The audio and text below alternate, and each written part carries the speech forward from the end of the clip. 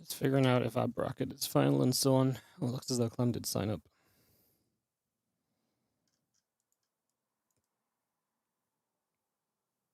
If the bracket's good. Wait, I'm not in the Kung Fu Cup chat. That's probably why no one said anything. We could go Lambo Nicorrect first round. Rogue GG Machine might be fun first round as well.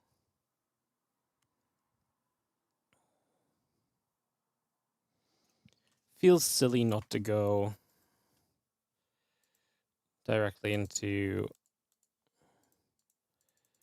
Lambo Nicorrect. Okay, I'll get that sorted, guys.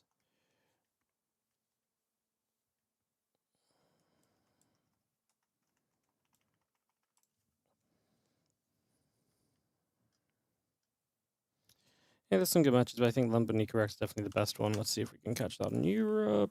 Is Roddy live? Because he might want that one as well. If he does, then we'll tap out elsewhere. That's also a possibility. They're already in game. God damn it! They're too efficient. They already started. Ay ay ay. Of course they did. They're just too efficient. What else did I like? Rogue GG Machine. I think we go for bit of ZVZ. Screw it. Let's go. Let's do it. Let's do some ZVZ to start the day. Hello, everybody. Let me just double check I'm live on the YouTube. I don't know if I pressed the button yet because it was loading. Nope, we are live on YouTube. Hello, hello. Just getting everything set up here, guys. Get that started.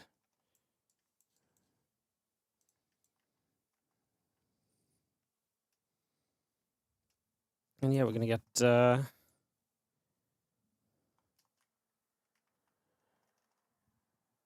some ZVZ to start the day. Like I said, sounds like a fun one. GG Machine's pretty dangerous. Rogue's been really good lately. I think it's a good, fun place to start us off. Quick little ZVZ, and we'll kind of just go from there and figure out what the bracket wants to give us from there, and so on and so forth. So that will be our plan around here for today's Kung Fu Cup Edition 18. Hello, everybody. How are we feeling? How are we doing? Let me know what's up if you're on the YouTube as well. Today, guys, today might be the day. We are 12 subs away from 50k on YouTube. 12. We're so nearly there. Today's the day. I think we hit the big 5-0. It's been a very long time coming, but I think we're finally going to make it. Thank goodness. Thank goodness. Hello, everybody. Hello, hello. How are you doing? Hope you're doing well.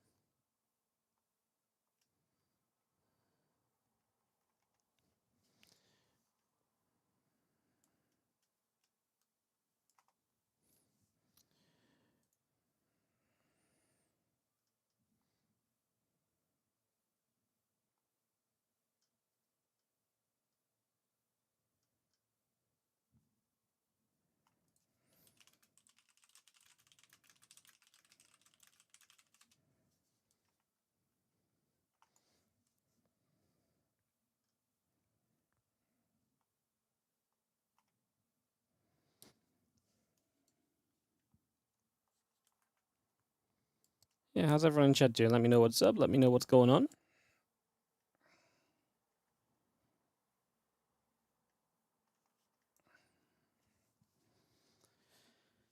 Hello, hello, hello.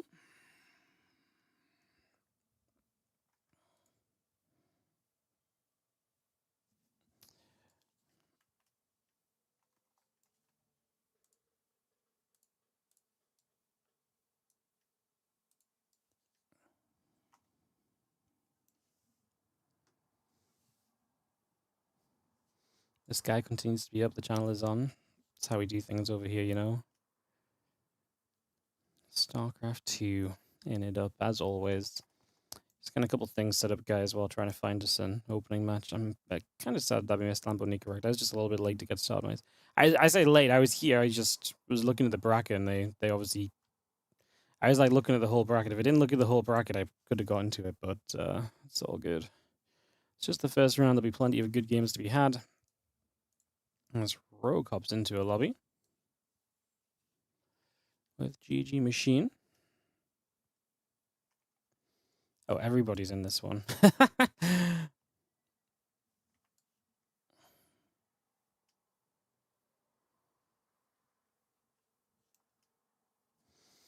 I swear that's because the other good matchup is Lambo versus Nicorect, and they started before any other casters were ready to go.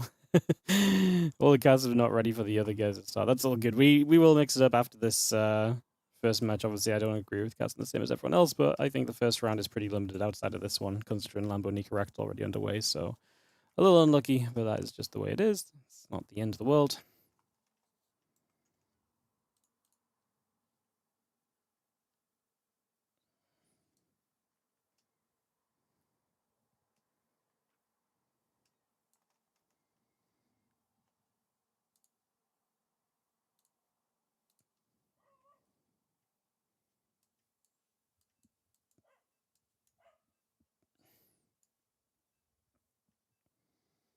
Countdown shall begin.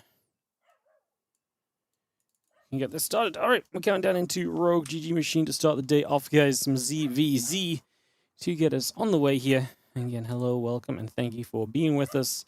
We got some Kung Fu Cup action on the way. Looking forward to seeing what we can get from these guys.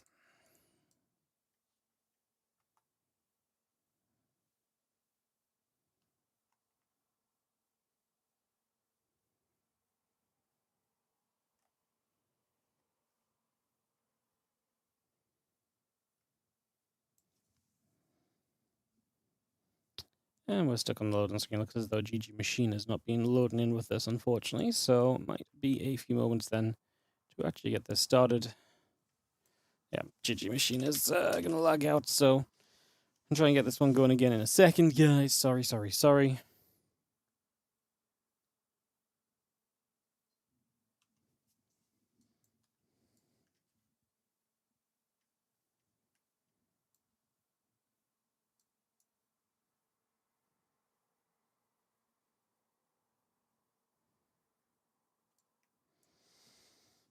Try this again.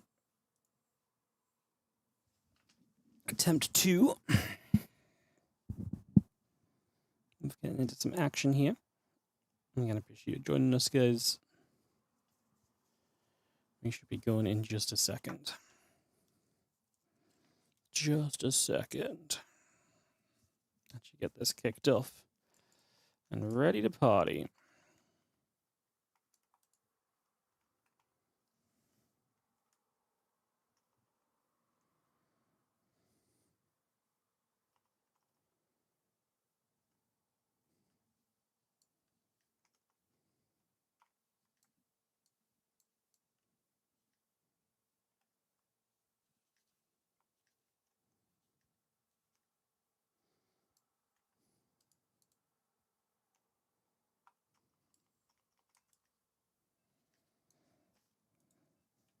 All right, we will try this out in just a moment, guys. Attempt 2.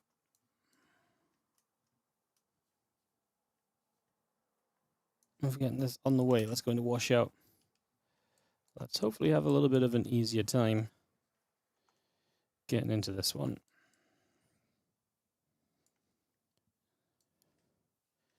I mean, GG Machine loaded a little further this time. So I guess that's something.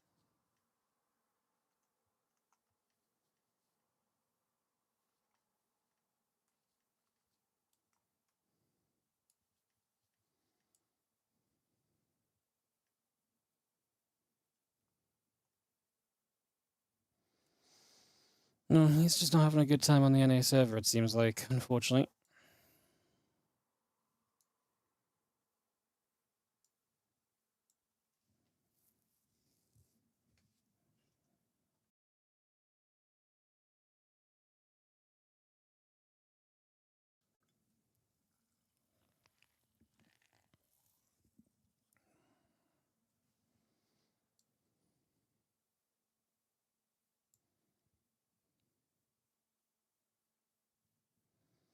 Yeah, I think GG Machine's going to lag out again.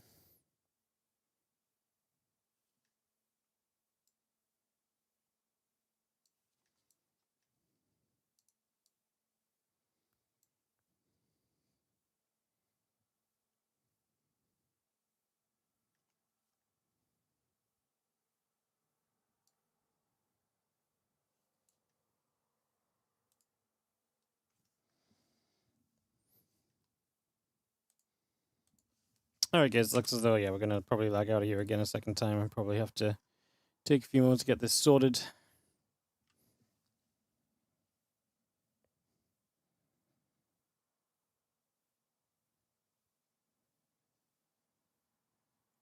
Oh, he loaded in. Madness. We made it. We made it, guys. Alrighty, in the bottom left-hand side, we're going to start things off with the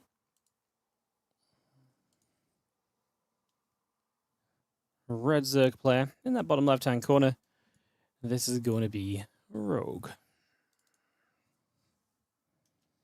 The top right, our blue Zerg is going to be GG Machine.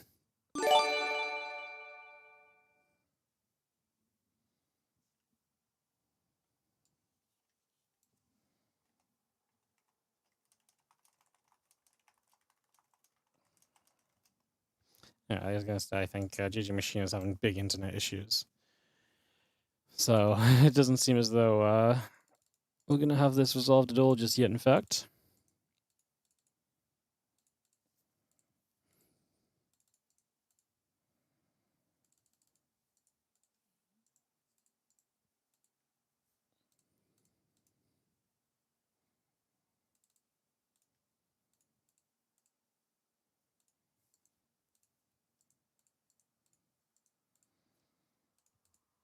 There's definitely a man who is disconnecting, to say the least.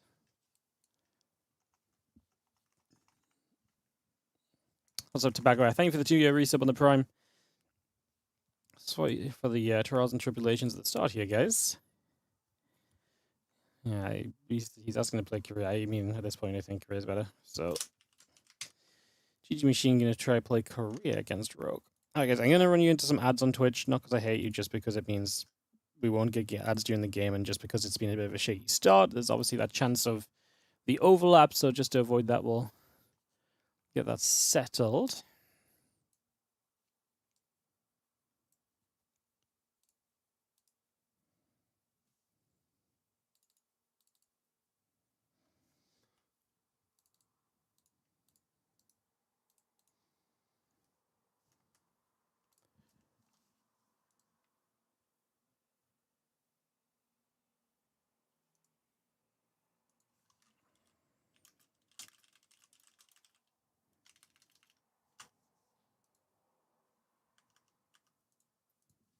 Try and log into Korea. It's taking a moment, but we will get there.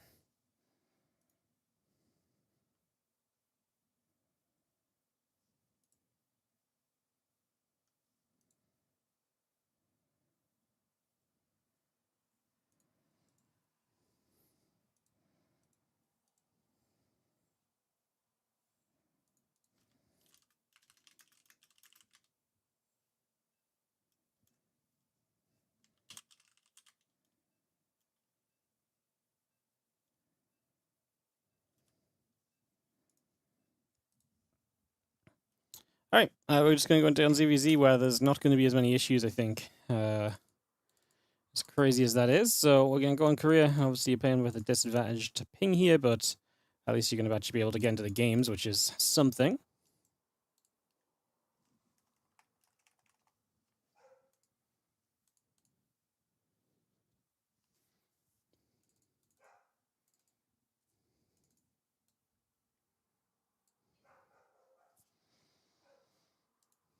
Let's get this party started, guys. In the top right-hand side, our blue Zerg play here is going to be Rogue, while in the bottom left, our red Zerg is going to be GG Machine to start us off here today and get this all up and running. So, kick off, we get into action, and we see just what our players are going to bring us here as this one gets started on up.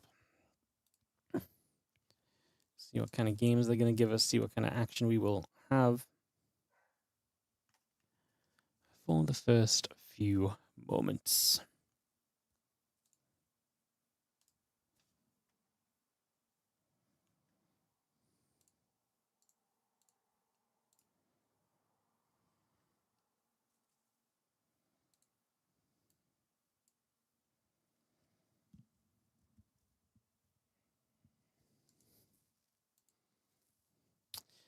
Obviously, ZVZ matchup, which has a lot of interest from the very early stage of the game, especially.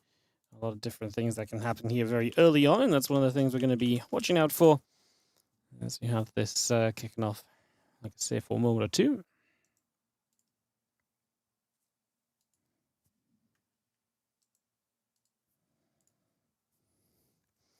Hopefully just taking a bit of a journey over.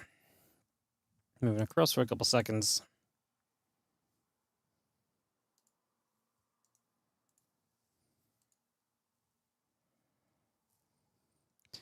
And the hatchery coming up. So yeah, hatchery gas and pool coming on either side, bringing that all into play already.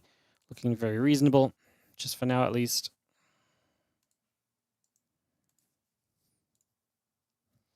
And yeah, no one's really going super aggressive early. They're both going to get that hatchery up, so we're going to play from there and see what happens. Seems to be the plan around currently, is the pool coming up, hatch gas pool coming into place.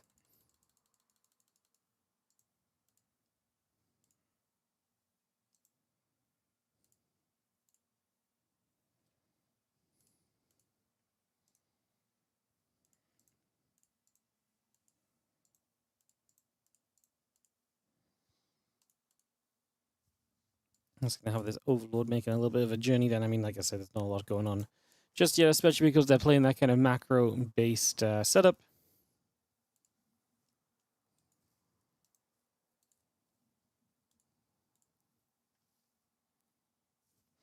A couple of things just coming back over. Again, Carapace upgrade coming through. Link speed is coming online as well. And we have a little bit of a difference there. So faster link speed from GG Machine. We're going to prioritize the upgrade, then link speed. So link speed will be later, but by going into the link Carapace first, it will line up for those two upgrades to be done at the same time a little bit better. No in-game sound. Thank you so much, guys. Fix that up. Just had it unmuted on my side, but not for you guys. Apologies. Thank you. That will be something which we, I will learn to fix this at some point. Yeah, it's just an annoying little setup is all. It's a little frustrating, but not much I can... It's just, I just, for some reason, my brain is just not...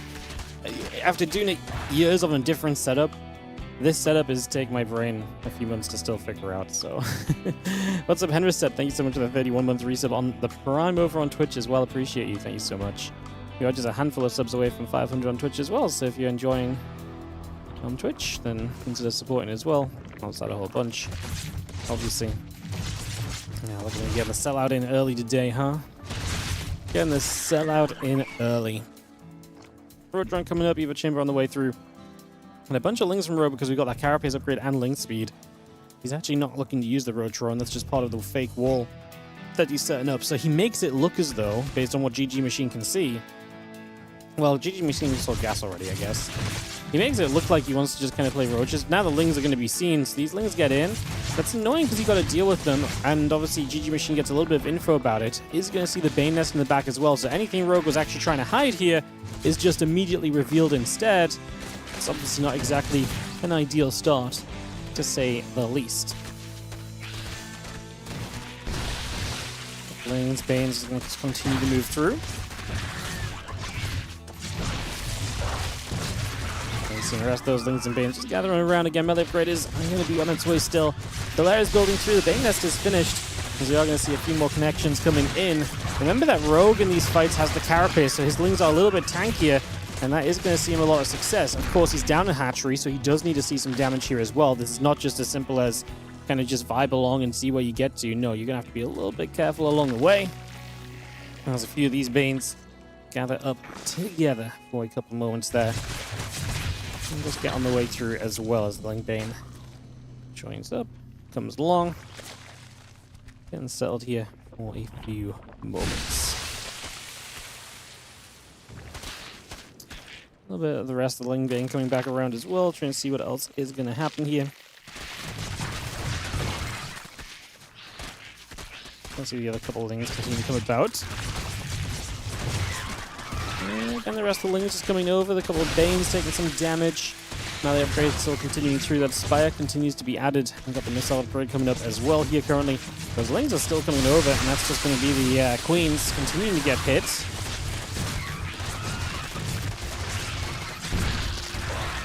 Things are trading well.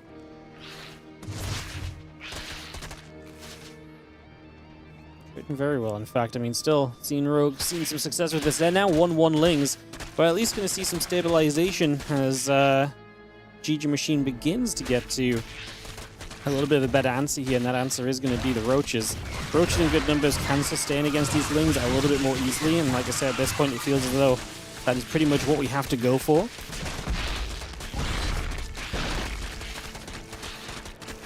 And those few Lings just going to keep on tapping their way through. Just going to see this hatchery going down. Is it going to be a kill right there? And once again, try and come toward the front. I mean, getting in is obviously massive, and you're just not giving the time that these other units are essentially looking for. That is going to do it. GG's. Rogue is going to pick up this opening game. The Ling aggression hits hard and hits well in the end for an opening map victory. Greetings from France. This is the first StarCraft 2 you've ever watched live. You discovered the game 4 days ago? Damn. Hell yeah. Welcome to StarCraft. It's a great game. We definitely love it over here. Yeah, welcome. This is the Kung Fu Cup today. It's a great one. This is a Chinese run event. And yeah, it's one of the standard weekly cup size is $400, and pretty much all the top players play. So these cups are always jam-packed with the best of the best. ryung plays the winner of this. I actually wouldn't mind following the winner of this Inter versus ryung. There's some other match. I mean, first of all, Lambo's about to start. Apparently, Lambo Nicorette was not super long. First of all, Lambo was actually a pretty cool match as well. I think we'll stick with this one. I like finishing the series when we started it. Happy Wednesday to you as well, mate. How you doing? Rogue's lobby is coming up for us now. We'll get into this. We'll mix up the matches a bit after, because like I say, I know right now all of the casters are actually in on this single series. So we'll mix it up and go elsewhere after this one, I think. It's probably the Planaran. The Planaran. Do do do do do. Boom boom boom boom.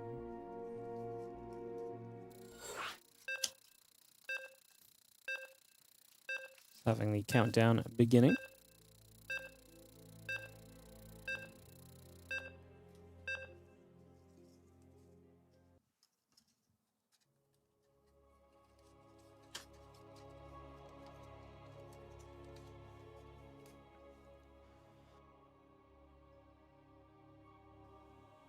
Excuse me.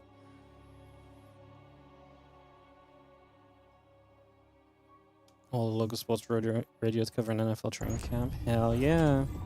It's that time of year. I just had to pay for my subscription to watch. So when you know it's getting serious. It's time to get fantasy set up.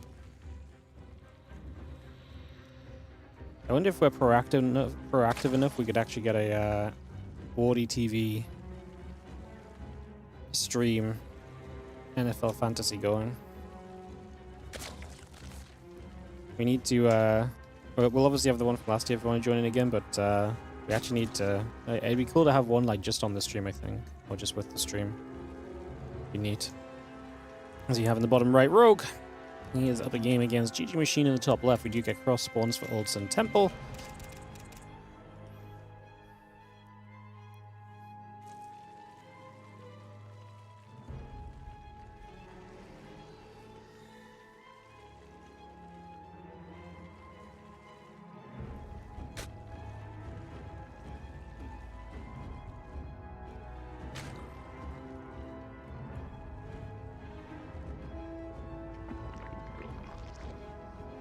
Let me just take a few moments here early. Nice and chill to start us off at the very least. So that is some good news.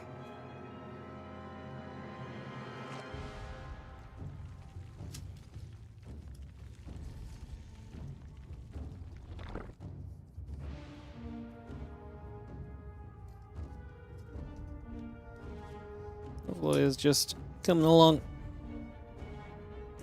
Obviously, because it's cross spawns, it'll take a while for people to figure out where their opponents are and try and have a look at things.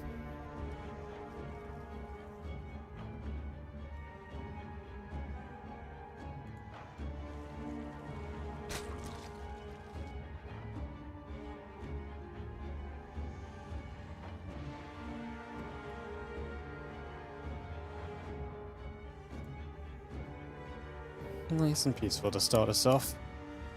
Nice and peaceful.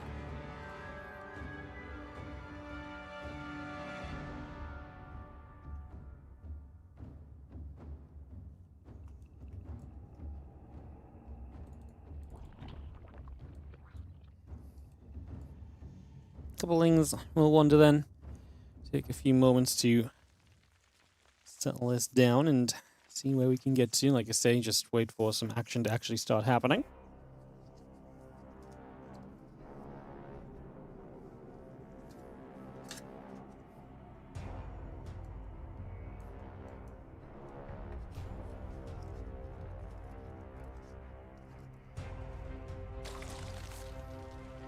Those extra lings already starting up here, so we begin to get some lings on the way out, bringing this through just for a couple seconds.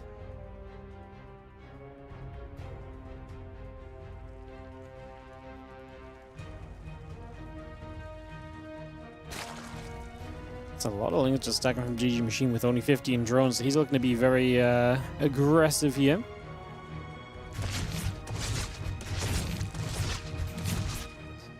That one lane getting in from GG Machine to try and see what's up, but obviously the real secret is that he's actually the one wanting to be aggressive to the other side, so trying to come across with that and get in position over these next few moments.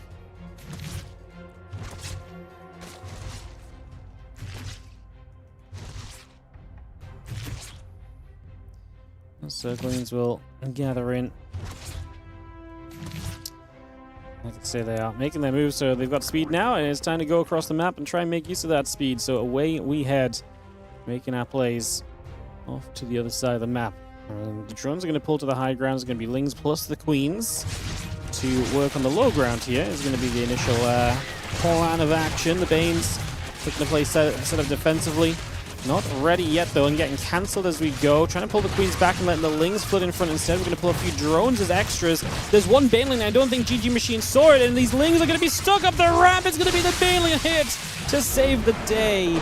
It's a very quick GG afterwards. Obviously it is. I mean, what else are you meant to do in that situation? That just instantly becomes a doomed scenario. And that will do it for our opening game of the day. Opening matchup is going to go the way of Rogue, our favorite, for sure, but it gets done with gets it done. I was gonna say style. I mean, he cheesed. He went a bit all in and aggressive, and it worked. His opponent went a bit all in and aggressive, and it worked. Rogue will advance on through to play against ByuN, so it is going to be a little bit of ZVT up next. Getting that ready to go in a few moments.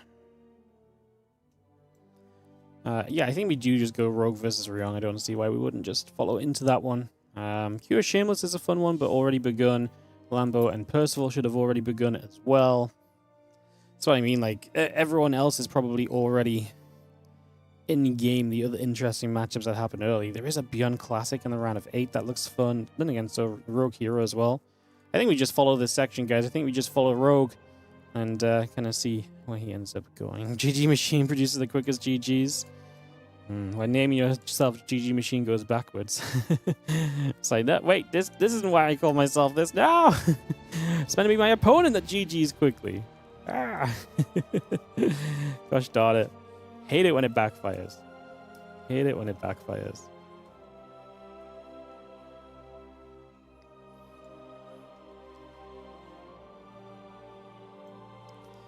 Alright, like I say, probably just a Rogue versus ByuN matchup for us up next, guys. We'll get ourselves ready to go for that.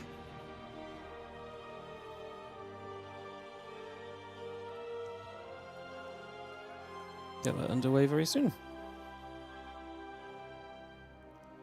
Beautiful, beautiful, beautiful.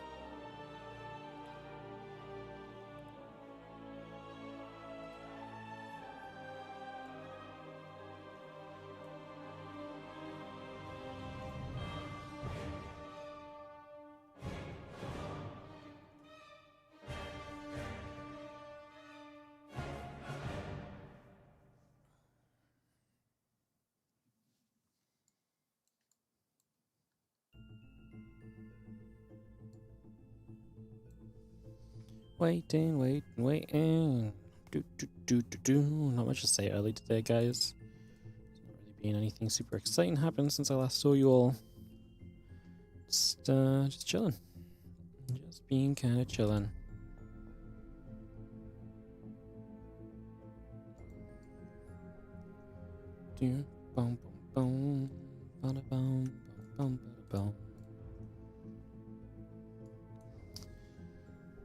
Some fun games yesterday, didn't we? It's been a fun week of StarCraft so far. Again, we're here every day this week apart from Saturday. Saturday I'm going to take a day off. And continue into next week, we'll be here most of the week, but then I'm away at the weekend, so... There is Rogue, there is herO getting the vetoes up.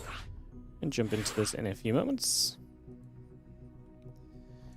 I love all the English casters were here for the ZVZ, and then as soon as the series ends, no one else follows into the next one. It's wild. Rogue should be a big favorite against herO. The way that Rogue's playing lately, I actually haven't seen much herO on this patch though, to be fair. So that actually kind of is interesting too, to maybe possibly see some possibility of an upset, perhaps. Ready and GG, getting cold. Let me get this set to go. Is settled in. Get this, like I say, ready to begin in a second. Oldsome Temple will be coming about. As we have in the bottom left-hand side. Cross spawns, man. I swear we see cross spawn so much more on this map than horizontal spawn, which obviously shouldn't really be the case. It should be 50-50, right? But I swear we just see so much cross spawn. This might be recency bias as well, but this is kind of wild.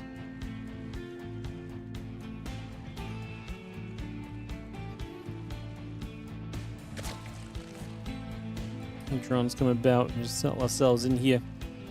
On game number 1. Rogue is in the bottom left-hand side, and herO is in the upper right-hand side to get the party started here in this series. Again, welcome everybody. Thank you for tuning in early. Welcome, one and all.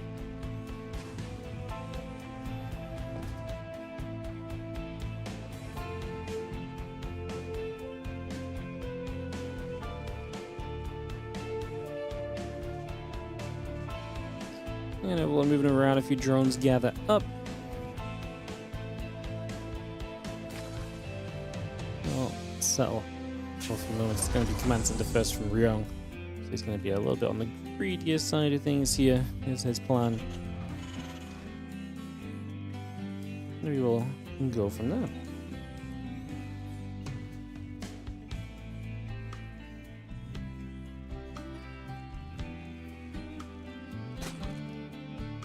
Hatch coming into place, command center coming through. Again, we take a few moments to get that settled.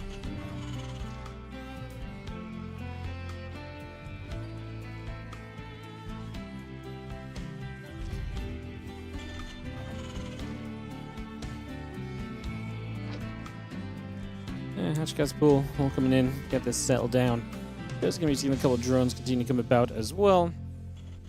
And again, we have a few moments of getting this all ready to rumble. Again, with it being cross spawns, especially in command center first from the Terran, there's not going to be a lot to really say in the early moments.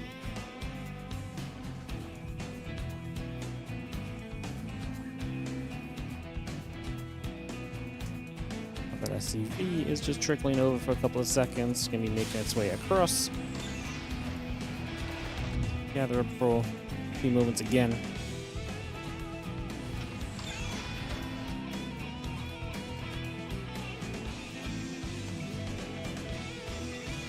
Double orbital morphing in. That's what happens when you go CC first. 2 orbitals get to morph at the same time, which is a little bit exciting to see. It's not really super exciting. It's just 2 orbitals in the production tab instead of 1. That's what's going on here at the moment, at least. So when it comes through, it's going to be having the factory, a couple SCVs, all coming up at the moment, getting underway, getting set to do some work here. Again, that factory continues up. A couple of SCVs will continue over.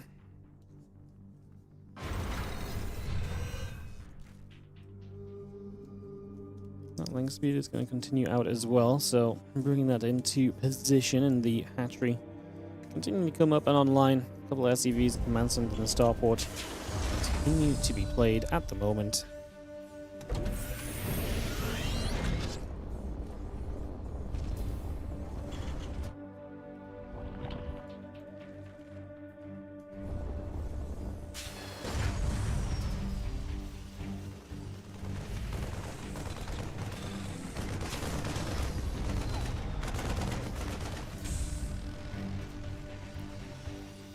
Those first two Hellions pop out.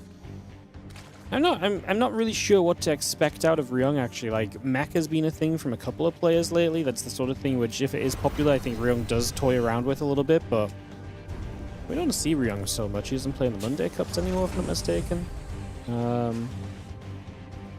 Yeah. We have a couple of Hellions coming about. This hatch taking damage.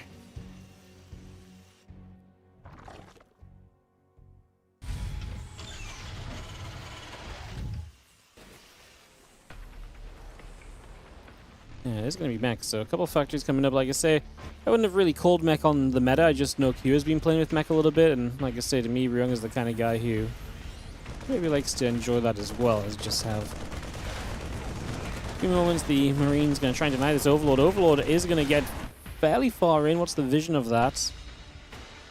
Didn't see that it was a factory building. Okay, that's very important. That's an important denial, because obviously if you let that, if that gets seen, then that's a big issue. So yeah, good to keep that from vision and to make sure that Rogue is not fully aware of what's going on. I also don't hate this because Rogue's been super strong when it comes to this matchup lately. So I actually think mech is something which he's been a little bit worse against, because his versus bio play has been absolutely stellar. So you really expect maybe if ryung is not confident there, then this is actually maybe a very good idea as a different way to try and approach things.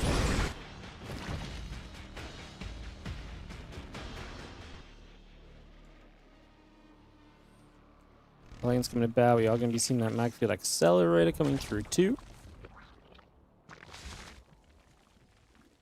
Spire, Bane Nest, all both coming up. A couple Cyclones in the Magfield, like I say, so again, Rogue can play this style against this. Like, that part is, it's not impossible to do this. It's not necessarily the expected kind of approach.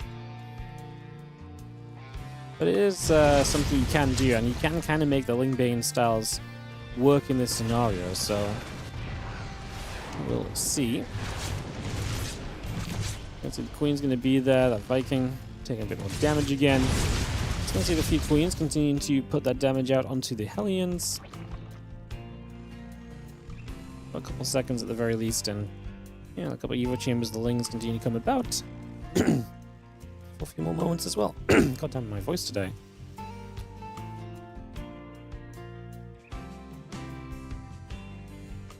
Excuse me, guys. Sorry, my voice is not holding out well. Apologies. It's not a good sign, is it? It's the first. We've casted one match when game one of our second series. My voice like, can't continue. It's tough. Have to get over your voice. We've got StarCraft to cover. There ain't no time to be messing around here. Ain't no time to be messing around. Yeah, Cyclones and the Infernal Pre-Igniter continue up and into play. Just going to be seeing this coming across the map. We are, at this point, obviously committed to playing kind of Ling Baney as the Zerg player. There's not really a way to get out of that easily. Again, Banes can catch these Cyclones and do well, but you definitely need Baneling speed. The Mutas, obviously, they can do well if there's enough Cyclones knocked down. The Mutas can then follow up fairly comfortably. Then that also can be fairly decent, so we will see what happens or what turns out to be the case. The Mutas are here harassing on the other side. Is nice because it forces some Cyclones back. We'll get some kills, so some damage at least already being done. SCVs, 9 SCVs going down. Just going to be seeing the group tumors being picked away at as well. We'll continue for a few moments.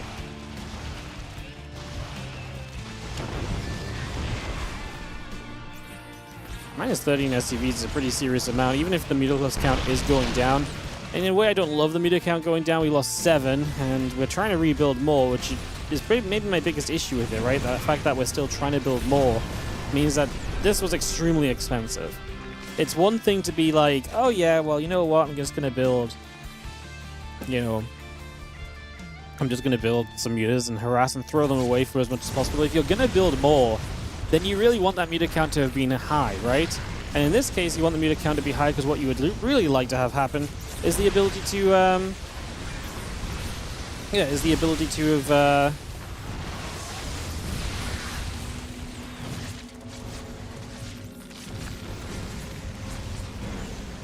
overwhelm the Cyclones and to really make that much more of a problem. Let's see if that turns out to be this thing or not in the end here very soon. Just going to be seeing these Hellbats and Cyclones continue to come in. Seeing this set up. Just going to be seeing a few meters are going to try and do their thing as well for a couple more moments. GG. Rung is just going to go mech, and Rogue is not going to have an answer to it. Rogue has been so dominant in the Cups lately and in the other tournaments. Is not going to do well against... I do think mech is kind of... I don't even know if it's a weakness versus his bio play is so good that it's just the better option for Terrans, even if mech is not great. And especially if you manage to hide it from him and he doesn't know it's on the way, then it can be extremely effective and powerful as well, right? So then it definitely has that double whammy effect of if you don't know it's coming, it definitely has a lot of potential attached to it. Sanctuary going to be map 2 with Ryung taking a 1-0 lead early in the day here for the Kung Fu Cup.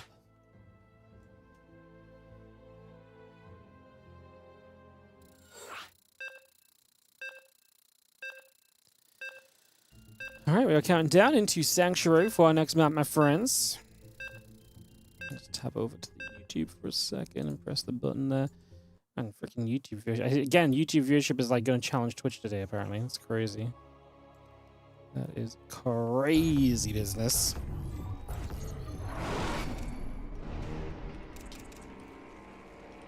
On the bottom left-hand side, we'll be starting with the Blue Zerg, who is down a map in this series.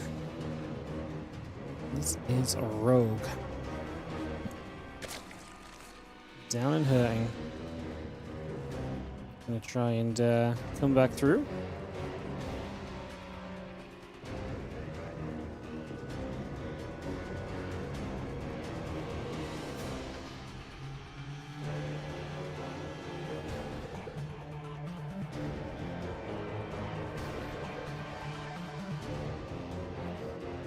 Every time you see Mech and TVZT wins, is it good now? Mech is... I think Mech's alright. The thing with Mech is usually it can't be too popular. Because the moment it's too popular, it has a much worse time. The moment someone is opening more blindly in toward roaches, for example, and so on and so forth, in these moments, it becomes a much bigger issue very quickly, I would say. So yeah, I definitely think that's a little bit of a problem. Kind of comes about. Finally coming around, just going to be seeing the hatchery. Dropping into the natural.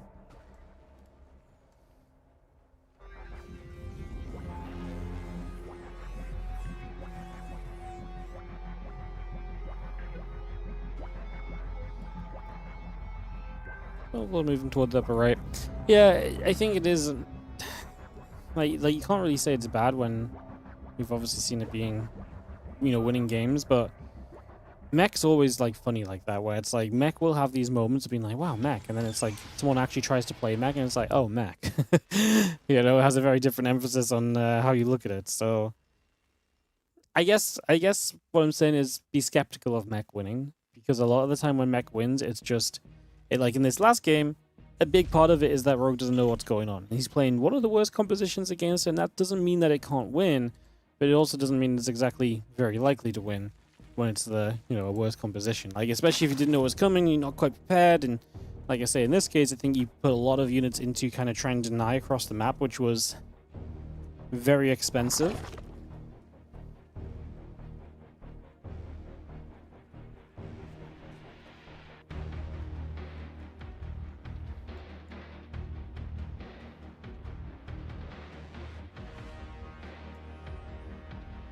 Reaper is going to show up for a couple of moments. Just going to come along here for a few seconds.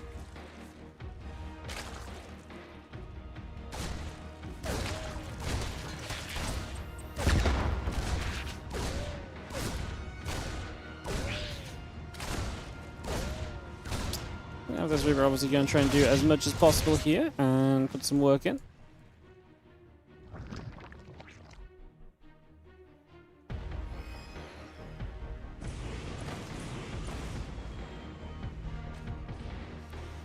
So the speed is on its way. Having the factory, the command center, the orbital all building, the SCV still producing through as well.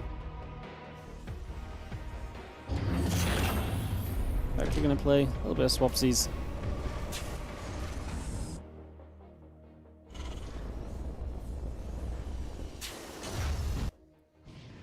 Orbital command coming through for a moment.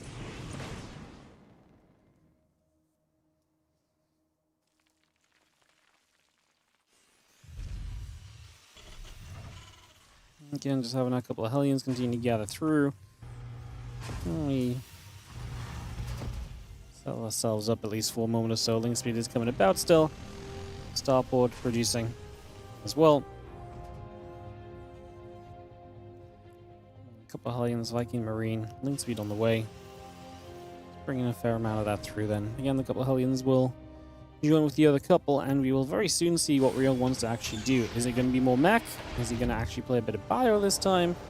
Does he want to mix it up, or will he stay, say, kind of what he went for before? I do think, like we've just been saying, it's a lot less effective to kind of do the same thing here, to be honest. I think that's a lot less effective very early. So,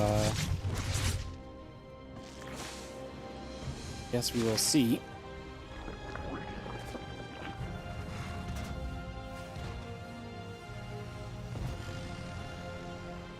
Yes, so he's gathering. Joined up.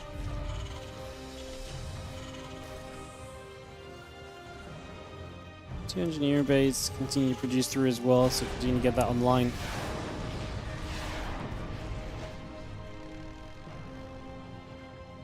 There's a rip, it's going to be moving on down. And again, there's that carapace upgrade coming up as well.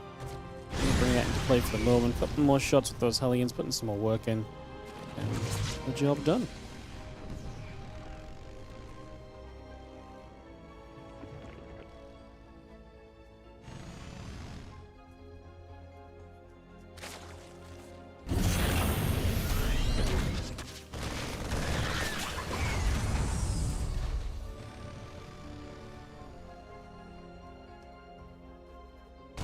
That they're coming back around. Just gonna get the Hellions firing off a few of the Zerglings, taking damage and going down as well. Just gonna get in here. It's obviously a big deal. Is bio behind it all, which is even better for getting in and actually doing damage like this with the Hellions, because if you're playing mech, it can be harder to capitalize on a lead like this. But playing bio, you're gonna have the momentum on your side, and obviously versus bio is such a momentum-based style. It's now going to make it very difficult for Rogue to hang on in here in the future. This is going to become quite problematic for him pretty quickly, I feel like. Do not love where it's going for our Zerg.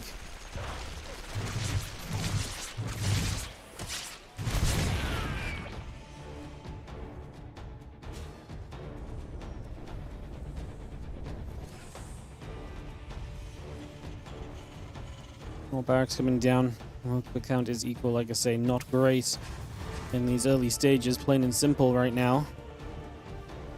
Not ideal.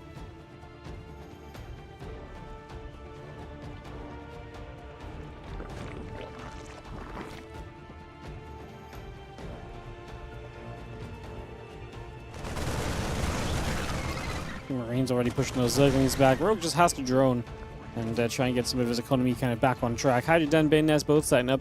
There's going to be a time window where there's not going to be great upgrades, only a carapace upgrade against what will probably be 1-1 and also just stim combat shield units from the Terran side.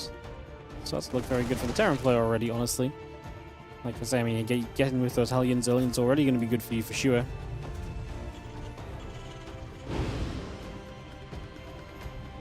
Medevacs loaded, ready to fire upon a position. So let's see if Rogue can start dragging himself back in. I still think Rogue is very strong, and I do think Rogue has the potential, like I say, to drag himself back into this a little bit. Is probably something we'll likely end up seeing.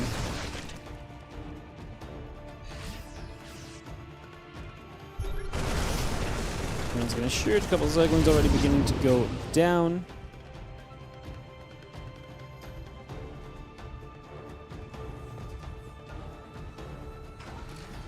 An extra barracks still coming through. The additional hydras are coming up as well.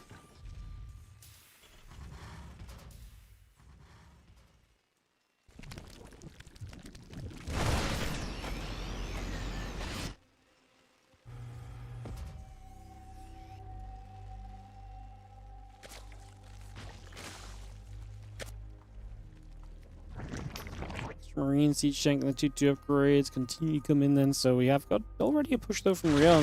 Like I say, going to be a question now of is it going to be soon enough here for Rogue to be able to deal with this. I mean, you don't see Rogue's got a lot of hydras up, which I like a lot. Nope. Does he have band speed? He has band speed too. Wow, he's actually extremely well set up now. Surprisingly well set up, I would say, actually. I'm a little shocked. A little shocked. Marines. I'm stimming. Medevac's going to come through. In the end, ByuN's not pushed too far forwards. He's kept a lot of his units in the center. Rogue is setting up as though he might want to try and make something of a surround on this, perhaps.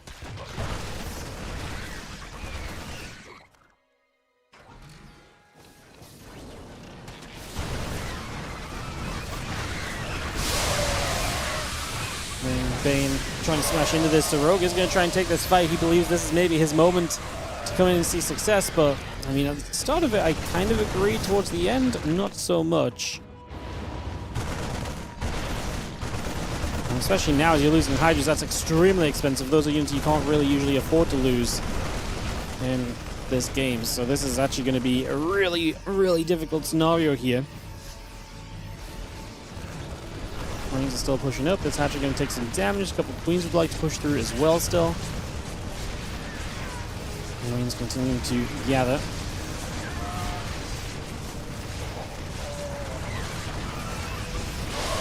ByuN's going to start wandering in.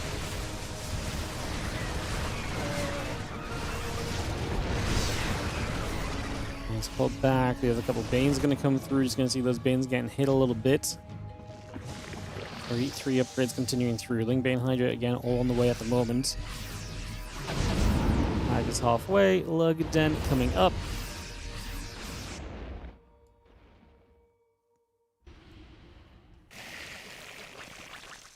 Is this live? Yes. Everything you see on twitch.tv/WardiTV is most of the time live. Very rarely we have like a we do some replays or so, but it's usually if it's not marked in the title, it's usually live.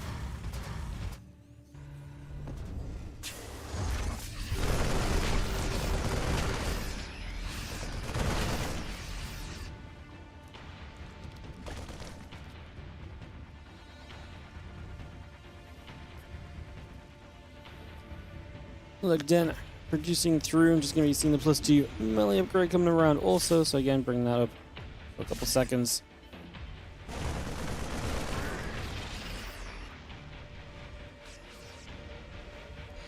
Three upgrades both coming into place. Again, the +1 vehicle weapons coming over as well.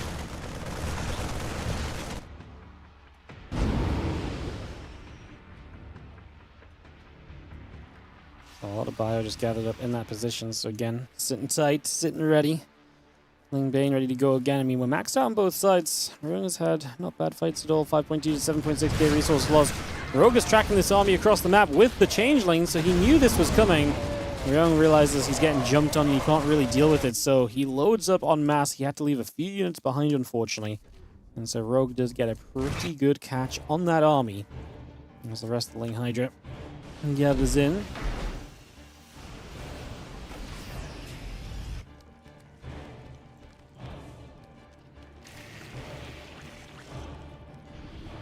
CC's coming around. Those Liberators will continue to build.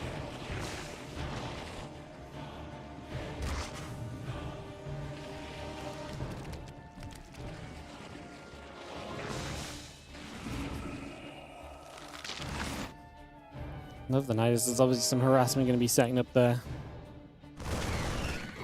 for the next few moments. I'm just going to be seeing how CCs will build. Come online as well. So get those CCs up. 4 of them at once from ByuN, who is not afraid to take advantage of that, apparently.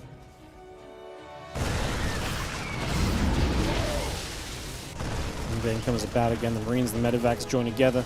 Bunch of that Lane Bane heading toward the top side. A bunch of those Marines getting surrounded pretty much immediately here as well.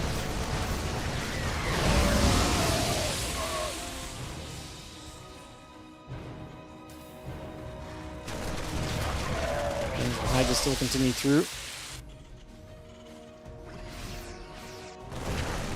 Lane Bane will just step across. Just going to be seeing the Overseer's going to be nearby. Again, the Medevacs will be back away from this one. Just having our 3-3 upgrades continuing through.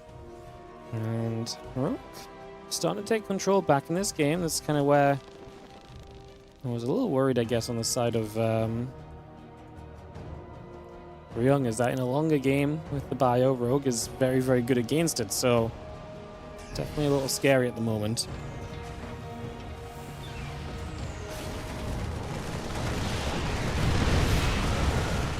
And just finishes. Big surge from Rogue. Rogue has a Phoenix to the left-hand side. A lot of tanks here. Not getting Blinding Cloud. There was one that got Blinding Cloud like right in the back, but that was it. Most of these Liberators getting sieged up as well to hold Rogue back, and it's actually not too bad at the moment for ByuN. That could have gone a lot worse, I think. And he has got the Marines on the other side too. They successfully got rid of a base and are still making progress, so actually also really not too bad at the moment. Marines come over, hatcheries get cleaned out. The Medevacs should go down though. We're going to lose everything. One Medevac escapes. No, stop moving. Stop moving a couple times there, which opened the path for the bounce back, I suppose.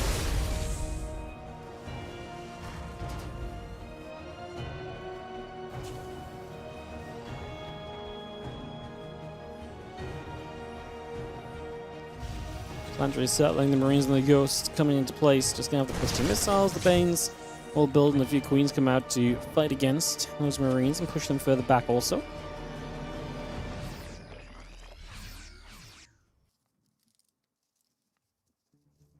For a moment at least. Just going to see the hatchery still coming down, the Overseer, +2 missiles.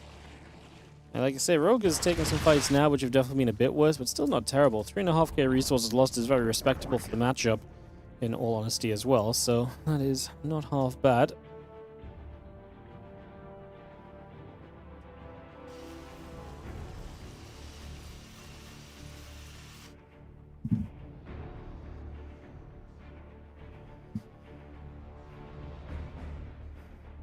Rogue holds 5 bases pretty comfortably at the moment. Well, B, does he want to go beyond that point? Again, the Medevac comes through, the Overlord just going to be there as well.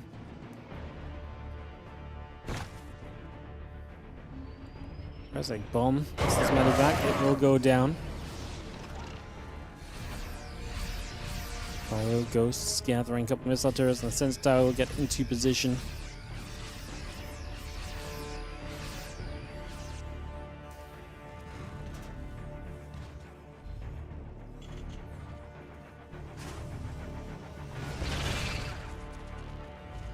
Missile turrets get placed. The Hydra's going to get rid of some SCVs, some turrets.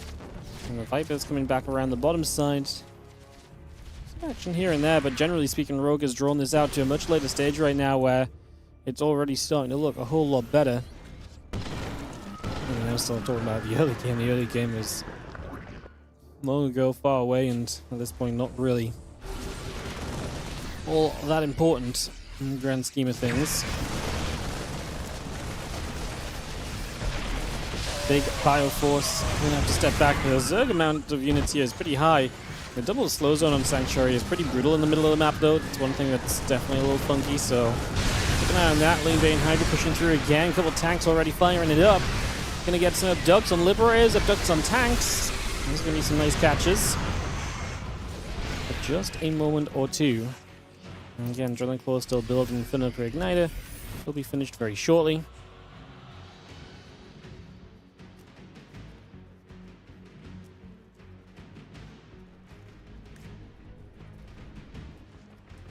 Marauder tank still producing in again. Advanced ballistics +3 vehicle weapons. Continue to produce through as well. Bioforce going to get in. That Overlord going to go down. Our command center still on the move at the moment. The Hydra Bane is continuing to move to the bottom.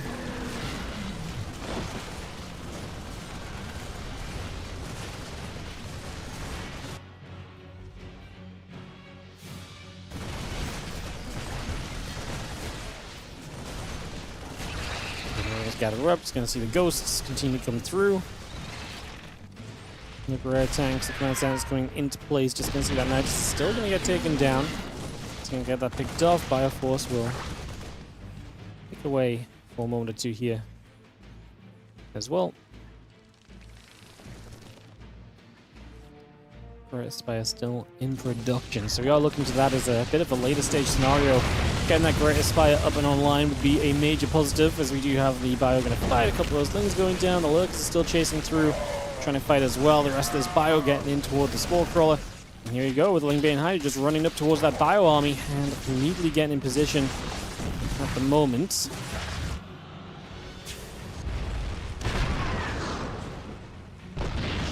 All the Niduses are getting shot at by the siege tanks.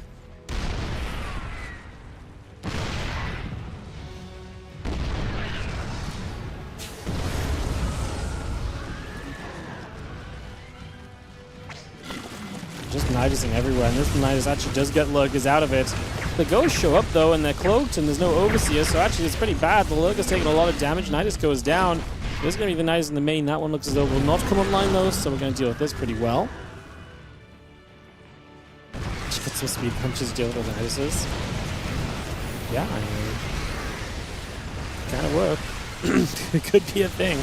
Banes are going to keep rolling at this, by the way, so we are going to keep moving through. And the +1 vehicle plane is coming up. Marauders, Marine, tanks, all building by.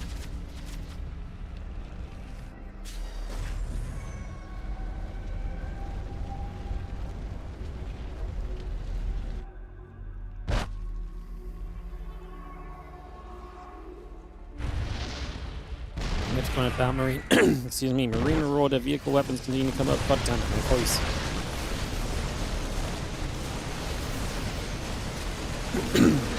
My voice is just not here today. I'm sorry, guys. It's just not here today, it just keeps dying.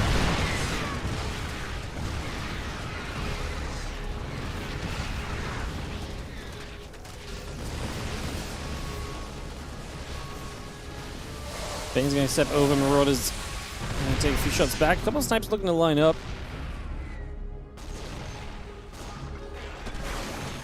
Lurkers. Do you have any left? 3. The Lurkers at this point, I don't even know if they're that good outside of just Nidusing, so I don't hate that we don't have too many of them. Go Spire Force up to the top, working on those extractors for a couple moments. You've seen the Blind Cloud coming down, a couple more of these hits coming through. Libera is still taking some damage.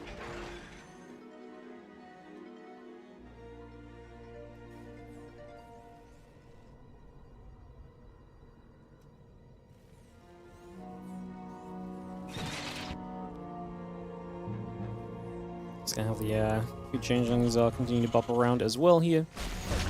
The Ghosts on good numbers moving across the map. My voice is gone. Honestly, I can't. Half the time I try and start a sentence, my voice is just like, nope. Sorry, did you want me to make sounds? I'm like, I don't think it's just warming up still. Like, we've already talked a lot. Sometimes like it takes a little bit to warm up, but like it's just not having a good time today. Ay. Anyways, all good. A couple starports from Ryong. He continues to total it up, slowly fighting some of his bases back in his control. Rogue obviously has to figure out a way to deal with this long term into how he's going to really try and make this work. He's going to have that hatchery finishing up again, +2 flyer attack, +1 flyer carapace coming into position here. Getting that completed as well for the moment.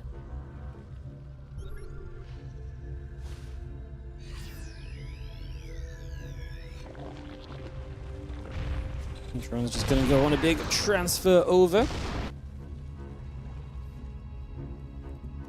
This network continues going to play, +1 flyer, +2 flyer attack, +1 carapace, so flyer carapace as well. So again, bringing that straight into play as well for the moment.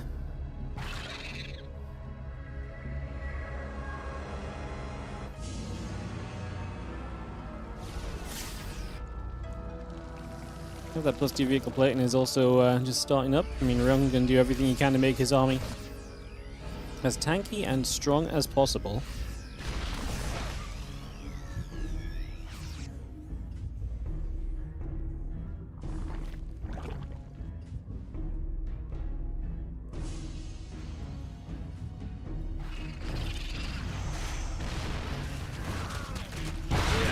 Okay, Hydra looking to again push forward. We do want to slowly figure out what our plan will be here.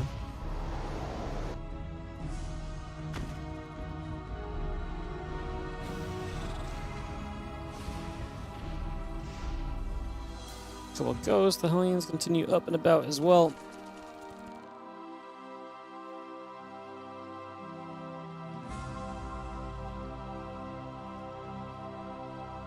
Fire Force is going to swing back the other side.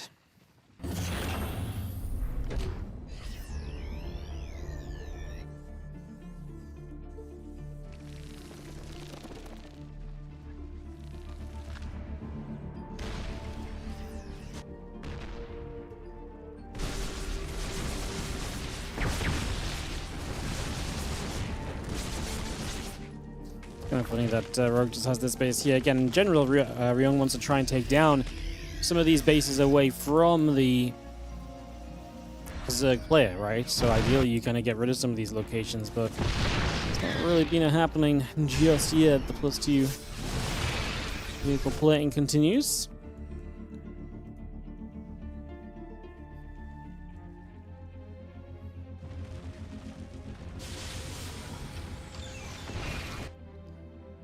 Nine SCVs, I'm sure ByuN minds. More army supply means more efficient trades for him at this stage. As we are locked in battle here. 1-0 for ByuN in this series, game 2, 25 minutes. Only the second round of the Kung Fu Cup today. Definitely found a fun match to jump on, that's for sure. Bane actually going to get a good catch. These Thor's not in a good position, and this is just units away from their Simicidity defenses, so that is bad. And Bane's going to keep chasing as well. They would love to get on top of those ghosts if they can get that far. A lot of them just crash into siege tanks, which is maybe not as ideal, but okay, we'll continue through. So you've seen the bio still coming across also for a little bit longer. And bio gathers up. Just going to be seeing a couple of Widow Mines coming over as well, having the siege tanks continue to come in at the moment. Forward mines, 3 command centers all producing through. The +3 flyer attack upgrade going to be a big part of that as well. Hydra, good numbers, joined up at the moment.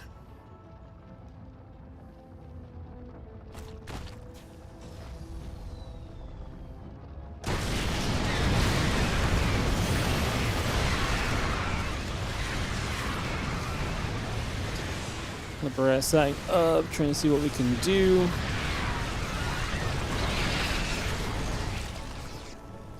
$17 SCVs again. I mean, you're working down that work. You do have to get rid of the SCVs at some stage. You do got to get rid of them at some stage. Now the Free Lane's going to continue after a couple of those Marauders as well.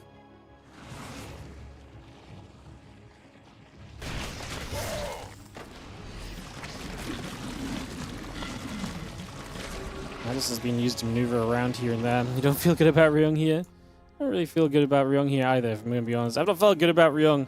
I think the moment that this game started going later, to be honest, like, I just think Rogue is such a beast in these matchups, in this matchup, and that is absolutely not only held to the... I think his mid-game is extremely strong, but I think...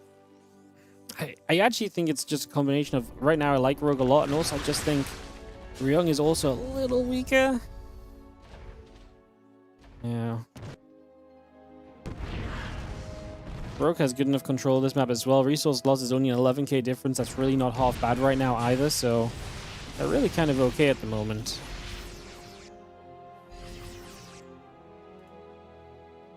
Kind of doing okay right now. 4 SCVs have gone down. These Vipers, Hydras going back over as well. Classic ByuN starting. Oh yeah, I think we might catch that one, guys. That's okay. The winner of this plays herO, so we actually have a fun matchup after this one. We don't have to be elsewhere in the bracket. So that is the good news for us. Don't have to worry on that. 6 libs, +3 vehicle plating, continuing to be added on at the moment.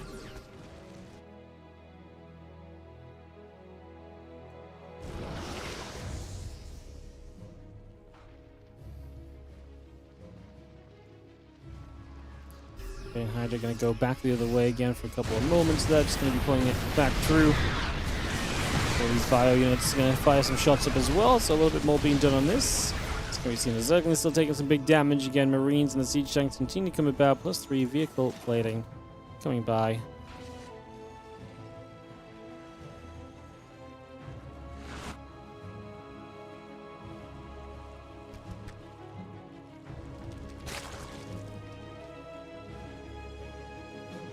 A lot more Banes continue to produce through.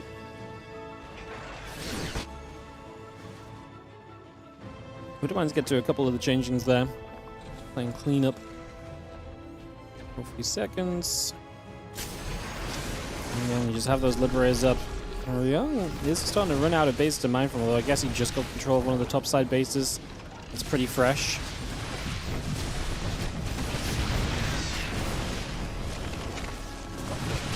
Can I show army value? There we go. 9.3k minerals, 5.2k gas. It's pretty similar for Rogue. He's a bit gas shy, which isn't uncommon.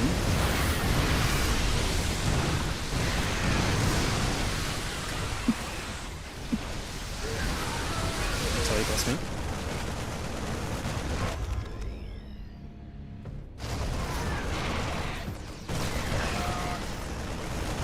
Has TVZ been getting to late game much more often? It's almost like Terrans can build endless command centers really cheaply. It's really easy for them to just sit back and not do anything, and to stay in the game more and trade efficiently. TVZ is becoming a very late game matchup lately.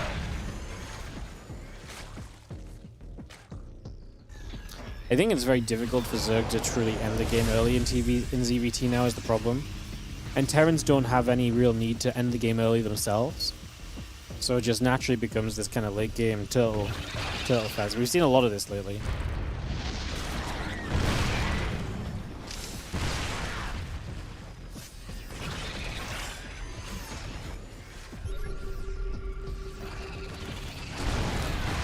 Bane's going to try and flip on through. A couple of the tanks in the front, a couple of limbs going to get abducted. The Banes are going to crash forward.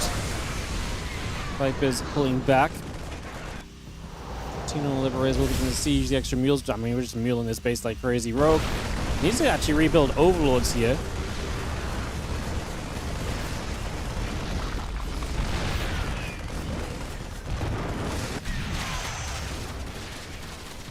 Andrew Fortress going to try and do something, but that first one will go down. That's where the mule farm is at right now, so not a bad position to try and break through. Planetary taking a few more shots.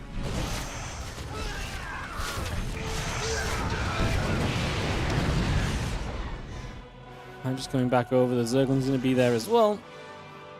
And again, Lings, Overseers, Hydras continuing to build. ryuN just hanging on in there. I mean, Rogue will get a full rebuild. ryuN's missing gas. Only 400 gas currently in the game.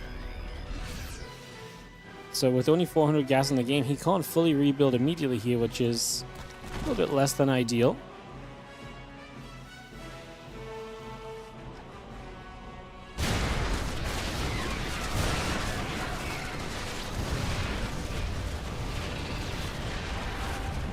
Still stepping through. A couple of those SCVs continue to come about as well.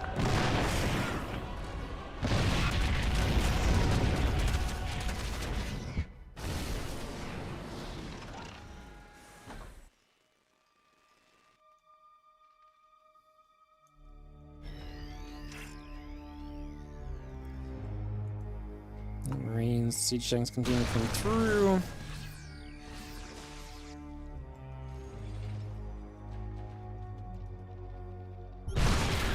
Being all coming up to the top, and again, going to keep moving over for a couple of seconds.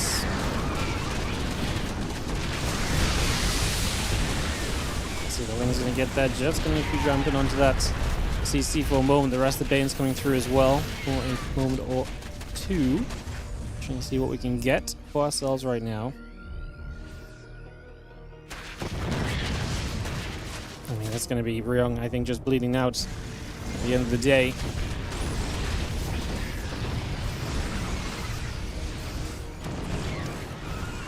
Don't think he really has the gas to kind of stay in this. Obviously, not even being able to fully rebuild is rough. Only 2 SCVs. And actually, SCVs are an issue here because you might have all the mules in the world, but you actually do kind of need to build. You can have all the mules in the world, but you actually also need to build. You you need to build, you need mine gas. So you kind of need the SCVs, unfortunately. So it's not ideal, to say the least, as you see that planetary fortress coming through, trying to hold. Good landing clouds from herO, continues to pick this apart. It's been a long one, but step by step, herO is getting very close to just wrapping this up. ryung's army's not even that great anymore, right, as well. It's like very marine heavy and so we're also just kind of missing a lot of what was previously very good there too.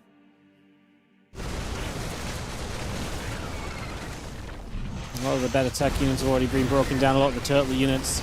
There's a base on the bottom as rogue. I think this is fine. He's got tons of money right now and he's pretty much ready to take a fight in and close this out.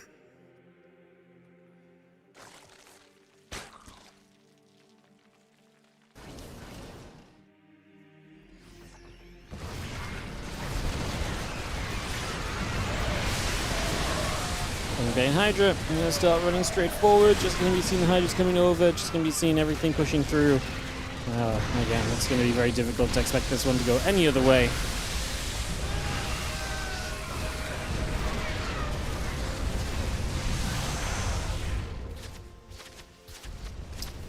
CC over here, I mean, again, you're mass mining mules, well, so what, you get Marines? Marines are not going to change the day right now.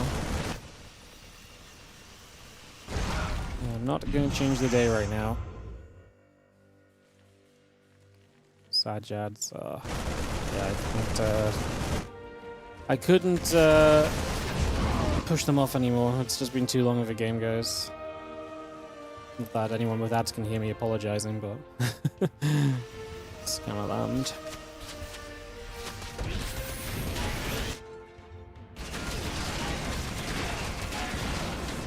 He's getting underneath for a few moments, put a bit more pressure on.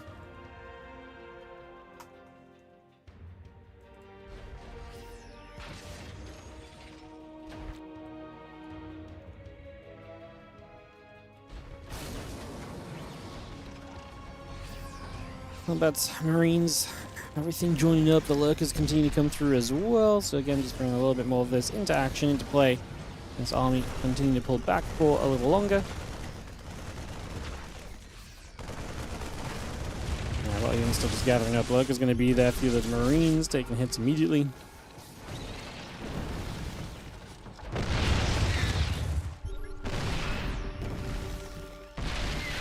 This one is kind of the final push of ryung, but we kind of knew. We kind of knew that this was going to be not in a great spot for a while, realistically. So I just have no hope for this army. Hard to make this exciting anymore. This one is pretty much done for. I just diving forward for rogue to tie the series up. 1-1 in the best of 3. If we weren't locked into this section of the bracket before, we definitely don't know how. Did ryung just drop the rocks just like? Ay, ay, ay. Ay, ay, ay.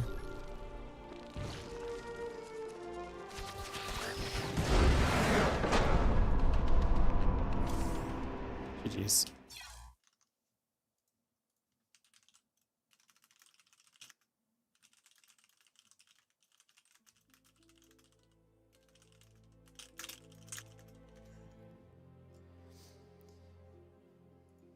All right, we'll go for game 3.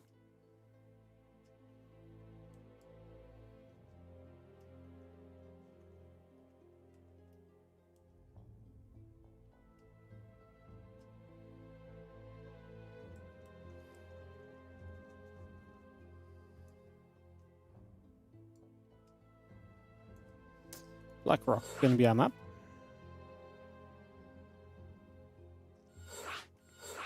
Hey guys, if you're in ads, I'm sorry. It was too early in the day for a super long game. The ads run on a timer, and I can snooze them like 3 times, but I already used all the snoozes. The game needed ended just ended like a minute earlier. I couldn't do anything about it. Sorry. Usually we do our best. We run ads very aggressively, so we don't have these situations. We have like a lot of spare time between ads, but there's just nothing I could do here. It's just one of those cases where it's too early in the day. Like usually if it's later in the day and we've built up a bit more like ad breathing room, it's fine. But because it's like the second match of the day, we've just not really had that luxury just yet. Especially because the first match was a bit weird because we had the downtime of like rehosting the game a few times over and stuff. And I didn't, because the first games was so short, I'd only ran ads after the series rather than between games as well. So it's just been the combination of the setup. I couldn't really do anything more about it. So apologies. Honestly, you guys missed absolutely nothing. Like, you might not have seen the GG screen, but this game was more than over when the ads began, plain and simple, honestly. So, yeah. You guys really didn't miss anything. Why is there not skins enabled for the tournaments? You can use skins if you want to. Just players don't usually play with skins. Very few players play with skins. It's just not. It's just easier to kind of play in. So the problem is when you play tournament matches, from the player's perspective, they don't see the skins because the add-ons that we use, or the mod that we use to host the game, disables skins from the player's perspective, right? So for the players, they in tournament settings will always play without skins being visible because it defaults to that. However, obviously, if you're playing ladder and you play with skins, things might. It's just like a thing of like trying to be used, being used, playing with what you're used to and stuff. At the same time, it's like we've also not had new skins for a good long time as well. If there's new skins, I think people might actually use them a bit more as well. But these guys have had the same skins for like 10 years, So, is there a reason the mod disables skins? Yes, because a lot of skins were very unclear. And so, for competitive integrity, skins were... Instead of banning skins from tournaments and forcing the players to use no skins, the mod takes skins away from the player's perspective, so we can still see the skins, but the players cannot, because, like I say, like there's some Proto skins where Immortals basically just look like Stalkers when you're in a big group. There's also the other one that's problematic is there's a Roach skin, where the Roaches look like... You can't tell when they have tunneling claws very easily at all. Yeah, it's a... There was a lot of drama with it as well back in the day. There was like WCS qualifier matches where there was some controversy where someone was about to lose the game and they paused and they asked, they were like, hey, I didn't know you had tunneling claws because of the skin and you're not meant to have skins on. And then the game got replayed. There was a whole thing with it. Like, there was just like multiple... It's one of those things that just creates issues, so it's better to remove the issues ahead of time, Remove the issues ahead of time, and then it cannot be a problem, basically. Ling speed. Yeah, some of the Lings are... I think the Lings with big wings are obviously much harder to count as well. It's just one of those things where, like, clarity in StarCraft 2 is a big deal, and skins generally just removed a lot of the clarity, which probably isn't the biggest a deal all the time, but it just is the easiest way to make sure it's just not a issue, Just get rid of them and all of that. It's a lot easier. So yeah.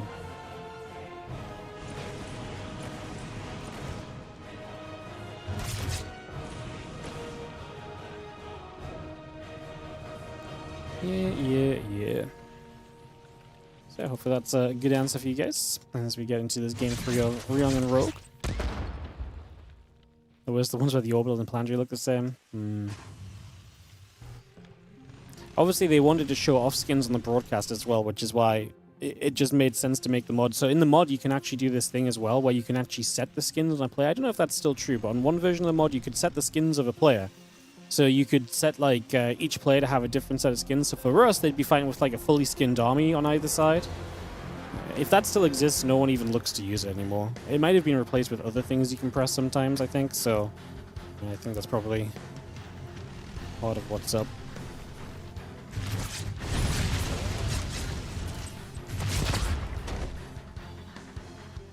Isn't there an option where you don't see the player's custom skins? No, I don't think so. StarCraft's weird, man. It's built in a lot of weird ways. It's built in a lot of weird ways.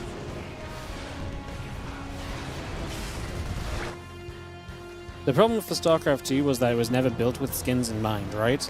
Like, when you designed these units were not designed with, like, the concept of, like, oh, at some point we need to, like, be able to make them look different. Because then you could do other things to maybe make them unique and stand out, and so on and so forth and whatever. But I think when that baseline kind of design wasn't there in the first place, I think that makes it very tough, which is why we probably should have really focused on the ability to kind of like design your base or your command center, or like flags, or when you could put like a trophy next to it from winning the tournament. Like I think base design and stuff, and like skins around your base is actually a lot cooler than unit skins, personally. So yeah. Didn't they have a Thor skin in the World Collector's Edition? I'm pretty sure they didn't. Please correct me if I'm wrong, though. I can tell you, I've got a Collector's Edition behind. Oh, I've got stuff on top of it. I'm not going to move it. Both my World Collector's Editions have stuff behind, in front of or on top of them, so I will. I cannot just read the back. I don't think so. I think skins only came out in like Legacy. There is a Thor skin, really? That's wild.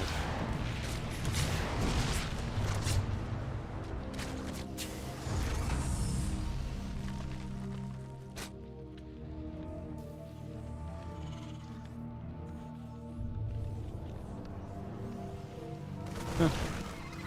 Aren't you crazy? There's an Ultra skin in HOTS as well? Really? God, I had no idea. That's crazy, because I feel like they didn't add the whole skins feature and the ability to set skins until later on. Yeah, that's crazy. Yeah, units like Ultras, Thors, like these units don't really matter if you have skins on them because they're so big anyway, right? Like no one's looking at the Brood War Ultra and being like, oh my god, what is it? Is that just like is it a roach? Is there one or two of you know, like this is just not a problem in comparison to the alternative, which is basically the, like I say, the lings and stuff. Like basically small units are the issue. Clarity on small units is tough to get right with the skins, as we are going to have a little bit of a push from ByuN. We are not yapping about it. You see, this would have been a great conversation to have during the end of the last game when not a lot was happening. Instead of now, here on BlackRock, I mean, we're already going up to being a 5-base Zerg player.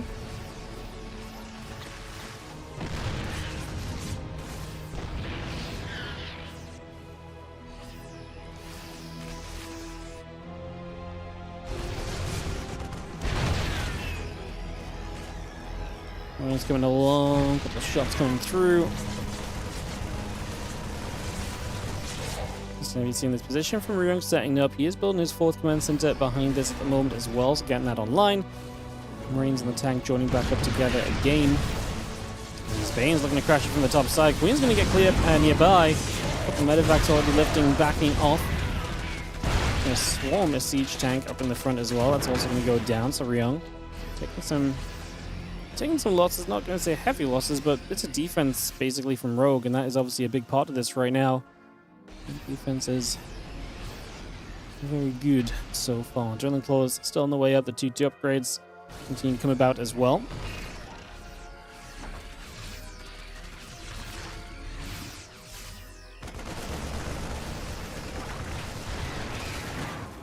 The Bane's going to connect as they get close.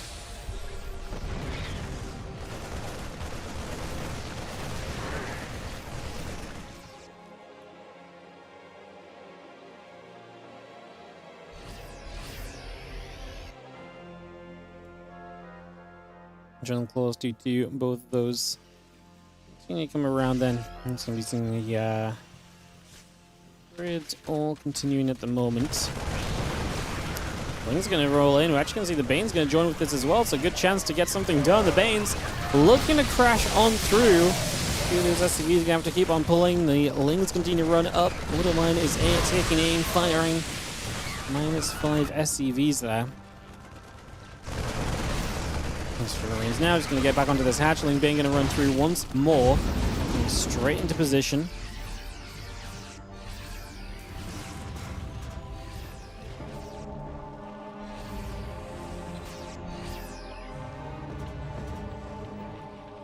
Gavin coming up. That hatchery is continuing to come through as well. So just bring that straight into place. 1 moment or so. And Bane's going to come running up as well. These Marines have to lift, bro. I mean, my issue for ByuN is that Rogue just has so many bases. Feels like he has a lot of control, but it's... I guess not super doomed. I mean, I know he's really doomed at all. He's 4 bases. He's still looking good. Just, yeah, the Zerg is getting a lot of the control that he's going to need to kind of throw stuff at the Terran for the foreseeable future here, more or less.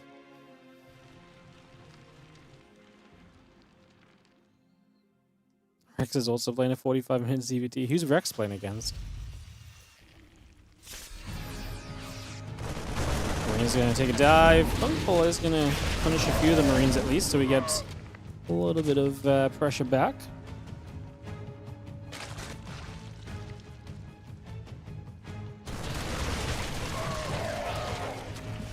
And Bing continues through. A few Marines going to get chased. Civilians going to keep running after those Marines. Turning back around again. The Infest is gathering up. I need to reset my audio interface. It's glitching again.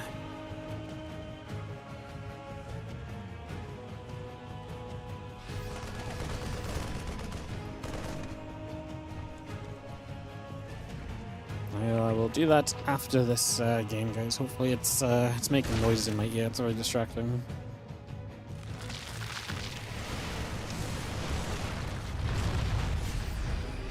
The foreskins.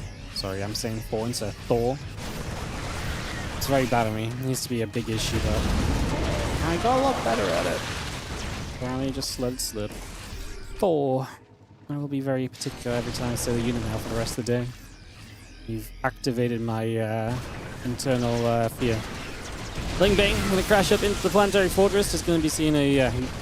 probably not going to see Thors anymore anyway today, so it doesn't really matter. As we have the 3-3 coming up, Concussor Shells as well. Medivac's coming through. Ultras are going to go slice and dicing.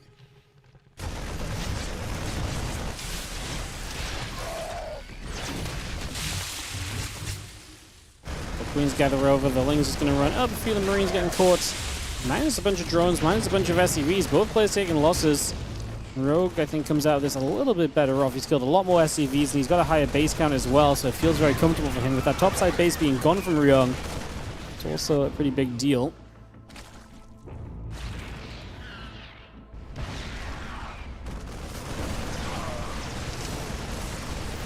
And he's going to stem through. Wouldn't mind shot going off toward the Ultras. And Rogue might just be able to push right now and never look back, basically, so that's... could be a problem on the side of ByuN as this attack keeps going. The Fungals have already been pretty decent as well. Widow Mines are going off, but they're very clumped together and they hit the same group of Lings. And there is not really an answer for these Ultras right now, apart from just running into them head first. And a little secret, guys, running into Ultras head first doesn't usually do you too many favors. Rex and Hon Mono played a 48-minute game. That's a classic.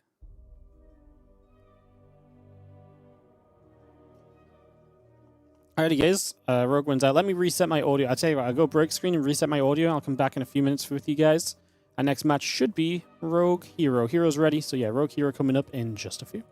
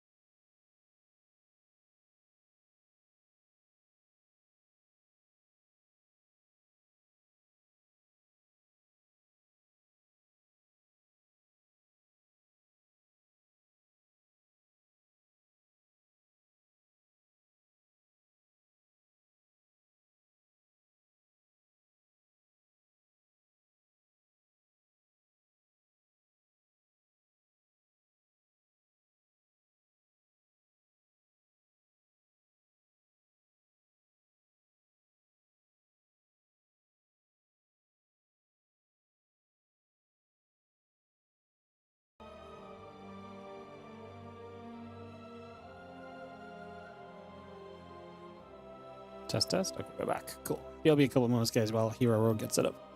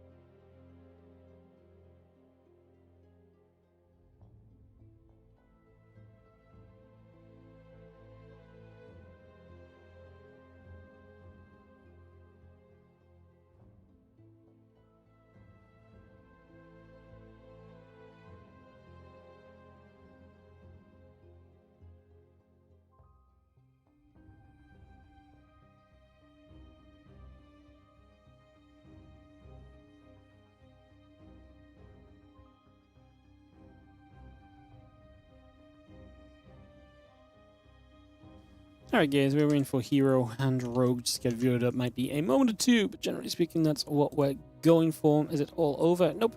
That's why it says BRB on the screen rather than day is done. Break screens are good like that. It tells you exactly what it means. It doesn't usually lie. So yes, we will go into the next match very soon.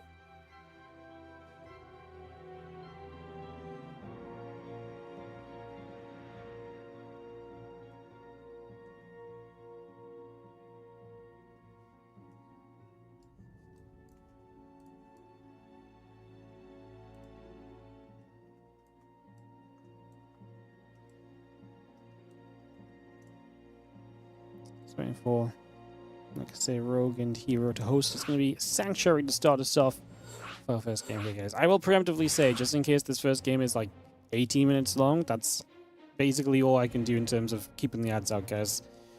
It is one of the issues. We don't often run into issues with the ad timings and stuff, but once we do run into an issue, it kind of has a knock-on effect usually, and that's kind of the case here, so apologies if you do get added during the game. Always do our best, I promise, to try and keep these ads out of games as much as possible. But sometimes the day doesn't line up, so like I say, if this game is like 18 minutes or less, then there's not going to be any issue at all, and we'll probably be back on track. I'm just giving you guys a pre-warning. Like I say, sometimes you can have that knock-on effect. If you do want to watch ad-free, you can subscribe to the channel, prime us up on Twitch, use your regular sub, or gift ad-free viewing by gifting subs as well. Always very generous and always appreciated. Helps us out a whole bunch and allows us to do a whole lot more StarCraft in the future, of course. Allows us to keep running WardiTV SE2 events. So this is not a WardiTV event today, but obviously I've got to pay my bills too, so supporting this part's going to be crazy. The supporting also allows me to keep on casting full time. So if you're enjoying what you're hearing, if you're enjoying what's going on, do consider hitting that support button. Any way, shape or form. There's also the Patreon page as well, patreon.com/WardiTV. Very important to mention. It's a big part of how we run our events, but it's not a Wardi event, so we'll not go too sellout heavy for now. We'll just get ourselves into this. Top right side herO, bottom left side Rogue. As we get game number one of this best of 3. Ready to go.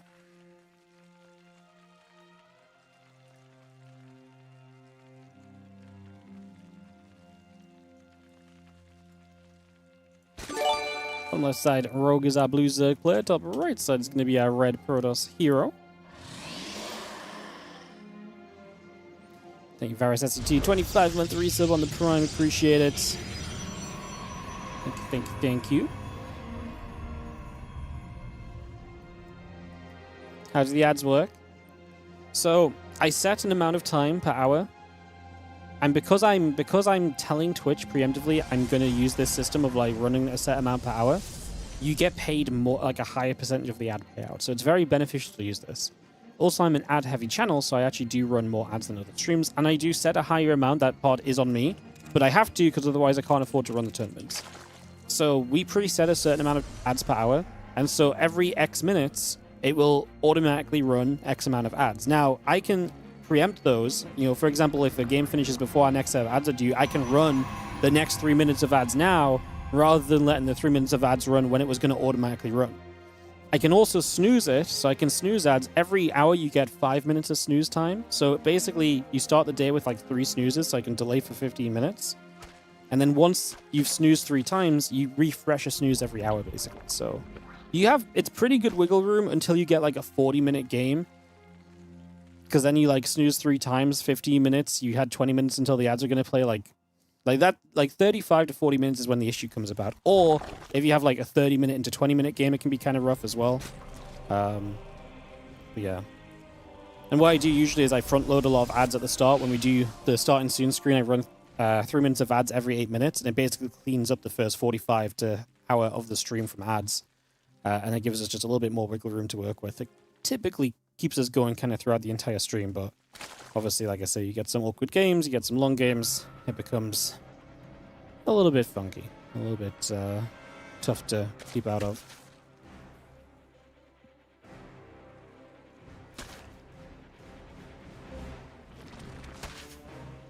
So yeah.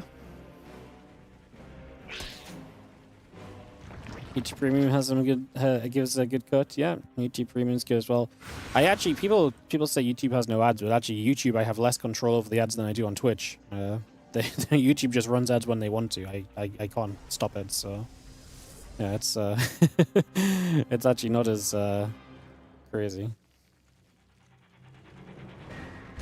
Appreciate how frank you are with everything. Thank you for what we do for the scene. No worries. I mean, not gonna lie, I need you guys to give us money to run StarCraft events. I think the best way to do that is to be honest about everything. Can't just take people's money and not and hide in the shadows, you know? Doesn't really work out, does it? Can't just make stuff up as you go along, but just let everyone know how it is, and then people can make their own choices. People can be mad if they want to be mad, or whatever. At least then it's not from me not telling.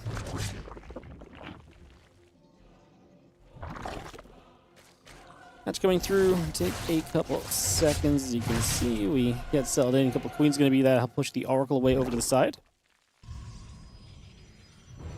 She's coming across for a couple of moments.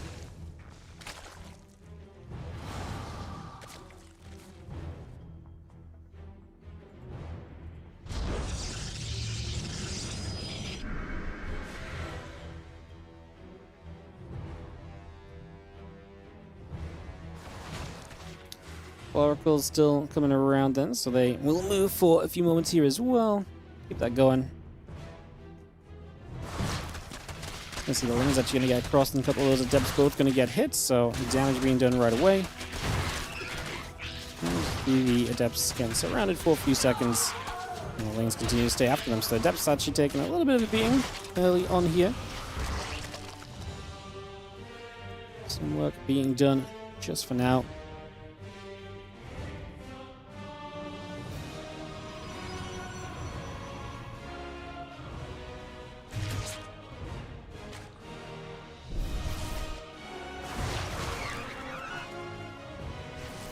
Oracle's going to come back around. This is going to be Glaives from herO, so yeah, we get Glaives up against melee upgrade. Feels pretty good. We'll see if that's going to work out in his favor kind of long term or not here. So we continue along with this. So far, looking so good.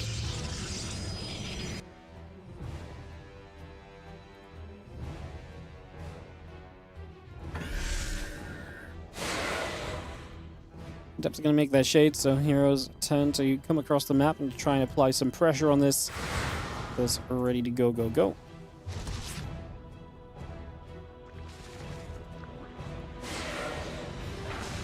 Adepts going to shade once again. Again, just try and come on through. Lings, queens continue to pull back just for a couple seconds.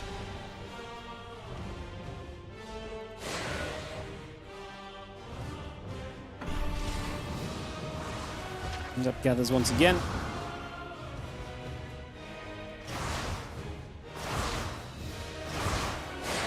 And Adept's just going to keep on fighting. Just going to be seeing his hatchery taking some big damage, some big hits for a couple of moments. I mean, nothing too crazy though. We don't really get to truly kind of commit in that situation, so feels not so bad on the side of herO. You defend early, push this back.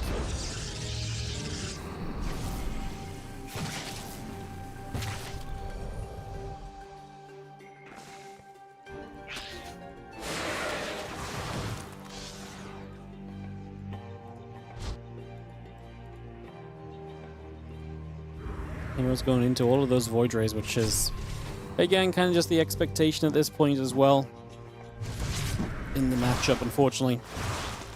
PvZ has devolved into just a Void Ray fest. And pretty much the one way that we've felt the best about kind of dealing with the Zerg players, so we'll see what else continues to happen.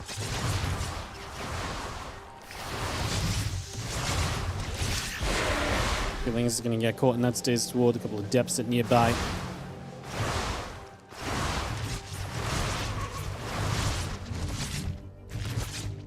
Moving up for a couple moments, and again, just going to see the Void Ray is going to activate. Going to see that Overseer getting caught.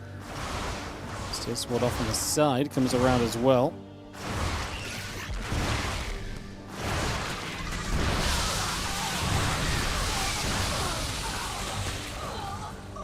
With the stasis, we are going to do fine, just kind of pushing this back and dealing with this.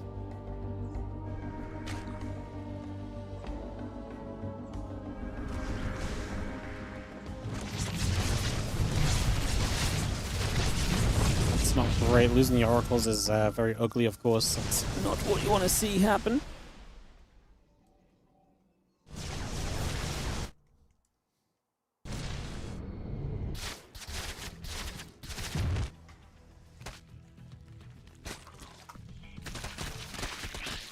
I mean, this has been what hero's been doing recently in general, just the Void Rays, and then the follow-up is going to be him going in toward the, you know, the charged +1, into the Zealots, into the Ground Army, so it's not just about Sky Toss. He's not going to keep building Sky Toss. He's going to have Ground Army behind this, but I actually kind of like then what Rogue does, just Ling Bane, Hydra. Ling Bane going to be, or Bane's especially going to be great on the ground, then Ling Hydra, as long as you've got the Hydras to get through the Void, which I honestly don't think the Void Race count is super scary right now. Rogue has had a very good time against herO lately. His recent record against him has been very, very solid, so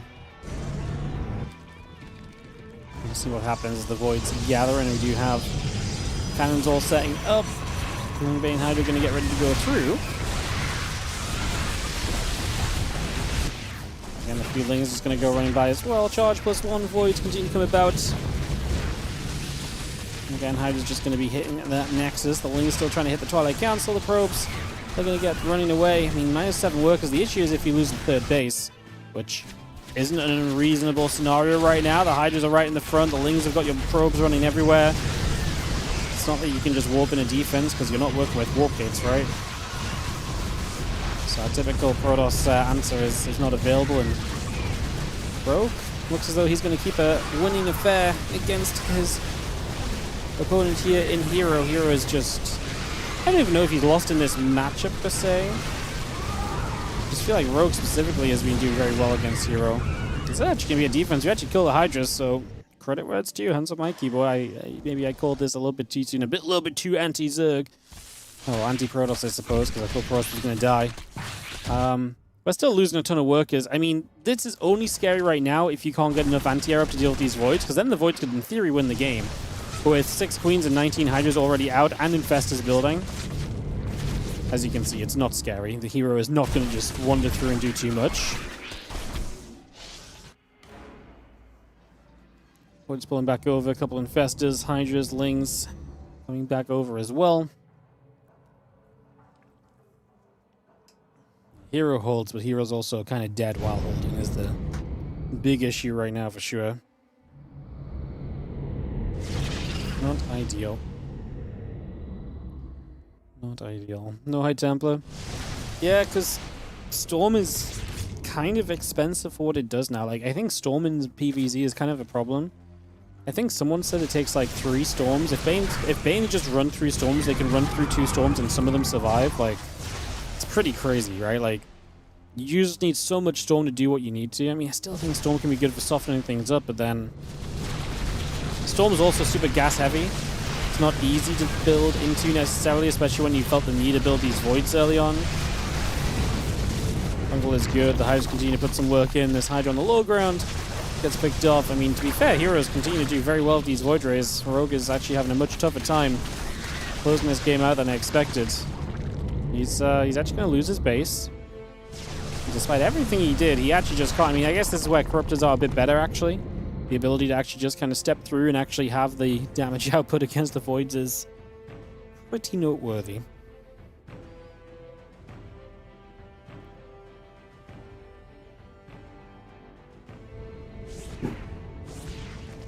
Again, Void coming up on the Stargate. Fleet Beacon's coming over. Lings are gonna come on by. And again, just gonna see the Void Ray, the Fleet Beacon all coming through. The couple of Zealots are gonna charge on in. And then the Queen's going to be here and helping to push those Zealots out for the moment. Feel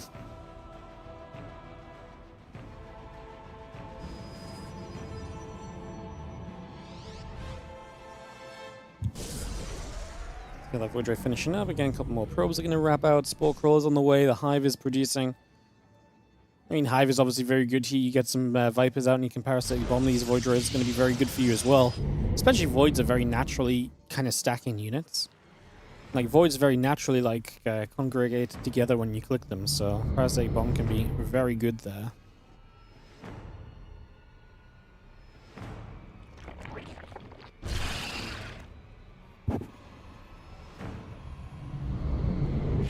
Means we'll just run through. He's going to get onto the Zealot. Hatchery to the bottom side, going to set up also.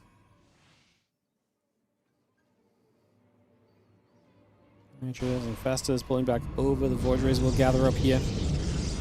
Tempest is coming by.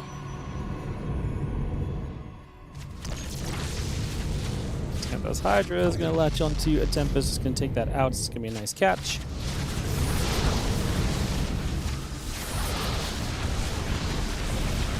When the Festus goes down, like Rebel Shroud is good here too. It increases the damage output onto the Hydras, but I don't like the position. You can't get enough Hydras fighting at once. It's an amazing fungal. If there was ever a time to spread and engage, that might have been it, but it's only getting better for you as Rogue, right? With Vipers coming out, Vipers are just going to be amazing. That's, I mean, the Tempests are coming out from herO too, so we're going to have, you know, something of an option there as well.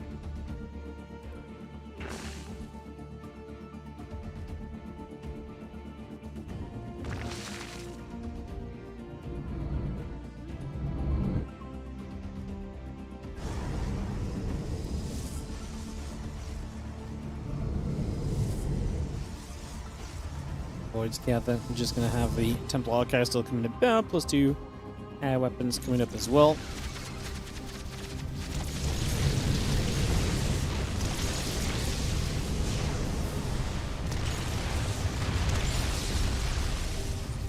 Both these Tempests shooting away. Rogue again. Vipers abducting would be really nice here. Could definitely be a pretty major positive.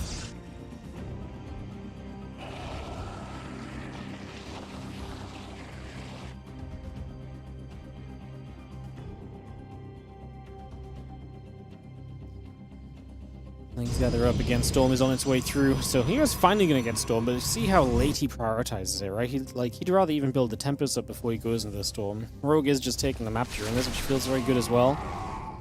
Rogue's army's not really built for like late in this game.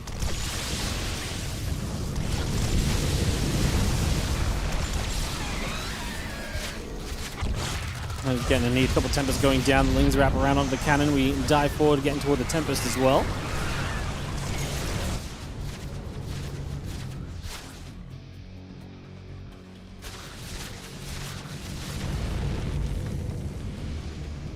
Hydras and Festus join up together, just going to be seeing the Storm is going to be finishing soon. The plus 2 air weapons finishing shortly. The Voids still pressing up. Hydras hitting from the high ground, getting rid of some of that economy. Again, it feels weird because it's almost like, do you really need to kind of attack on in here as Rogue? Do we really need to try and do much else? Not really. Not like, in a way, like, no, because like you've got the map, you're mining. You're going to have money to rebuild soon. Like, it feels like time is going to favor you a little bit more as the Zerg here than it is the Protoss, who's still stuck on 4 bases. Get some Fungals. We're going to continue to chain a couple Fungals, but we're not really following up on those Fungals at all, which is a shame. Where are the Vipers at, man? We have 5 Vipers. A Fungal and the Parasitic Bomb together would be so deadly. Yeah, they're gathering energy. Some of them are sat AFK, not even doing that. Oh, yeah, you naughty, naughty Vipers. To work. Get to work. There's the Infestors. We'll come around there for a second.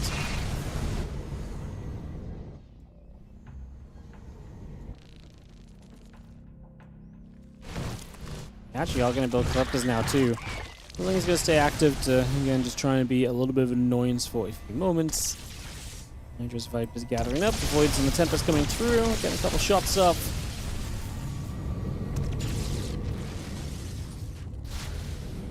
herO coming up is about to be completed. We have had some Parasitic Bombs getting to work. We still have 4 Vipers left, though. I can't imagine that we don't end up with more work to put in there. This is the push from herO that kind of has to win the game, I guess. His army supply is fantastic. I mean, there's a chance we can do this. You can see Rogue starts to fight through a couple Fungals, helping out on the ground big time already. Storm's all across this. Trying not to eat too much of the Storm. Rogue's still wandering in. His supply's not looking good. herO backing it up. I think herO needs to recognize that actually he probably can just keep pushing forward into this. Rogue's rebuilding, but it's not going to be soon enough either. And herO is actually going to win this. Wow. Rogue just couldn't actually find the one fight to kill this off. I find it crazy. What I actually find really crazy is that for all the mega fungals he got, he didn't ever have a single fungal into parasitic bomb combo. Like, there were so many times where these Void Rays could have been absolutely melted, and they just never were. hero's actually going to get this first game.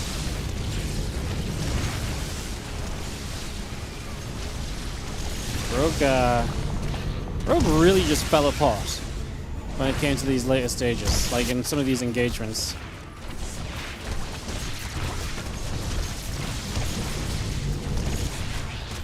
Rogue just, I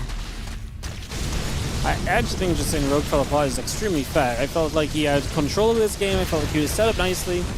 It really feels like he just fell apart.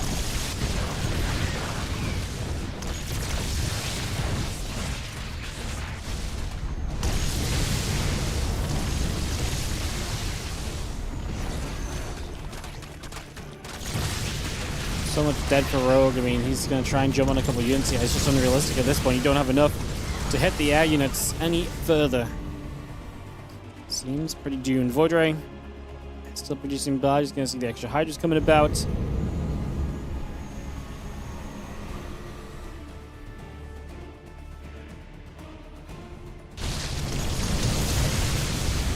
Well, it's Rogue's supply is basically just drones. And drones don't win the situation. I'm trying to mentally work through what Rogue did wrong. I think he just took terrible fights when he could have just improved his position. Like, herO slowed and improved his position, and Rogue did absolutely nothing to take advantage of that.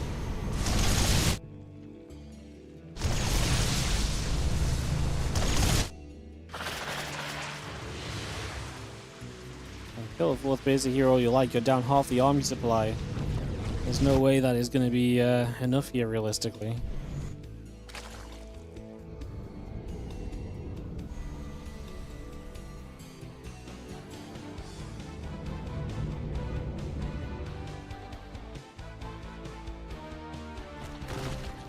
Yeah, I just still think Rogue would have been fine even on the last fight, but he also just took a bad fight. Bad fight on top of everything else that happened. Like, look at him now, look at him go! He's forced in single use to split a parasitic bomb trying to snipe them. Ay, ay, ay.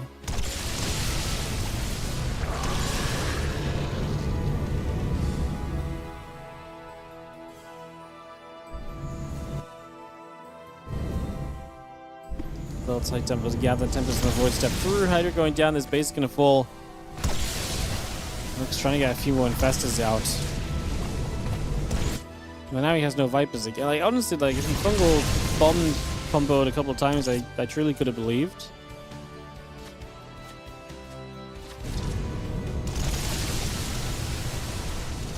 We're just going to finish up this hatchery, just going to clean this out. The rest of the Hydra's going back through as well.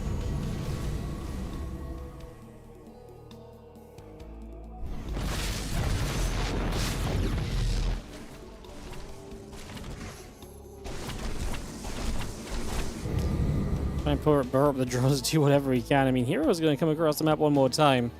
Just again, quickly preface, guys, I cannot delay ads any further again on Twitch, so they're about to play in like 10 seconds. I mean, I think Rogue's dead. Guess we'll see. Lurkers would have insta-won the game for Rogue. I mean, no. I mean, what? They would have stopped herO from attacking him for a couple seconds maybe, but I don't think they insta-win the game for Rogue. I mean, he can build an Oracle if he needs some detection. Long term.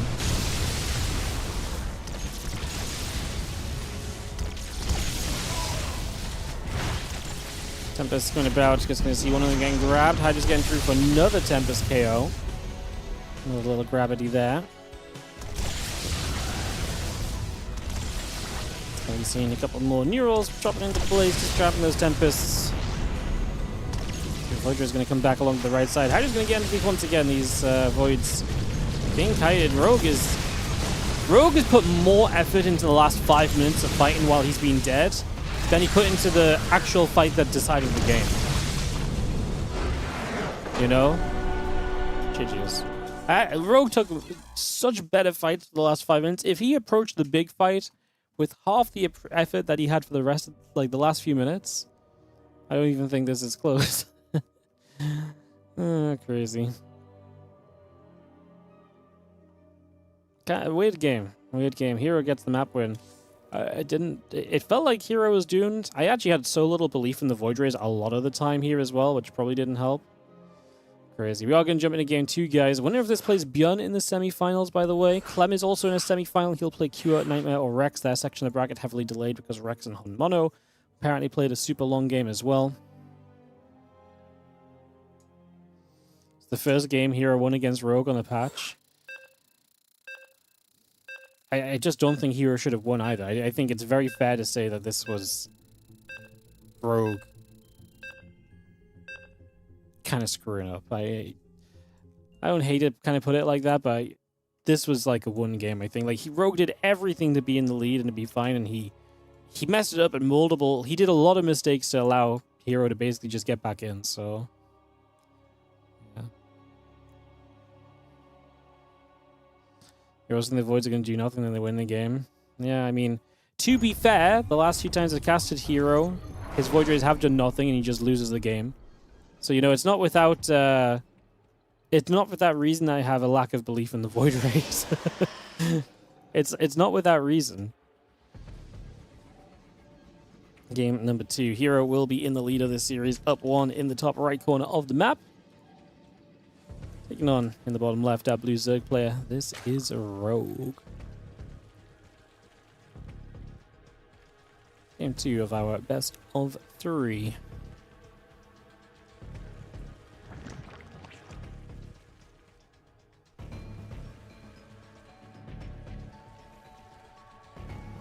Yeah, I think Rogue just teched so slow as well. Now he's going 10 pull. Oh my god.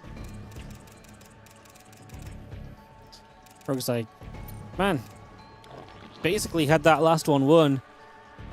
Better just make sure this next game, when I'm 1-0 down in the best of 3, is as risky as possible. I mean, this is the sort of build Rogue was famed upon, right? Doing crazy aggressive things when you maybe didn't expect him to, but I guess let's see.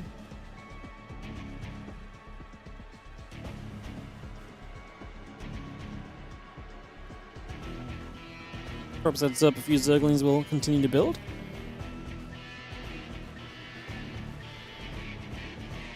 Nexus is on its way through. Had that probe in. Take a couple moments.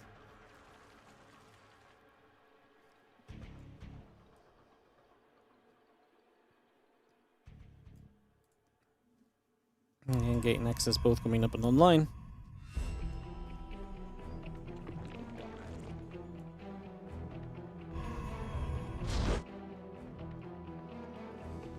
Feelings are going to make their way up to the top because this is a temple, and so away we go. herO has no scout in this, which is pretty bad.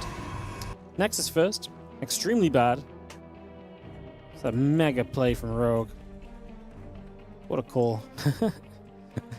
What a call.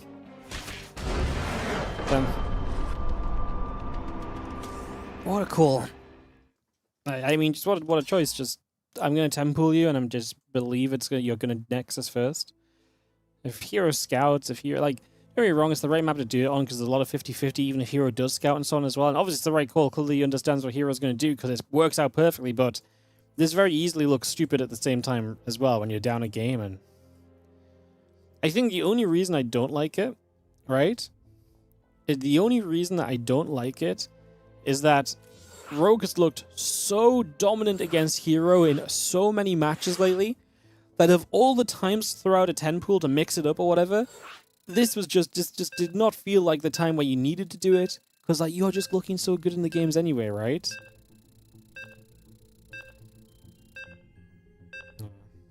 I mean, just good call from Rogue. Again, I can't really complain. Just I mean, maybe that's why herO thinks it as well. Like Rogue's in there, you know, he's in everybody's heads. Crazy. 75. Hell yeah. What's up, Casamigo? Thank you for the stream watch streak. Appreciate it. We're loading into At Eternity's Edge, a deciding map between herO and Rogue. In the top left-hand side, the red Protoss player, this is going to be herO. Is in the bottom right, our blue the Zerg player will be Rogue. Banger of a game 2. Mind game choices were real, and they worked.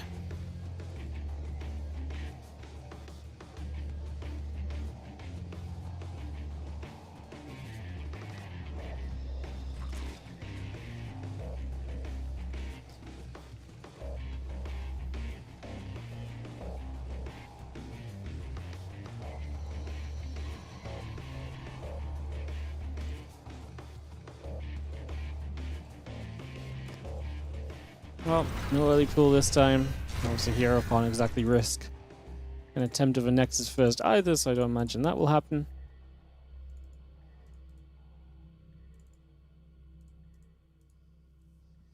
Just get set up here and chill out a couple moments, get this underway, see what will take place.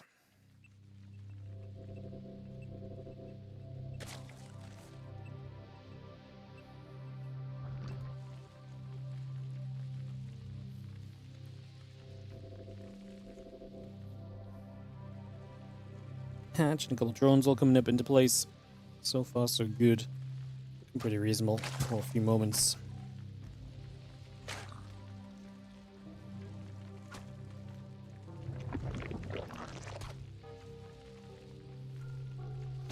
All Toss is dead apart from herO. Nightmare's still in the running for today. Who did Classic lose to today? Classic was signed up. Yashi? Oh my god. Classic, you can't even complain about a PvP, but I feel like Classic is just beyond... I don't think Classic is practicing right now the way these results keep going. I feel like Classic is not loving the patch to a point where he's just not playing, because his results have been disappointing, to say the least. I think Classic went from like a top 5 player to like top 20, which is a pretty crazy jump. Like his results recently, he's won like, I think against ByuN was like the only matchup he's won. The series, yes, is the first match he's won against like what we'd call like another top opponent on this patch, which is pretty ridiculous. Yeah, good against ByuN. I don't think ByuN really abused, he let kind of Classic get to Classic's best kind of state of game as well, right? Stargate from herO. That's what's up, France. Thank you so much for the 91-month resub. herO, take my energy. Thank you very much. Appreciate it.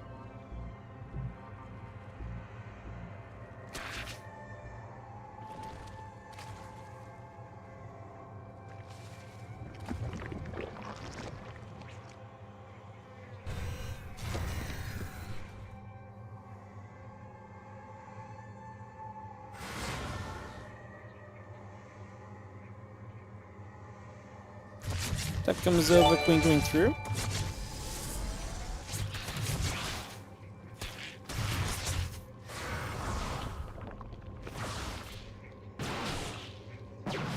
So we're just gonna hit Overlord, take some damage. A few shots coming through for a couple moments. Getting some damage done just initially, so getting some work out of this. Some action into place.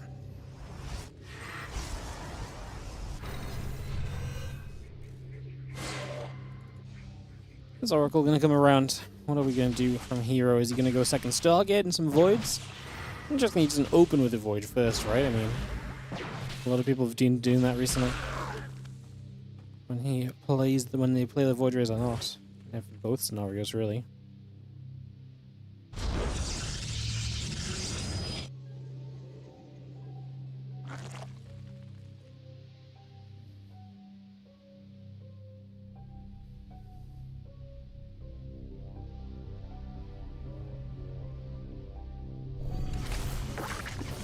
We're gonna activate, put some pressure on. For a few moments, just gonna put some damage out, get some work done.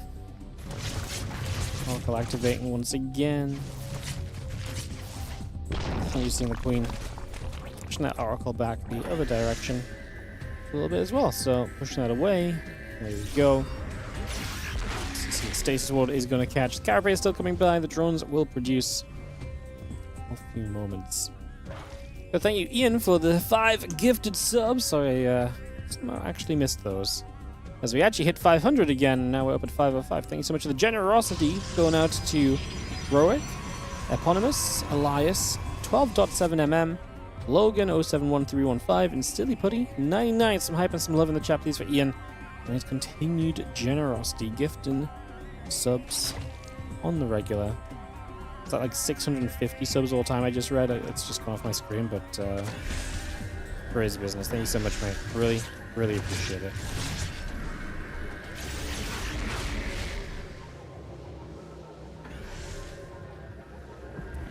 Oracle. And he's going to drop the stasis down. Some nice stasis as well. Rogue going to get hit hard by that.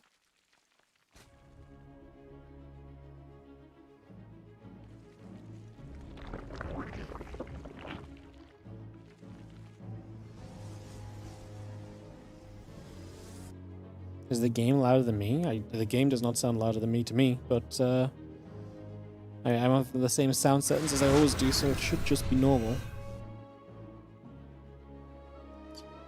Should just be normal right now. As we have the couple carriers, the air weapon upgrade coming up as well. Continue to bring that straight into place for a moment or two. Get that on the go.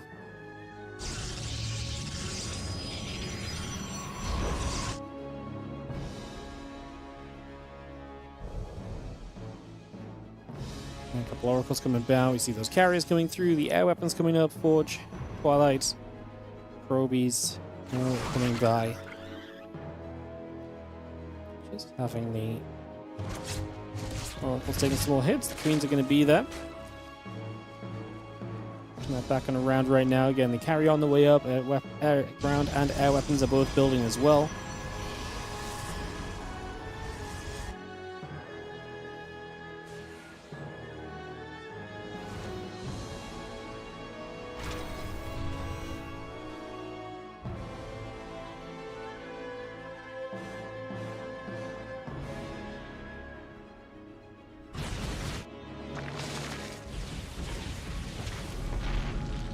So see those couple carriers going to fight back the other way, put some pressure on for a few moments. And carriers are going to come across. It's a bit different from here, rushing the carriers at first this time.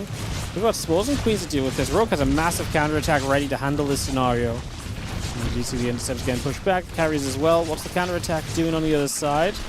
Only surrounding a group of zealots. Okay, that's not going to be enough, so these lings will continue their way through. The battery's already drained of energy. We're going to go for probes. I feel like we could right-click the Nexus almost, or the Oracles come back, so maybe right-clicking the Nexus was a dream. Okay. Yeah, right-clicking the Nexus probably was not a good call.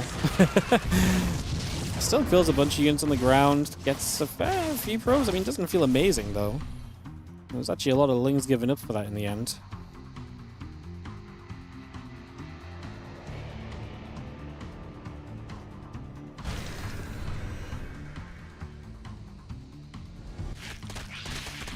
Carriers gather. Lings do have a wrap around there for a couple of moments. Just going to jump onto this pylon.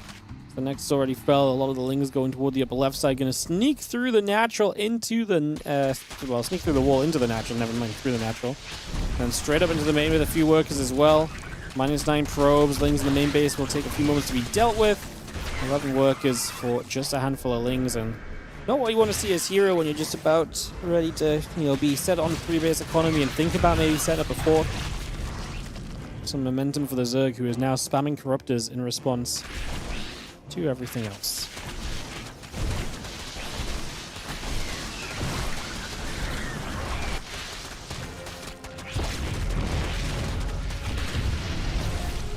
And yeah, then he's going to see a few interceptors flying through. The Oracle's going to activate onto a few of those lings. -16 probes. Again, hero's economy is being kept down and out for a moment or two. So again, just keeping the pressure up as Rogue while he builds that Corrupt account and gets ready to be fully set to go in the near future with what's already going to be 20 Corruptors or so. I love this as well, just going to fly them into like the natural, and they might just kill a base, to be honest. And if they don't, they don't, right? It's just you fly away, it probably doesn't cost you anything. The Zealots running underneath ain't going to do much. Here we go. The units are arriving. Rogue wants to decide if he's going to go for it or not. It's not even a choice. It's super easy. It is free. Doesn't even lose that one Corruptor. Easy choice for Rogue. Well done. Well handled. Puts him in a great position. Void Ray +2 attack and the +2 air weapons coming up as well. Here the probes continuing back around. Some missiles and that overlord speed still coming up. The 7 additional roaches are on the way through. A Zergling chilling out on the top side of the map as well. For now.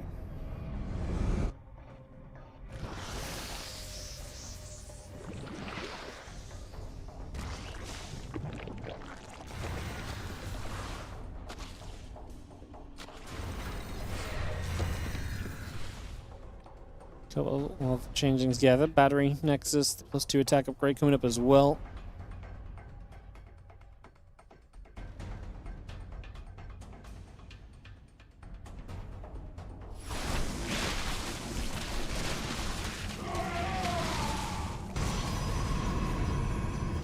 So you've seen the Ling Roach continue to come up. Just going to be having an infestation pick coming over as well. Continue to bring that around for the moment.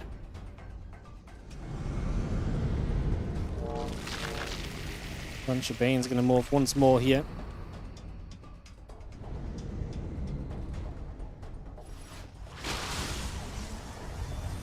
The ship pops the cloaking. Thought we might have gone diving in there from Rogue, but he doesn't just yet. We are maybe going to go now. Time Wolf's going to catch a bunch of these units. It's going to be a very slow approach because of the Time Wolf, but we are going to eventually get there. Can the Banes crash through the Archons and protect these carriers? We get rid of protect these Corruptors.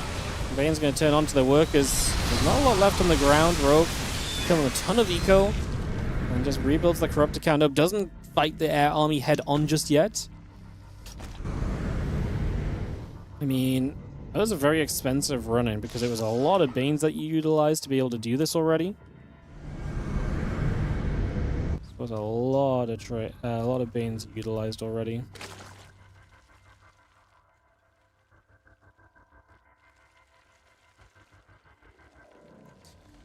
Well, mothership carriers gather up once again. We have ourselves... I mean, the main thing is that obviously this air army is still very stable. At least Rogue didn't lose a lot of air units himself. There is that positive to this as well.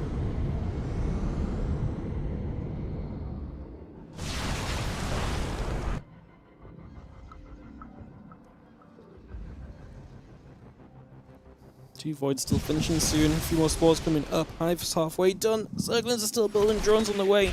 I'm going to catch a few of these Zealots perhaps. Going to try and get a couple of catches here or there. Zealots getting caught just initially. Good catch. Clearing up a little bit. A couple extra Voids coming through. That Hive is still very much on its way as well. Bringing that online.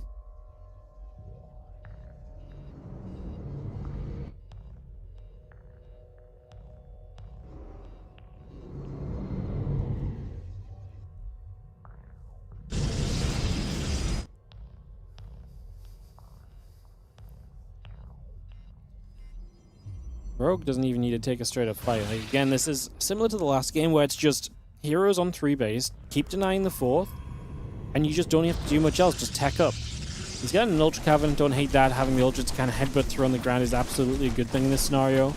As with the Hive up, you would like to see maybe some, you know, a couple of Vipers or so as well. Could be very useful, could be cool. Might be something for us to look at here overall.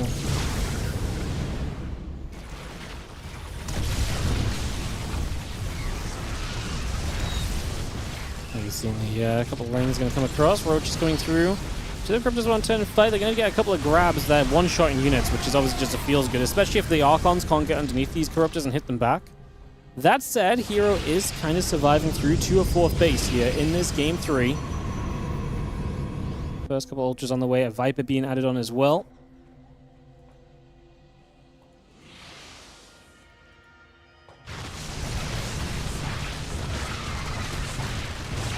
Just gonna shoot, a few Lings coming over, a couple of probes already dropping. This Nexus is gonna get low, but will not go down just yet. I mean, it's still keeping kind of herO on the back foot here. herO cannot max out. Rogue just has to be ready to deal with one big army, I think, is what it's gonna come down to. And Final Clan still coming about, just having the Corruptors moving along.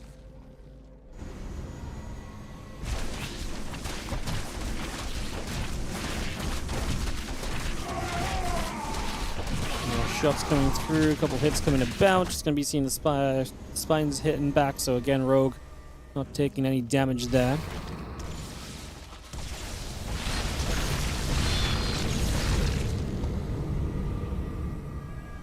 Just going to be seeing again the flux veins coming about. A couple of voids are coming over.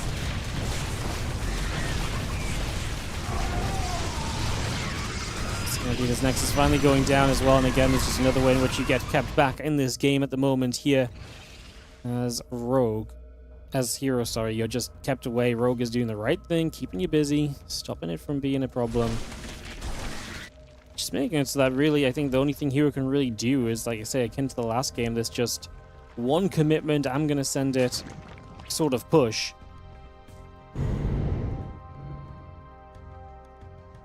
Because, yeah, he's not exactly set up to play a long game with all the damage he's been taking this scenario so far.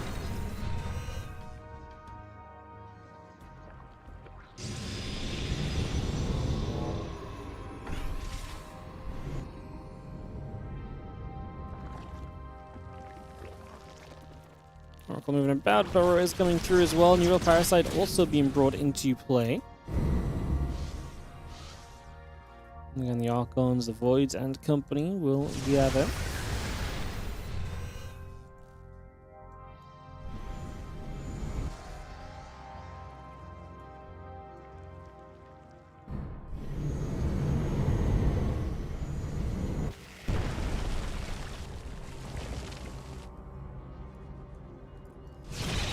Big push from herO. I mean, again, it does feel as though at some point this is pretty much what we just got to do. Just send it, and he's going to try and deny the gold base. He has been pretty heavily mined. The Ultras are going to dive in initially. Fungals do come down. The Corruptor show up on the left side. That's where the Time Walk goes. herO taking a not bad fight initially. So far, so good, I would say. And from the Corruptors trying to fly through now. We still have Archons underneath, though. This is not it from Rogue. He is struggling at the moment, still. And using the Voids still a fight, and yeah, Rogue's army is getting pushed back. He's going to rebuild Corruptors, Ultras, and Lings. How much is left on the side of herO? Honestly, a lot in the skies. What does Rogue have anti-wise? 3 Corruptors and just Queens? 5 Ultras to... Rogue's inability to win these later game fights is crazy. It's actually wild. No, like, he's constantly just unable to do what he needs to actually win the game, despite every other aspect of it looked great. The base count was good, the setup was looking fine. Crazy business. Link counterattacking, only look to take down this third base. In the next couple moments, lock this down, set that up. Voids and the Corruptors. I mean, I like to have eyes at each other. There's only 10 Corruptors right now. 4 Infestors. We get a Viper again. Spellcasting might still be the secret. Again, it's not like herO can afford much when it comes to rebuilding or resetting here, so in that regard, it's kind of alright. And the Voids and the Tempest continue to go through that.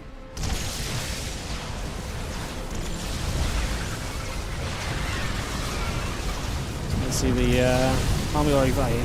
We just need the spellcasting to kind of gather up and to do its thing. Trying to step forward once again. The Voids just continue to fight this. Rogue has a ton of supply now. Is it enough? He's going to swarm the ground, and then he just needs to win out in the skies. The Void Rays are trying to hold on. The Corruptors are getting here. Each and every Void Ray starts to go down. There's some Infestors. There's a Viper Abduct. GG gets called, and Rogue is indeed going to take it. My goodness. We made it happen. Rogue is actually going to be able to win. God, that was exhausting. I was absolutely terrified he was going to be doomed. Rogue gets to the semifinals against ByuN, knocking out herO in the quarters. So Rogue versus ByuN semifinal number 1 that we'll go into, and then the other matchup will be Clem versus Nightmare or Cure. Nightmare and Cure already playing. The winner of that plays Clem in the other semifinal as well. So that's what's going on. That's what's happening, my friend. Appreciate you all. And we are going to be continuing to the next one very soon. The ads just about held off until that game ended. Like I said, we're having a bad ad day. on Twitch. I do apologize on that regard. Do apologize.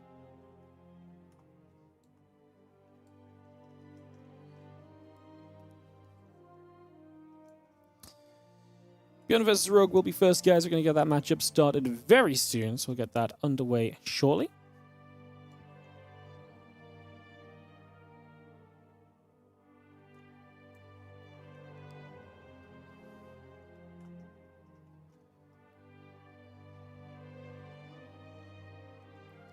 Let's wait for them to veto. Rogue might need a moment. It's obviously a long series, but yeah, Rogue versus ByuN, and then Clem versus Nightmare Cure, and then a finals. That is how the day is looking here in the Kung Fu Cuppity Cup. And I appreciate you all hanging out with us and joining us for some games. Good to be with you all. And yeah, again, keep on enjoying, keep on watching some StarCraft 2 with me on the Kung Fu Cuppity Cup. Don't know why we're saying it weird, but sometimes it's fun.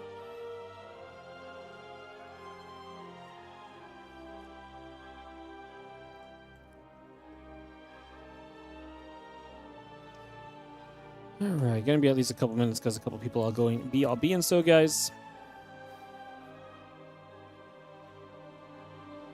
Rogue won the fight because of the queens.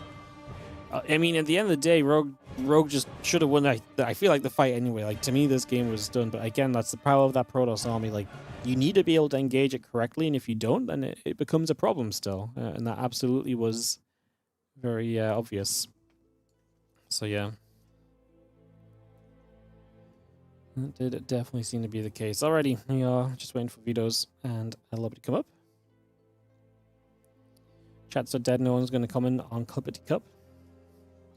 Of course not. They recognize real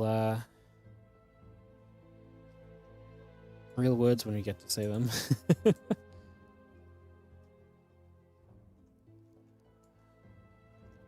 guys don't love Cuppity Cup? I thought it was fun. I'm all about it. Old Sun Temple going to be our opening map here. We had cross spawns all day today, I feel like, and yesterday. There was one close spawn game recently, though, I guess. So maybe not all day yesterday, but let's see what we get. Obviously, cross spawn is going to be good for Rogue. Close spawn is going to be good for ByuN. So cross spawn for Rogue, close for ByuN. That's the situation most likely that we're looking for here for each of them.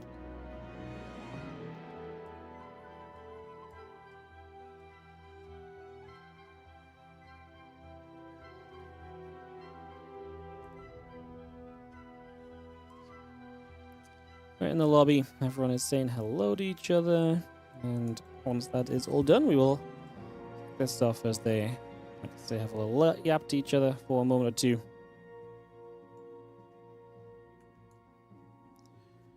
We'll get ready to go. Waiting for Steadfast. You never take the 2-minute break before the game, guys. If you're a caster, you always take the 2-minute break when you have the lobby, or you get that remote desktop going and you join the game on your phone when you're BRBing. It's the true life hack.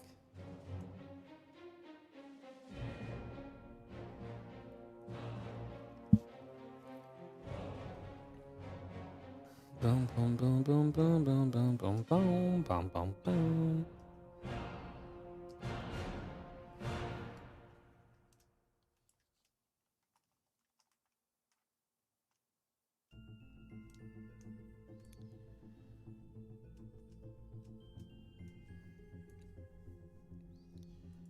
Just waiting for Steadfast. SC2's on your phone. You can just, I mean, you can access your computer through your phone, and then you can just, that's what I do all the time. If I have to step away and the game is starting, or we're waiting for a game, but I have to step away, I watch my screen on my phone. I watch my stream on my phone. I watch the screen on my phone, and then we can be immediately ready to join. And I don't hold up anyone up, you know? Everyone's ready, and we are set to rumble, guys. Just a moment or two.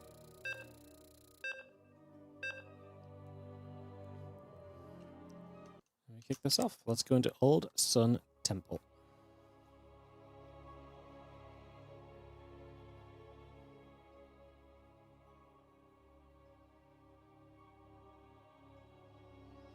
trying to access my computer through my phone. I know, crazy. Cross spawns. I'm telling you, cross spawns are so much more likely than not cross spawn. I don't know, man. The evidence is there, is all I'm saying. The evidence is there. Suspicious. Suspicious. Top right hand side, our blue Zerg player fought his hardest to not get here, but he made it in the end. It was just, he had a tough time against some of those armies. It is Rogue in the top right hand corner. Taking on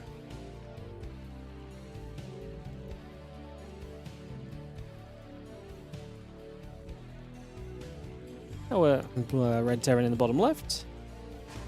This is going to be ByuN.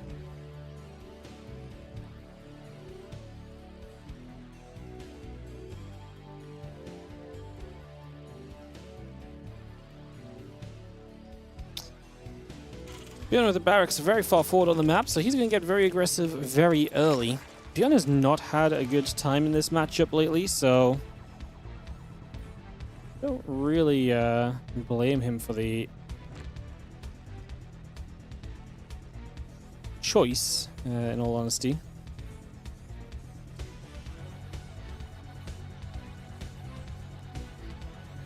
Yeah, it's definitely struggled in the TVZ, which I think is a little surprising.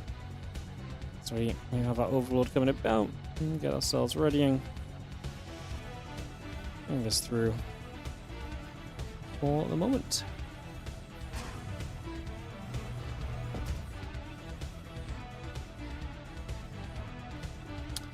There's going to be straight up Marines. It is going to be 2 barracks. That is going to be the plan.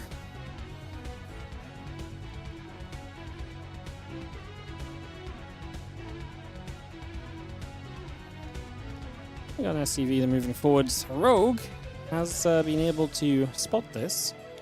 He did go hatchery first, he doesn't have that part going for him or anything, but yeah, he does have the scout at the very least, which is good news.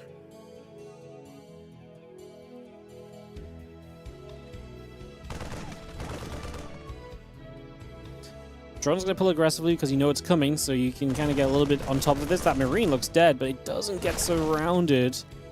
Fortunately, doesn't quite work out. So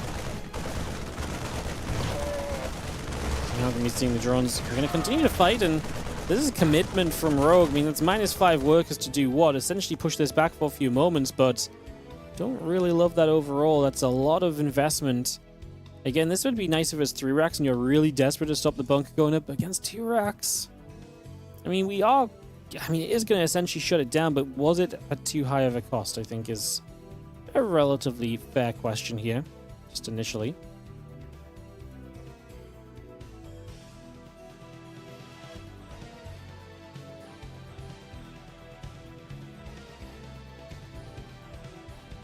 Marines now still gathering, and we do see a lot of lings being made. ByuN Command Center starts up behind this here as well, so we get that beginning.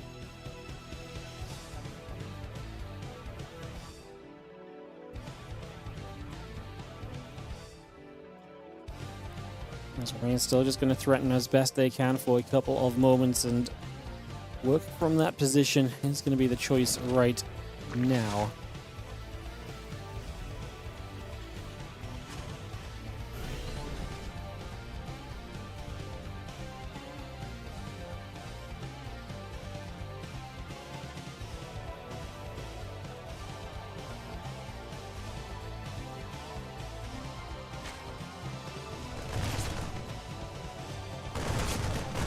Marines going to step in. The lings are going to be there. The queen's going to be ready to fight. 8 more lings in production already. He's going to see those coming straight through. And that looks as though it's enough to defend against the Marines. The Marines all go down. Now the lings can go across the map, and obviously your wall-off will be tested. You can potentially delay the low ground being taken by a little bit, although I can't imagine it's going to be by too much overall.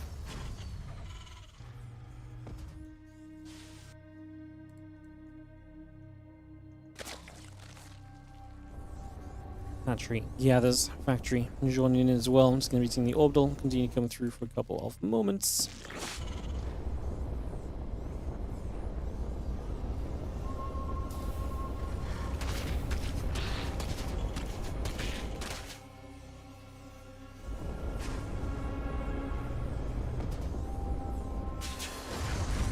There's a couple of barracks gathered up. Just going to have a reactor on the way in. Also here for a few moments, so bringing that straight through. Again, the starport coming up. The command center and the reactor continue to come by as well. There's the Queen. The Overlord continue producing. A bunch of the Lings go back home. Overall, Rogue is on a worker lead coming out of this, so it does feel as though we've kind of settled down towards a better position than where we perhaps were originally.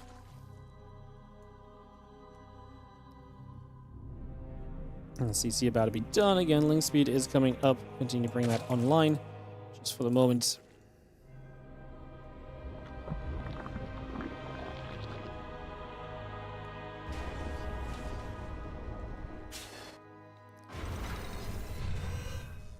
Viking in production as well. It's kind of a fun one from ByuN. It's going to be able to do a lot of denial when it comes to the blah blah blah blah blah. What am I trying to talk about? It's going to be able to do a lot of denial when it comes to the Overlords and the Overlord scouting. As this Overlord steps through, we're going to fake cloak Banshees here. We're actually building a Raven. And we are going to cancel the cloak, and we're going to go for an extra factory. We're going to go mech. I mean, ByuN had a good time with mech against Rogue earlier, so I do not hate the idea out of ByuN, to be honest. I think it makes a lot of sense, and I was already talking earlier about how I think Rogue's weakness right now, if there is one, it's probably more so mech than it is anything else currently, I suppose.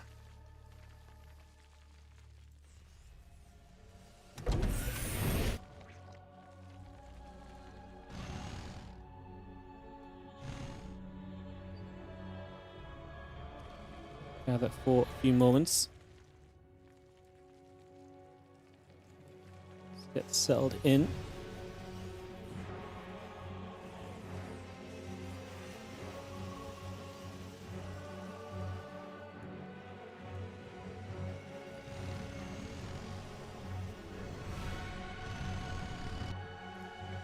We get the Magfield Accelerator on the way as well, so that's going to be the Cyclones coming through. Rogue is just playing into Carapace, Bane Nest. Some other bits and bobs at the moment as well. Continue to bring that about here.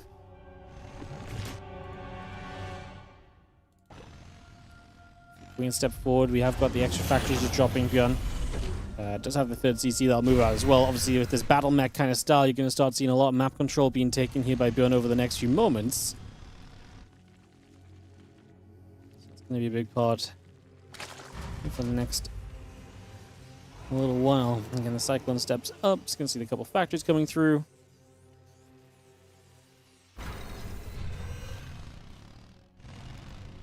Showing up for a moment or so then.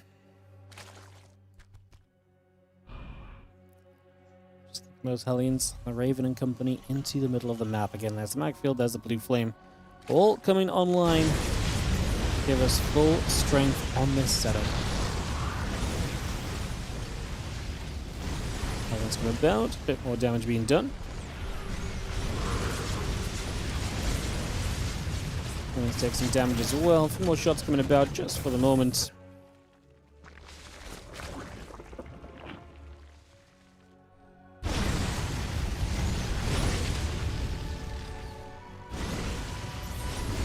That's obviously why it's very tough with Ling Bane, because the Hellions can do a lot for you.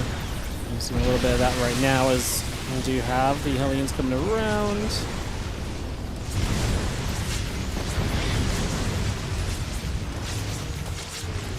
Now moving into Hellbats as well. The Cyclone's very low HP at the back. Trying to get rid of these Hellbats. I think Rogue is going to start clearing this out. Supply has been heavily lost though. Resources lost will be against you already.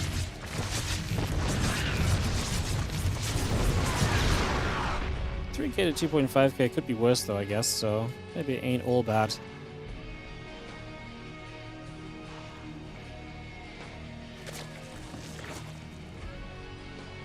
Infestation Pit coming up, +1 flare attack is coming through as well. Continue to bring that into place just for the moment, so again, get that all settled.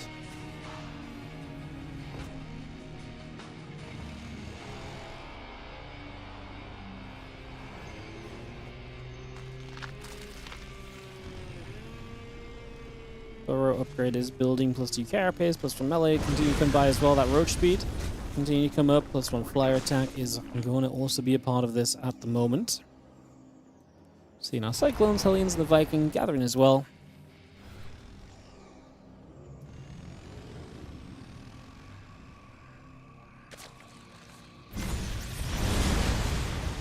locking on. Queen's already taking some damage. Drone's going to take some damage too. This is what you love to see. Getting right in there, starting to deal some damage right off the bat. Cyclone's going to come across. A couple of these Ravagers going to get met right away too. Just going to see the Cyclones join up together.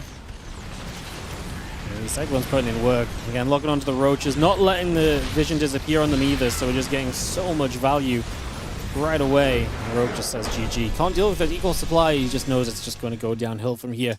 ByuN gets him with the mech. The mech.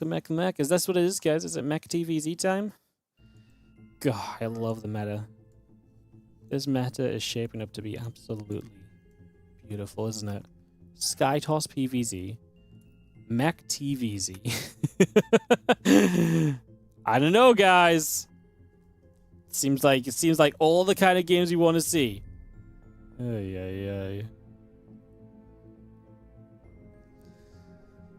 ZVZ coin flips as well. Whoa. It doesn't really get much better than this, guys. I don't know what else to tell you.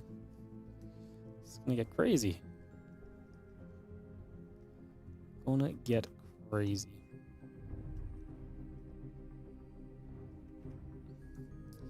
Lobby is up. Why have I not gotten the invite? Oh, lobby link. They went without me. How did they go without me when there's no lobby link? I hate this game.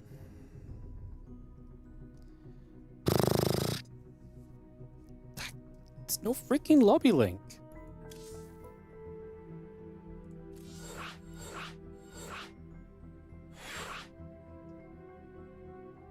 Oh, maybe the game bugged because now I got in. Never mind.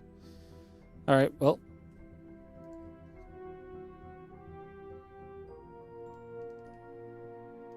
I'll try this a bit differently, guys, as we'll go for this game in a second.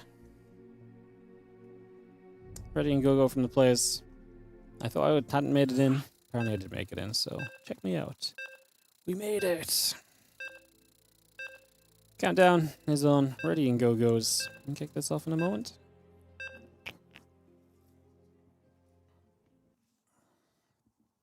Perfect.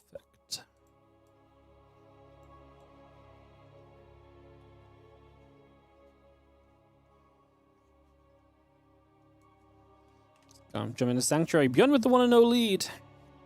Could be en route to an all-Terran final today, guys. Depending on what Nightmare and Cure and the other matchup. Nope. All-Terran final if ByuN wins. All-Terran rest of the day. Just TVT to see us through. You guys missing them Protoss players yet? In the top right-hand side, our Blue Zerg is going to be Rogue, trying to bounce back on this one. Against ByuN, our Red Terran in that bottom left-hand corner. Let's find my observer that I like to follow. Latch on and let him take us away for this matchup.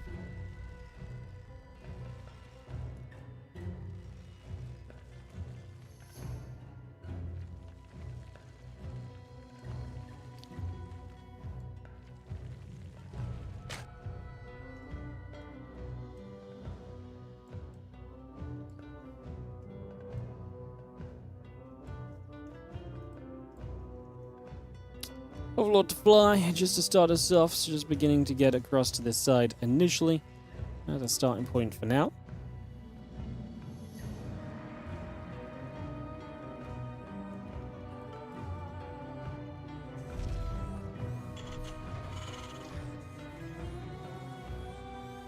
There's going to be commands in the first, and nothing really too aggressive coming in on the side of Rogue to do anything about it. Just hatchery first, so this should be absolutely just chilling for a moment or so. Looking fine.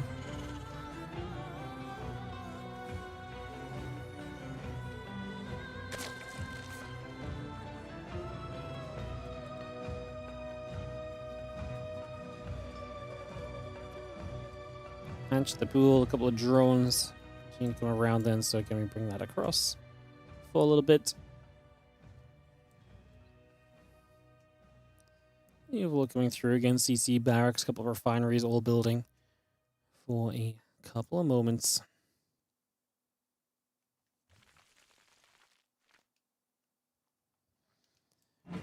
Nice and peaceful. Will ByuN play more mech? Honestly, I think so, because it has just not been a good time for him playing bio-based TVZ lately. Like I said, I really do feel like that has been a struggle for ByuN as of late. So yeah, I actually do think there's a very good chance that we see a bit more mech play here from ByuN. Not a bad map for it either. You can get 4 or 5 bases very comfortably on this map. That's always a good sign for the mech as well. Getting that initial base layout, you know, going early is pretty good for you. It does a lot.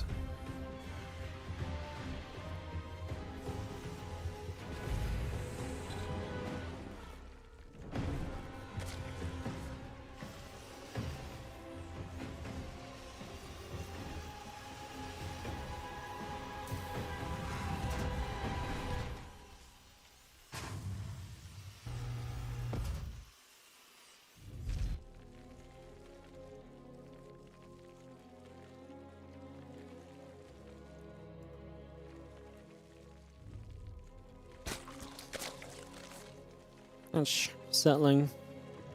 A couple of other bits and bobs just all on the way here currently. Taking a few moments.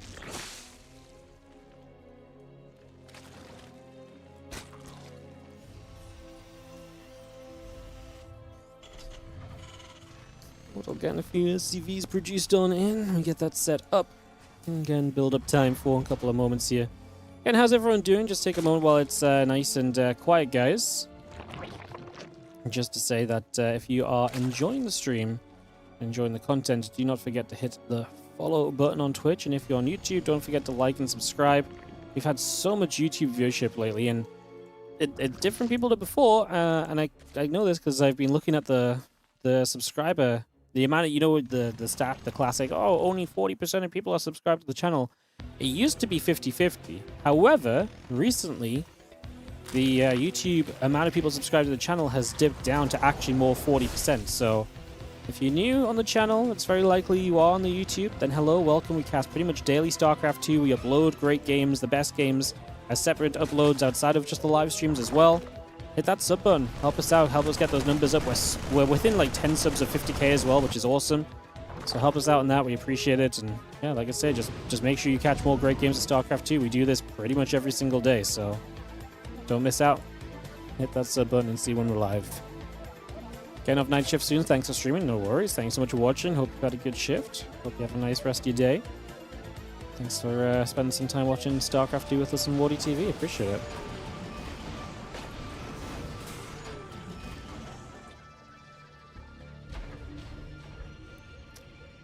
Marines with the Hellbats. Aggression from ByuN. It's going to be Stim behind it, so he's going to actually go for a bio-based play on the follow-up to this time, so a little bit of a different approach. Hellbats stepping through. The Roaches and the Queens are going to be there. You're going to be seeing those Hellbats putting that pressure on for a couple moments right now. This is not going to go well against Roaches, though. Roaches pretty much just shut this down, and the problem for ByuN is he walked right into it. He kills 5 Roaches, but that is it. It's a good trade for Ro, because now he's got the Roaches to counterattack with. ByuN put pretty much everything into this attack. Just kind of leaves you in a pretty weak position, in all honesty, following up, so not ideal. Not ideal right now, at all. Could be better, they say. Could definitely be a bit better. The Roaches are going to try and push. I mean, we have the bunker. The defense on the other side actually looks alright. So, yeah, the defense on the other side looks fine. Bit of Roach Ravager will continue to gather up.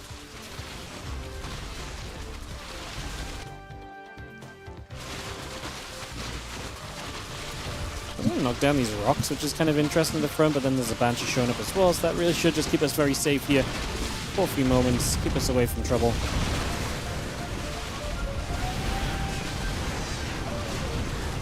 Couple of SCVs. I mean, I say keep you away from trouble, but Rogue just sends it anyway. He just wants to do as much as possible. Apparently, it's just going to work.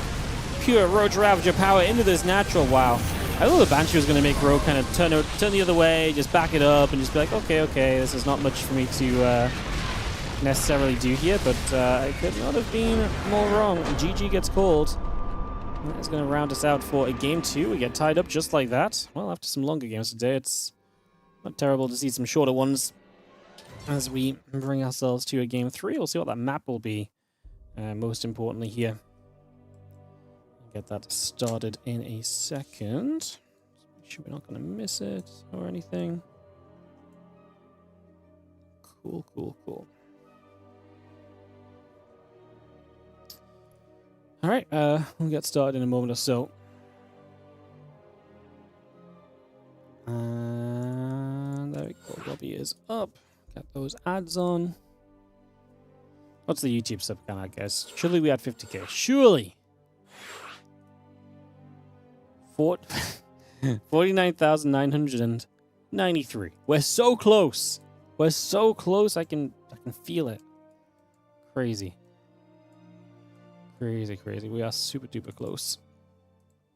Had Eternity's Edge coming up here. Big map for the final game, actually. Could make this pretty interesting as well, perhaps. So we shall see how this goes. Get this started and underway. Eternity's Edge, like I say, coming up right now, guys. Let's get this going.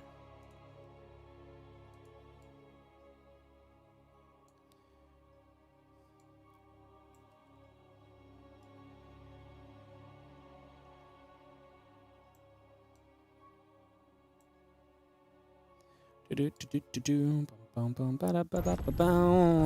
number 3. Rogue and ByuN. Yeah, Hellbats, not great. Hellbats did not end well there at all. Not ideal, to say the least.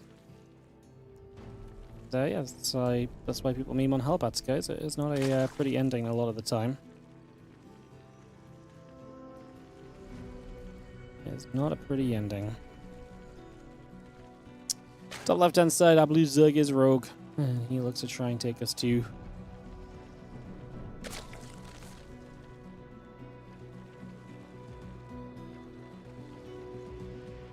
the finals. Of course, it's the semis. Go Rogue, honestly. I want to see the ZVT final instead of the TVT, so don't think that's a super crazy concept to anybody.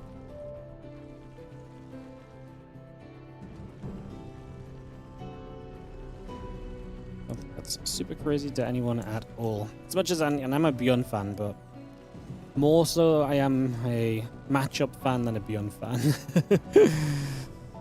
Rather have a good matchup than my favorite player, I guess. See?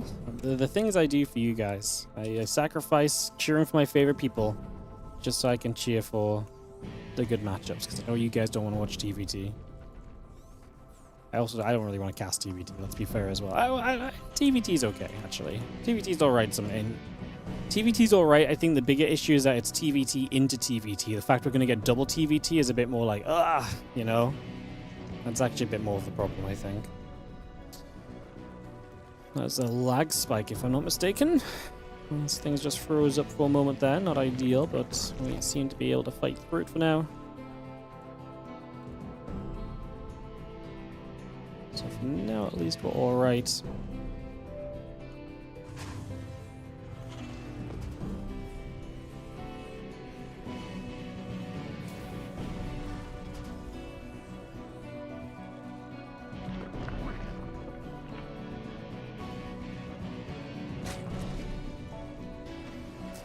CC will be up in a second. And again, get the hatch, get the pool, all coming through as well.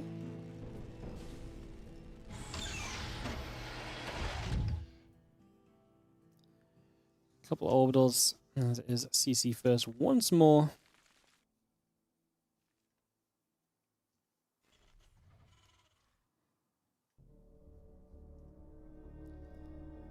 Yeah, once again, ByuN not afraid of being kind of greedy on the very start of this. To begin with, just happy to get that straight underway.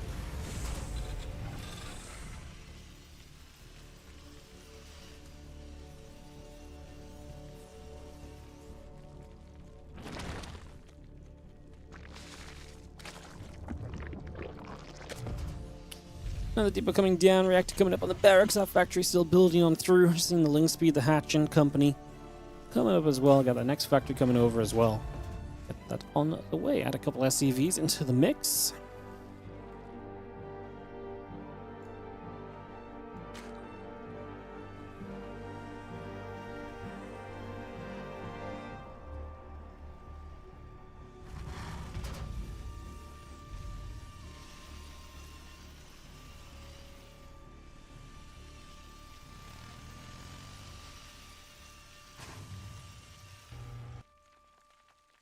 Slow start. There's not a lot happens. It's been a pretty action-packed match with obviously proxy racks into the mech, pretty active mech, and then obviously in the game number 2 you had Rogue deal with the Hellbat attack early, then instantly go into that counter attack. So yeah, it's been a very fast-paced matchup thus far. Artifact, I'll continue to come for about a couple moments.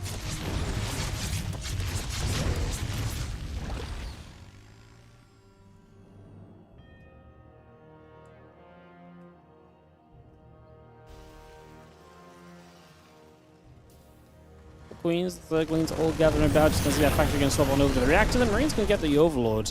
He does see the factory swap into the reactor, but maybe that was a fake as well, as now ByuN goes elsewhere. Builds a tech lab on the barracks. Okay, so yeah, maybe a bit of a switch up as the Marines start to move out.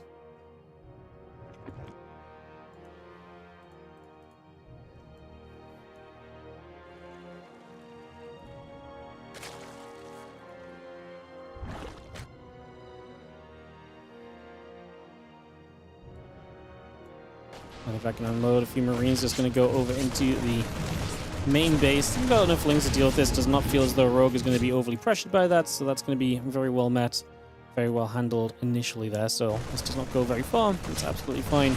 This medevac is going to try and drop in for a little bit more work. Does all right, nothing crazy. Again, the Lair, the Carapace, and the company continue to come through here just for the moment.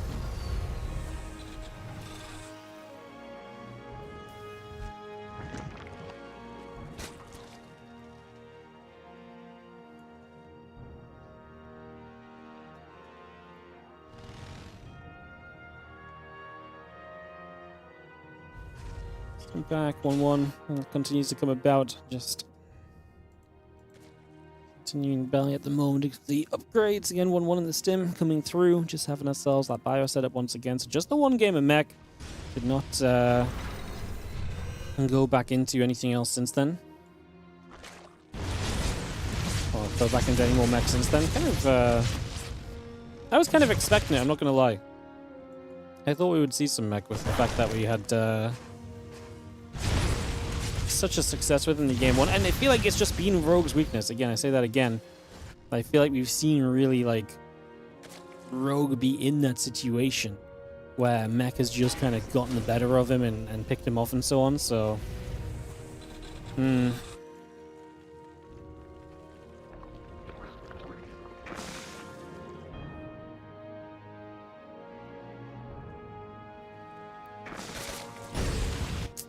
Spire on the way. I mean, this Rogue kind of playing his best StarCraft, right? Because he gets to go into the mutas, and we've seen him actually play some really impressive games with mutas lately. Thinking back last week, he was playing some absolutely phenomenal StarCraft 2 with the mutas, where he was dragging himself right back into the game. Super scrappy scenarios against Percival. It was a lot of fun.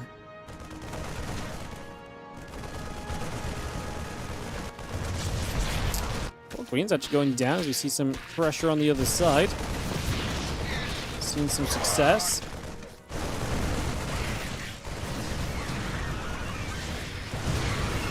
A lot of pressure from ByuN. He's getting some good damage done. Has to get up and get out though.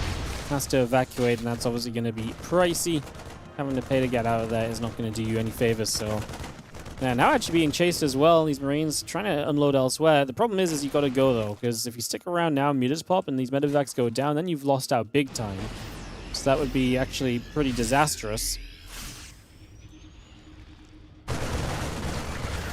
Marines run through once again. Just going to be seeing the Marines loading back up. Still pretty even on both sides currently. And then 2-2 coming about. That combat shield is coming into place. Just having the Marines getting a couple more kills. The factory's still building by. The 2-2 is on the way over as well. And again, Bane Speed about to finish. Flyer attack coming online. Plus 2 Carapace, the mutas, the drones, all being added in. this moment.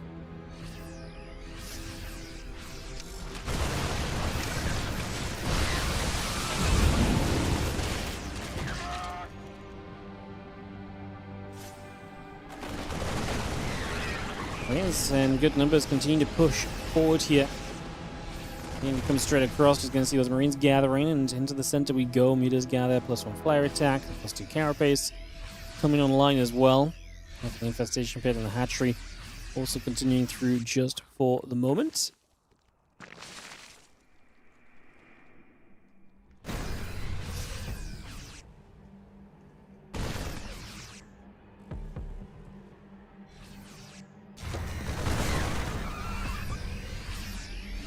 Keep the Marines on the other side of the map, that would be fantastic.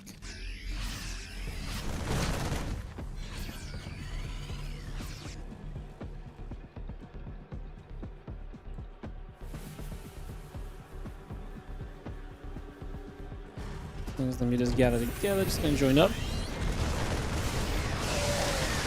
Yeah, wrap around here, the mutas all gonna be nearby though. The Marines still gathering, the command center is floating down to the 6 o'clock. Only a couple moments.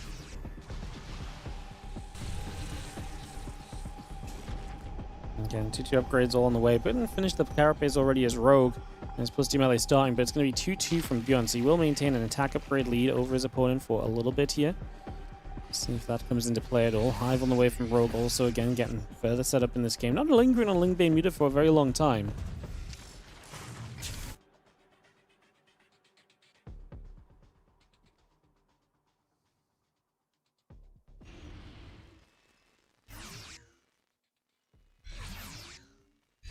Adrenaline Claws all coming about. Just going to be having the upgrades for the Terran kicking in. ByuN maxing soon, as will Rogue, so you'll probably want to keep the pressure up to stop the Zerg getting too easily settled here.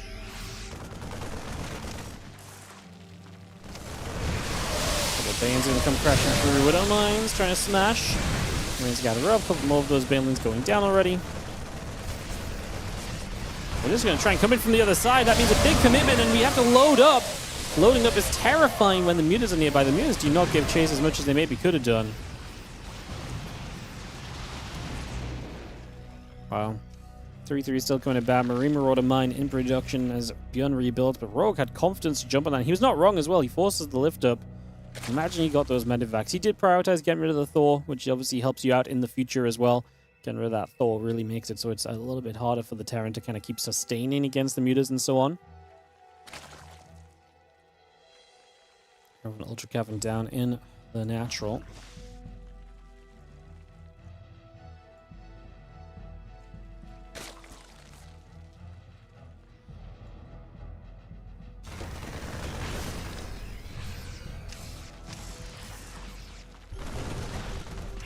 And a couple of quick gems start to go down. The rest of that Bio4 is holding out in the Watchtower. Still getting the upgrades going through. Ultra Cavern going to be completed soon. Mine obviously splashes a few meters, but Rogue trying to keep the map control here. And keep this map control, that'd be very good for him. The Bio gets in, cancels up a hatchery. The other meters are backing it up.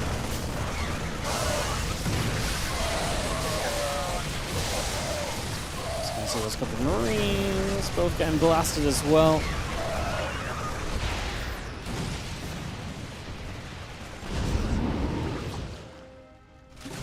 I'm going to say drones. The lanes in for the SCVs, though, should be able to see some success here.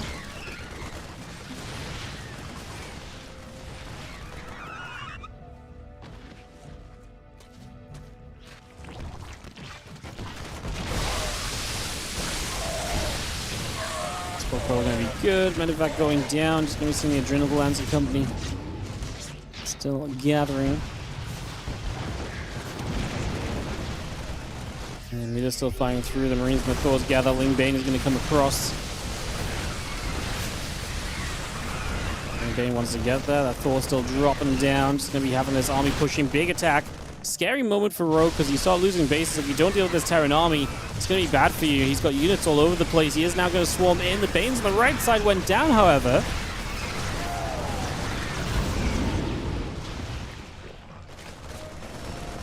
Again, Chitinous is +3 armor. The Adrenal and the Ultras continue to come through. Mita's still getting in. Just going to see the medevac. The ghosts get cleaned up already.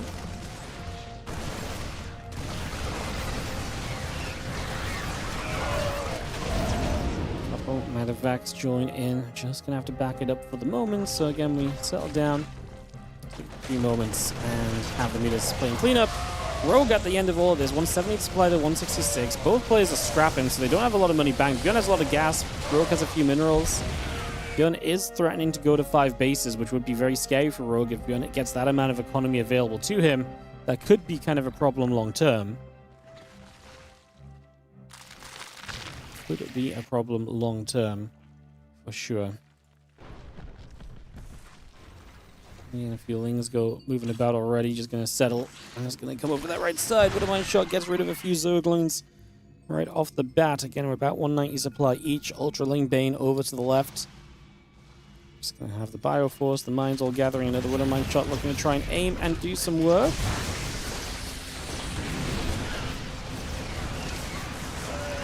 I love the position. The Widowmines are going to do work as well. Doing a lot of splash damage here as ByuN just about holds Rogue off. More of these ultras getting threatened and do have to back away already. Man, Rogue is giving ByuN some good mine hits as Rogue is going to rebuild with another round of Ling Bane and Ultra here at the moment. Extra drones coming through.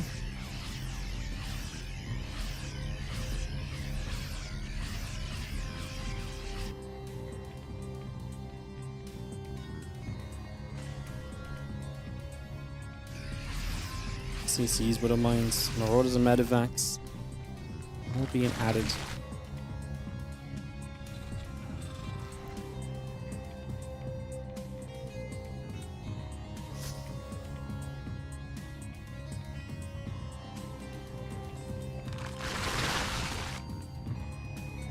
Mita Bane just going to hang around over the right side factory and we'll settle. The Ghost Academy is about halfway done as well.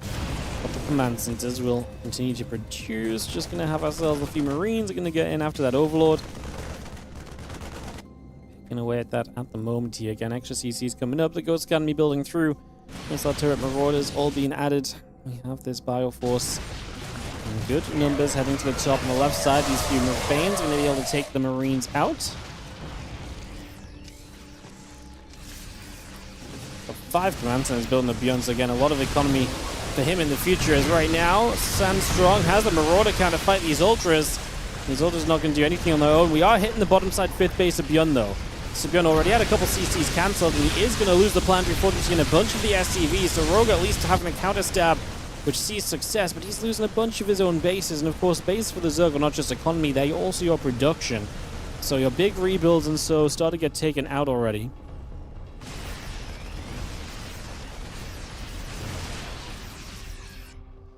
Bio just gathers Ultras, Mitas, Banes, Lings coming up with one flyer Carapace.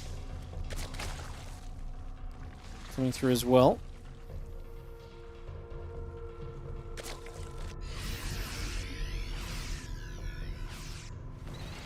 Four more ghosts producing, just having the Mitas and the Banes gathering, cloaking in the way as well for those ghosts. As ByuN settles for them later in this game. Has not used them until now, but will get some up and will have himself. It's interesting, it's mostly help against those Ultras, but you still are playing a heavy Ling Bane Mutary kind of force as well, so Ghosts are never bad, but again, you got to be careful. You build too many and the Ling Bane can still swarm them to some extent, especially if the Banes are threatening to get close. Which can definitely happen here when the Widowmine count's only 11, there's no siege tanks, right? So there's not a lot of like anti kind of splash damage to just be able to get rid of those Banes before they find the Ghosts here, there, or wherever. Rogue re-establishing the base to the top that he lost, 3 coming up at the same time. Feels like a Terran player. 3 bases at once, unbelievable. He's also going to try and take the gold, which is very close to that 5th base that the Terran player ByuN has established recently. So that gold base down over here, it's going to be a challenging one because it feels like it should be tough to really take. Don't love these Banes. They're rolling in on their own into a group of Marauders that beautifully pre-split initially. Rogue wants to run into this. I mean, it's weird because it's the most open avenue, and you're like, well, go from 2 angles, but actually this angle is choked up by the command centers, so that's not exactly great either.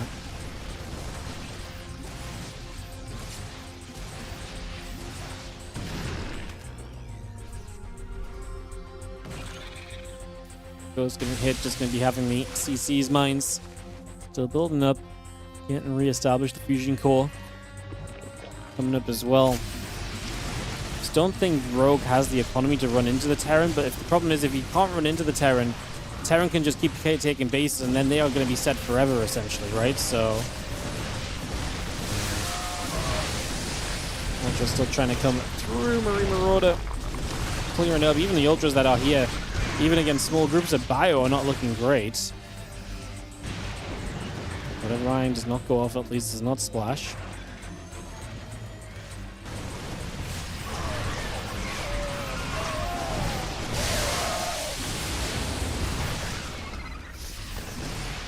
From across, just going to be having the few mines still coming through since tower building.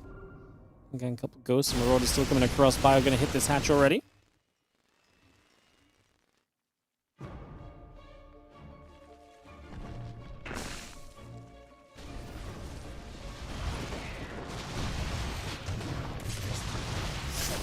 Still going to bow. Big Bio stim. A few ghosts coming forward as well. Widowmine's going to try and get through. The Ling's looking for a wrap around. The Bane's going to crash into the Ghost. Good fight for Rogue. Forces the lift up, but the meters are there to punish the Medivacs evacuating. One more Widowmine goes for a few Lings at least. Ran out of the Overseer, I guess, pulled back to the meters. Yeah, so ran out of vision to clean that Widowmine up after it had fired, unfortunately.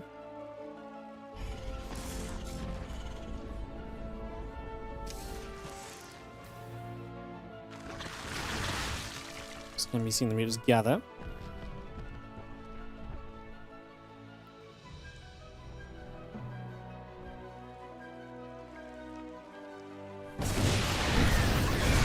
More Bio shots coming in. Ultra's going to be there. A couple of Banes are going to blast into those mines. Can we get these SCVs? We will. We're going to break down this planetary fortress. It's such a tense game that actually one good fight for the Zerg did a lot for you. Yeah, it's still not really enough though, is it? ByuN going to threaten to take the gold base during this as well.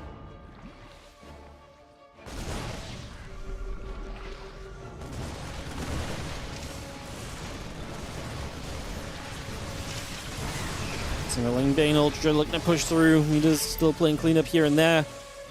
We've got ourselves the 3 additional mines coming out. Marine Marauder still producing big time, plus 2 vehicle plating is coming online.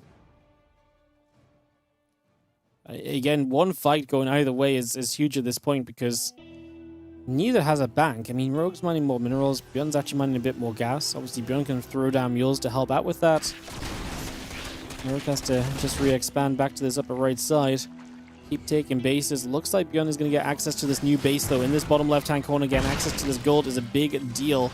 We fly through. We're actually going to eat Widowmine. Oh, my goodness, that's not good. Just lost the Overseers as well, so there goes your, there goes your detection to keep clearing out.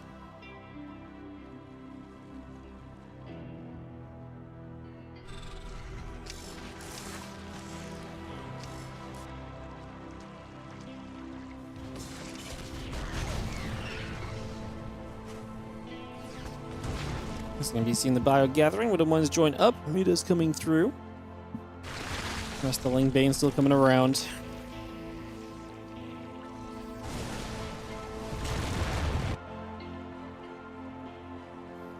Enthusiast Reactor coming online as well. Again, it's that kind of a game where everything helps. Bane's going to come crashing through, hit the SCV line. And Bane's going to keep rolling up. Widowmine's get blasted. Ultra Ling Bane continues to come through at the moment. He's going to be smashing it in. A couple more Banes connecting. It's not enough, though. It's a lot of Bio left over, as he has 96 to the 64 army supply. And again, Rogue just can't find the fight he needs, which is unsurprising. He's playing the kind of smash your face into the enemy army, when he actually needs to be playing something better than that at this point if he really wants to have success here.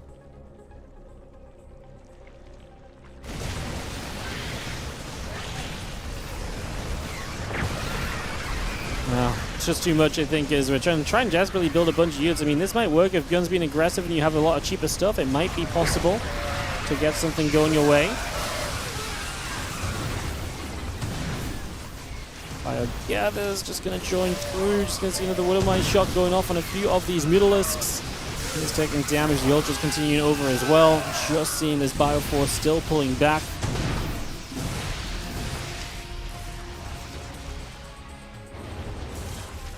Rogue is actually going to do enough. I think this is just ByuN kind of overextending and the kind of swarminess of Rogue's army actually having a chance to be successful here, which is a little crazy in itself. Plus a Widow Mine that goes against you, and that is going to give you the fight right now as... it's going to give you the fight right now as Rogue to kind of stay alive a little longer. Army supply is still even. This game is still incredibly close, apparently. Crazy business.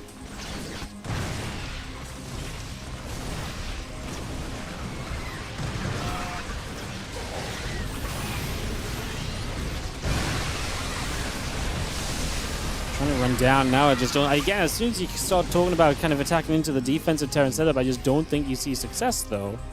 It's kind of the problem. Kind of a wild one. You've seen the orbital lifting off. Bullet base continue to be secure. ByuN just wants to put that back down. I mean, he's not got a lot of workers, but he doesn't need a lot of workers with all the mules that he has access to. I mean, ByuN is working off of, what, 8 orbitals? It's a lot of mule economy that he's got access to, like I say. This Bio4's having to pull back, though. Rogue trying to keep the momentum where he has it, pushing on forwards. His army, I mean, his army's kind of low HP, and yet the medevacts have a bunch of energy. We actually do have Corruptors even showing up to try and shut this down. And we're actually shutting down each and every medevac. There's a high energy medevacs. ByuN's supply is not stabilizing. Okay, Rogue. I mean, again, how far in does he want to really dive? Those Widow Mine surviving would be really big for ByuN. Anytime you get an extra shot off is going to be huge.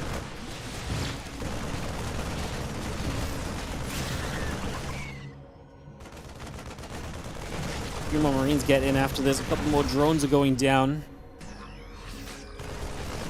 So you can see the Marines still hitting this hatchery. A couple of Infestors and Zerglings all continue to come up for the moment. Rogue supply is actually looking good. He's actually getting it done. Corruptor's going to chase this medevac. Should get most of the Marines unloaded at least. Killing Overseers is actually really nice because you need the Overseers as the Terran, as the Zerg against the Terran mines. And they ain't cheap to rebuild. Rogue is actually going to wrestle this into his favor, isn't he? Wow. What a game by Rogue. This was messy. It was ugly. I actually think ByuN just stepped too far forward when he didn't need to. Like, I think ByuN thought this game was done. Like, I think he thought it was done and just was not actually the case. I think it's going to keep wrapping around. A couple of Marauders going down. We just chased through. The mules having to run out of there. ByuN on 50 supply. Widow Mine got some work done, but it's just not enough. Rogue is going to win this. As we have another long game on the day here. GG's, well played. Alrighty, guys. We are going to head on over to the NA server for Cure versus Clem TVT. Rogue is going to give us a TVZ final by winning this one. And it's going to be a long day of Kung Fu Cup, isn't it? The way that this is going, it's going to be a long day of Kung Fu Cup. All right, Rogue gets the victory. He goes to the finals. Kira and Clem coming up next. Boom, boom, boom.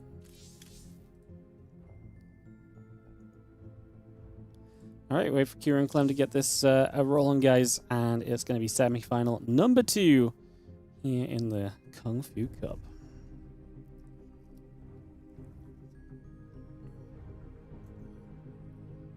Rogue's meters didn't do much. No, I actually kind of agree. To be fair, he also bailed out of meters very early. Like, he went to Hive Tech super quick this game as well, like, really early on. But he stayed true to meters until the end. I mean, I think there was opportunities where the meters could have done more. Like, the moment they chased that Thor, instead of going after what felt like the entire army and the medevacs, felt kind of wild. Like, there was no need for the meters to go deal with the Thor. They could have chased the medevacs and Lings could have been underneath. I actually think that could have been a damning moment for ByuN. Didn't matter in the end. Crazy stuff. Crazy stuff. Appreciate you guys again. Good to see you all. Are we at 50,000 YouTube subs yet? Are we there? No. Oh my god, we're 5 YouTube subs away from 50k. Please help me. Please, guys. Surely 5 more. We can make it. I believe in us so much. I believe in us so freaking much.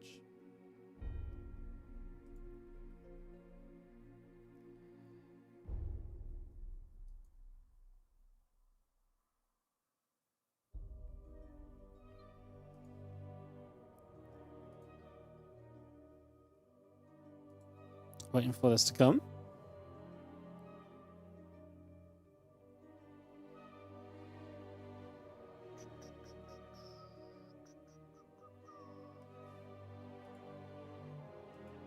Get this lobby host to get some TVT ready to go. There are 5 people wanting to be the 50,000 sub, yeah. They're all just holding out, they're all just waiting. Unbelievable. Oh my god, we made it. It just updated to 50k. Good job, YouTube. Good job. We managed it.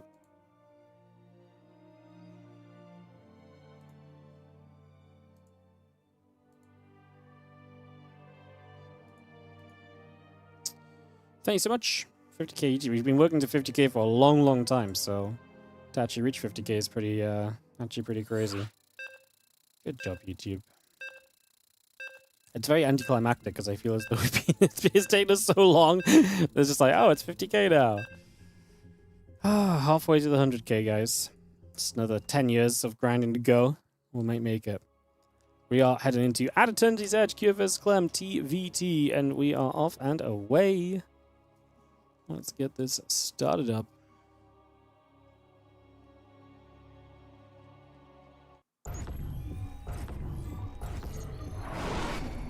In semi-final number 2.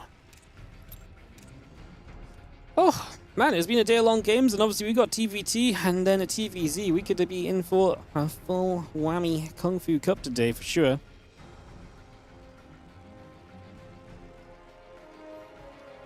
As we jump in, I'm on the Inu cam. As soon as he starts doing some intros, we can get this all started.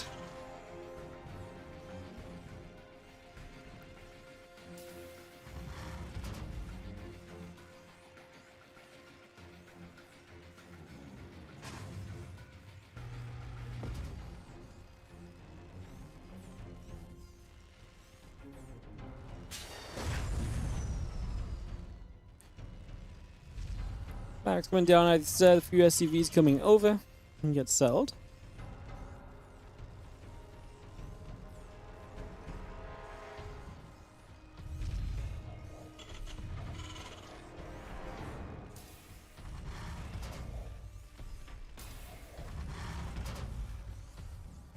Max coming down, gas gets settled, SCVs are going to come across as well.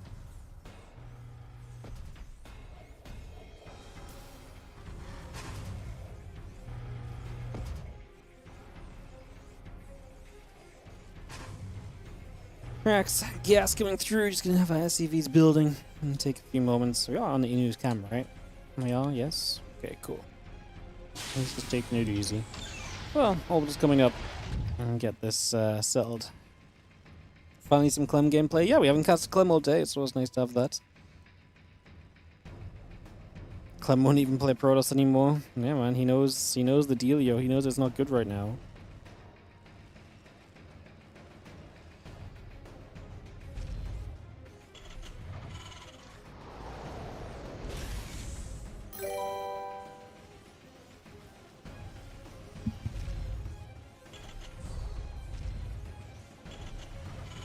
Yo, thank you so much for... was that a donation that just came through? Is my PayPal trolling me again? I just saw it pop on my PayPal. Let me open my stream elements. Sometimes PayPal likes to have me on a little bit. Yes, it is. Eeriness, thanks so much for the £15 donation. Keep it up. Don't watch it as much SE2 anymore due to the lack of tourneys, but you do remember the good old days. Yeah, well, we all feel you there.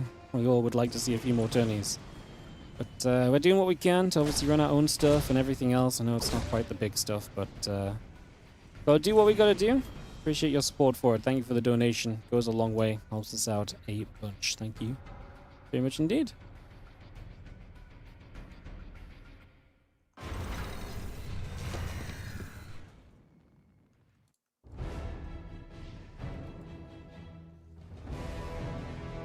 Let's say a light spike here. Pommy? Question mark? Clem? Oh, that's not good. We actually do need Clem for the game, unfortunately, so Is Q no more liquid? I'm pretty sure Q is still in liquid, he just doesn't have the liquid tag today. Maybe just this account on the NA server. But yeah, it's a bit odd not to see it, but not heard anything about him leaving, so I can't imagine he's not in.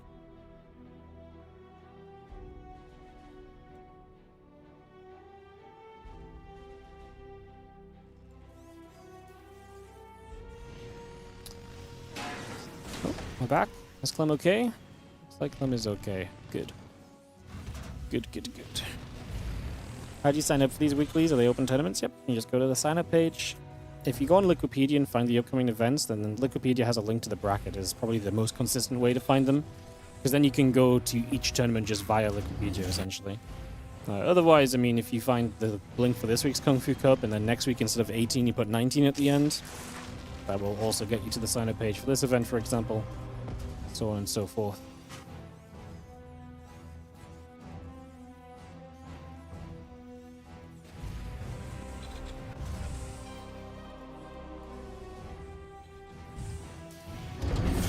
Raven, a couple of Marines continue to come about for a second here. We bring this into place.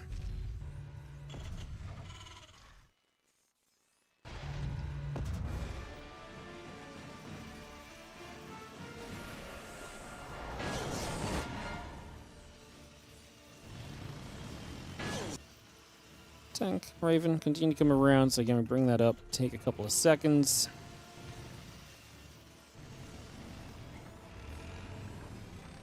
And cycling a few units together up as well. Raven's going to come back around the top side and come across, see what we may be able to do.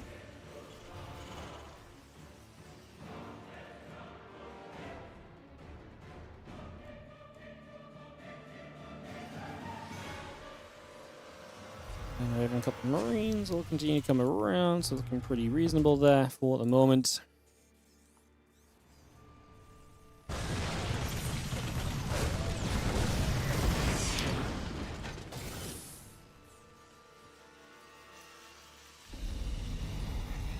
Medics coming around. Against Medics and the Ravens. Again, very normal early game TVT. Nothing overly aggressive. Most notably, 3CC already from Clem. Kua. 3CC a little bit behind, but not too far behind. And Clem just a little bit faster to the extra 2 barracks as well. So slight differences in the build essentially to get us to where we're going right now, and that's about it for now. You can see that stim pack coming through as well. Let's continue to bring that up just for a moment or so.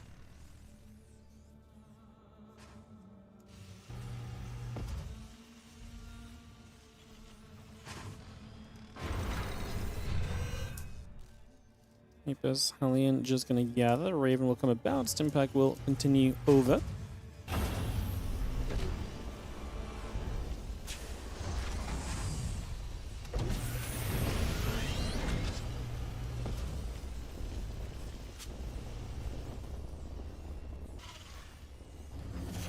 Deeper's coming up still again. Stimpack and the +1 coming by. That Raven is going to be finishing very shortly as well. All that brought into place currently.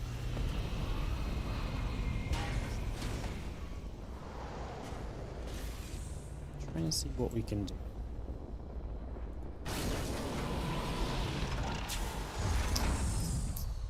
Yeah, just gonna, I mean, very passive TVT so far. It's added to its edge is a pretty big map as well, so that definitely has something of an impact here as we settle this in. A few Ravens gonna go over to the left-hand side.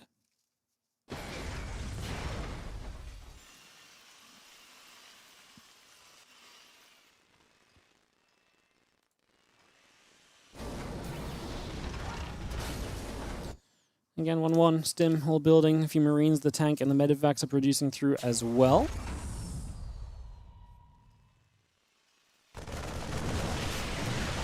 Marines going in underneath, the auto turrets.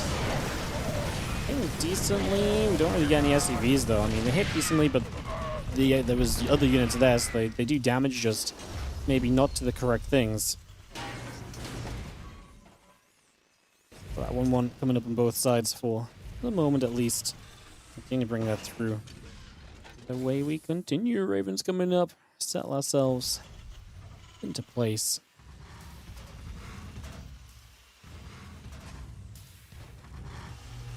Yeah, 1-1 combat shield coming into position from both players. I mean, again, it's TVT where they're both mirroring each other on a big map. Seems very reasonable at the moment. He did kill one Raven. He did kill one Raven, yes. Yeah, I guess getting a Raven's nice. I mean, Raven's obviously very energy focused, right? So getting rid of it already is pretty decent.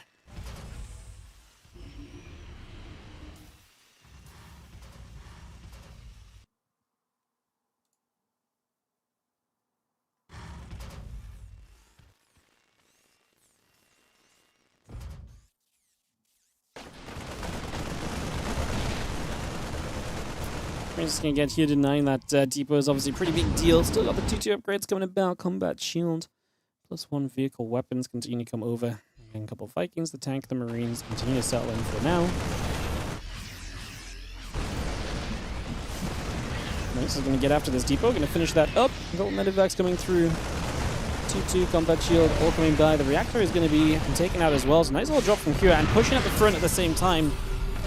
Maybe more importantly, he's going to be able to get through all of these tanks to Clem, so this position is falling apart. 1-1 just finished as well from Q, so if it does come down to a fight, he's going to be equal in the upgrades to take that fight, as that orbital is very low. He's going to get it before any SCVs can do anything about it. Tanks focus fire and Marines are hitting them to keep them alive as long as possible. We get a lot of SCVs, we get a lot of the army. This was a dream fight for Q. Yes, he loses his tanks, he may lose the Ravens. He actually still has a drop in the main. This is massive. He's getting the reactors, which slows down Marine production heavily. It was just a dream fight because you got everything, right? You got the army, you got an orbital command, you got rid of a bunch of SCVs. There's no threat of a counterattack from Clem because you cleaned up enough army that you can just deal with anything Clem approaches you with. So yeah, you just straight up knock down a base. Your own base is later for your 4th, but it's now going to be a faster 4th, so Clem can replenish that 3rd quickly. And I guess we go from there.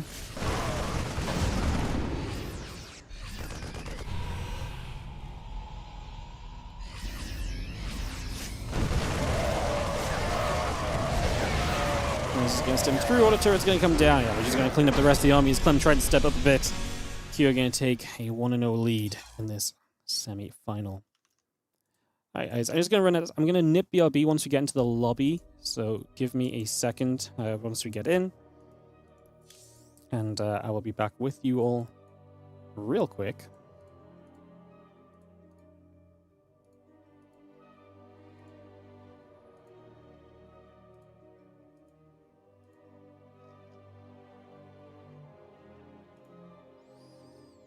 Just gonna mute up already, so I'm ready to go when they host it.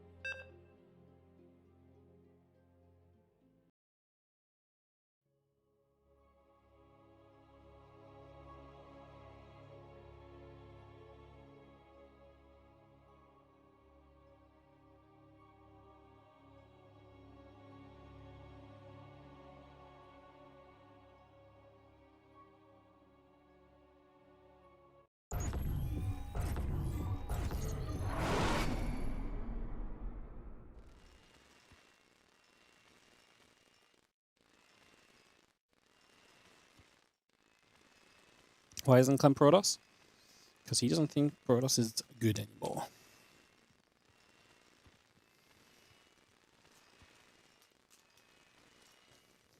Oh, we listening to music. Boo. Alright, I have to restart my StarCraft after this one, guys. Bottom left, blue Terran. It is going to be Clem. In the top right, it's going to be our red Terran Q. Team Liquid Showdown as again to game 2 of this best of 3. I think PvT is just pretty rough for us at the moment. And especially, I think the main thing about Clem picking to choose play TVT instead of PvT is that Clem's PvT typically was very good when he got into mid to later game. Terran got really good at a lot of their timing attacks and stuff, so yeah.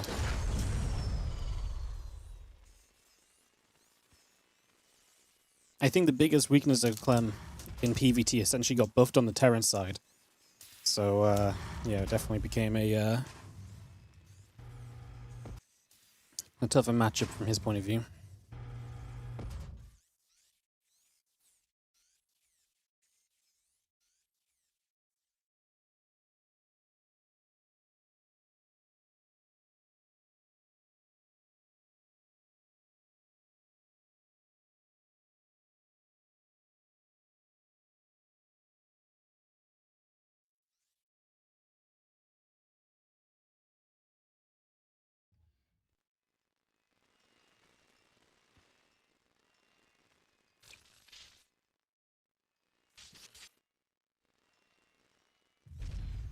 Creeper coming from both players. Orbital is coming online as well. CC will start from Clem on the high ground. From Kira on the high ground, sorry. Clem gets seen building the factories. Kira gets a bit of a more eco-friendly beginning. But Clem may be able to apply some pressure. We'll see very soon.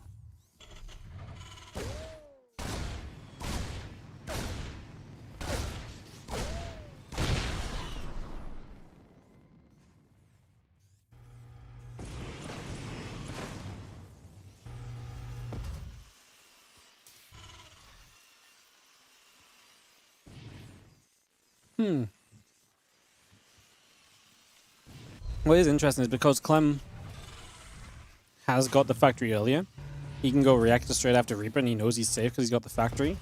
Kira's a bit afraid of the pressure, so he builds a couple Marines to make sure he has the numbers right away instead. It's a fun little difference, actually.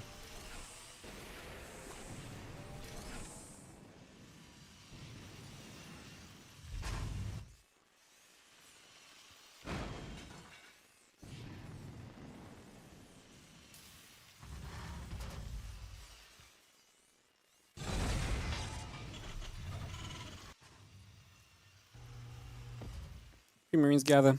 Tank on the way still. And Depot brought through for a few more moments as well.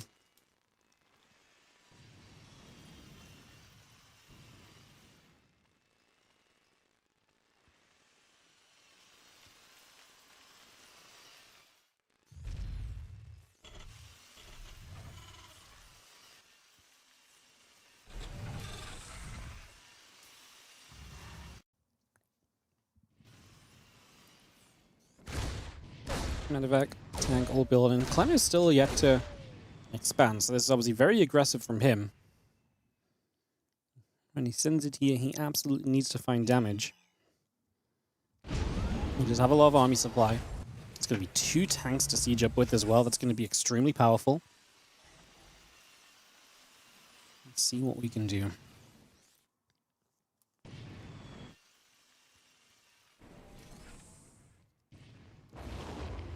Raven, Marine, Interference Matrix coming by. Just going to have the tank, the Marine, the Viking coming over. Just going to be moving up this ramp. We're going to start firing a few shots off. And already, Kira just not obviously recognizing how aggressive this was going to be. Having SCVs in the slow ground. He can't defend this at all. He will get a Raven. And that will be a big help towards him being able to handle this, I'd imagine.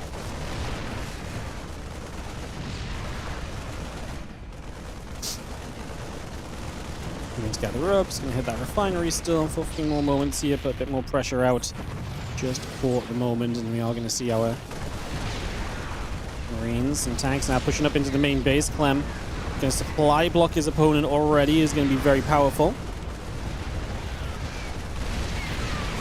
And then those Marines are going to stay steady, just going to be having the barracks still taking a few more shots. The Marines going to step over for the Reaper. It does go down. The Viking's still hitting a return Viking as well. He's going to get that. Not quite. Not quite. The Cyclone's sitting there as well, just behind those Marines, sitting a bit stuck at the moment.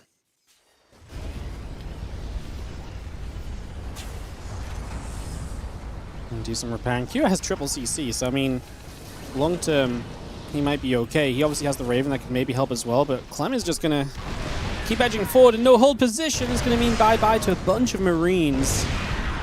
Ouch. That, my friends, is rather unfortunate.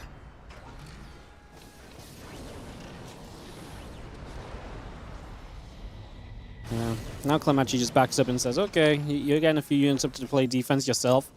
I'm also just going to be kind of happy to back it up a little bit and just, you know, give you a bit of room. You might have triple CC, but you can't exactly mine from it, right? So, Clem's okay to make this choice. There's the air control from Fury as well, which helps. All the Marines actually able to get rid of that Viking. Another Viking taking some big shots. We got a Viking in return, but now 2 more Vikings show up, so air control goes into Clem's favor. He's going to get the Viking straight away. He is locked onto by a Cyclone, but he gets out of reach because the tank's obviously zone. I mean, Clem is obviously just zooming up into a better and better position here. The choice to play the one base attack, extremely successful so far. And like I say, now starting to follow up in a very confident manner as well with the expansion, and he's even going to have himself the double starports. He has a lot of pressure behind this too. He can maintain air control very comfortably and just absolutely have more than he needs to see this through to the end.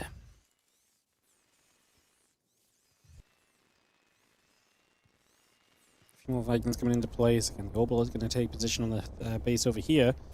It's a cute move. We actually just chased a Viking away. Looks as though Clem is going to be recognizing it though. So this orbital is doomed. You can't really save it, I don't think, especially with the Vikings that are going to be there to kind of back this up as well.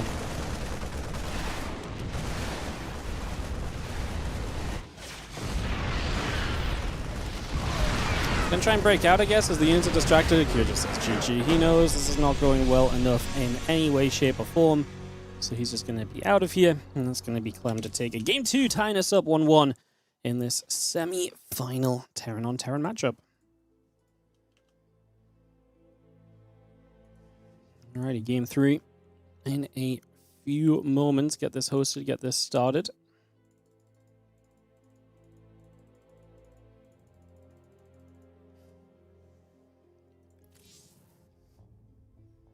Clem bring the pain. Clem did bring the pain. Fire.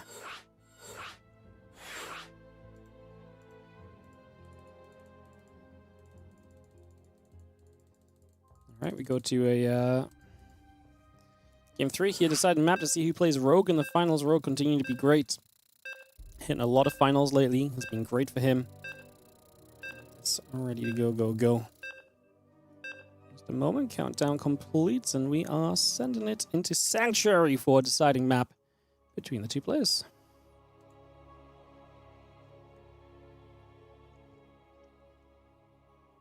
Off and away we head.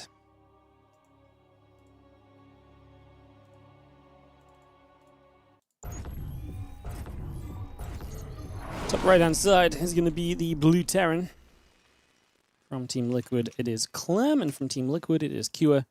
As we get this ready to go, go, go.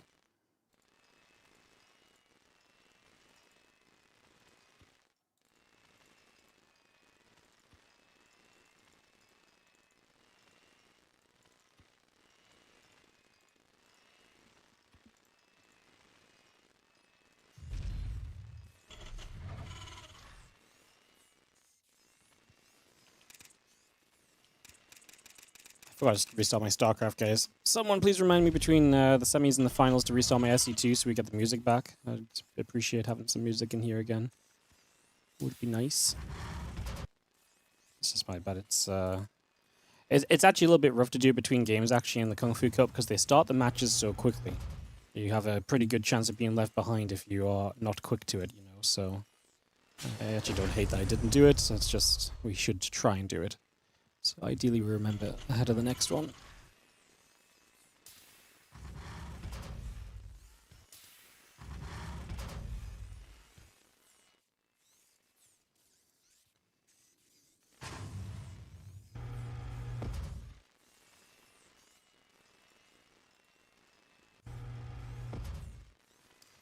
Alright, and gather up and take a couple moments.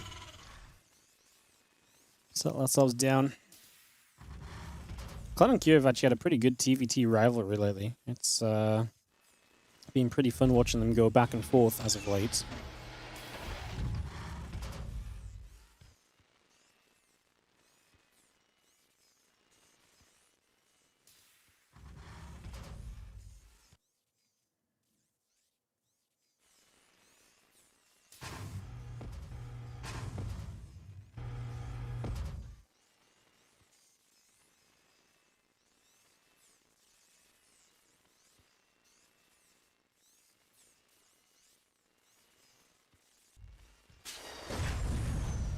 can see that Reaper coming through. SCV's producing another Reaper coming about. So there's going to be 2 Reapers at once from ByuN. It's going to be against this command center first of Clem, which I would imagine Reaper pressure is going to typically do very well here, but I guess we will see.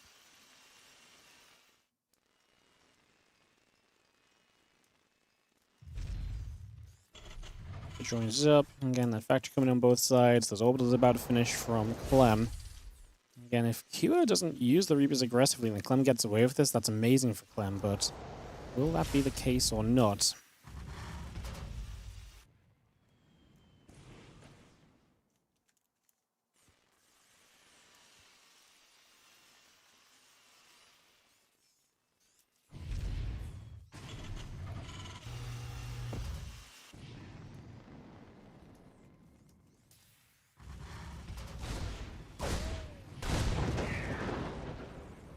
Now the Reapers show up, and this is where Clem has to deal with this, and 3 Reapers is going to be a troubling scenario. Kid didn't know how close that other Reaper was to popping out, otherwise he could have jumped on it. He might still get it very quickly. The SCV is going to threaten. Oh, horrible fight for ByuN. Gets 4 SCVs, but that was some bad micro. He lost a lot of opportunity there.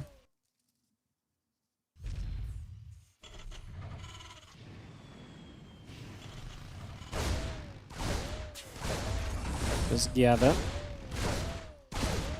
We'll be seeing this push in, just going to keep the pressure onto this orbital for a few moments. SCV's finishing right now. Just going to see the Reaper's going to get back on track and keep hitting this orbital for a little longer. As you can see. Obviously, Clem is kind of fine. Just needs to have the Hellions so he can push these Reapers away, which is going to happen now. Good grenades, but the Reapers are long gone, so we're not going to be able to trade there.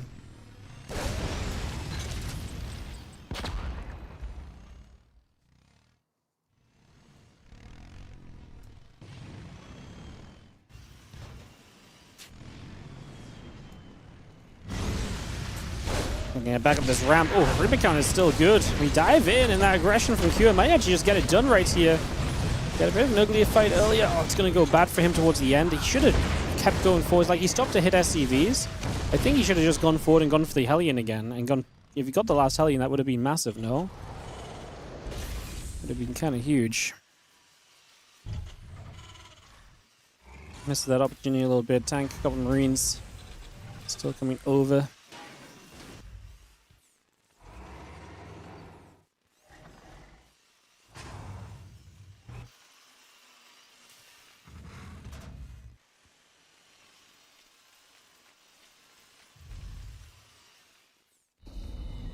Raven coming about again. Defense Magic's coming up. Siege Tank coming through. LCC is still building as well.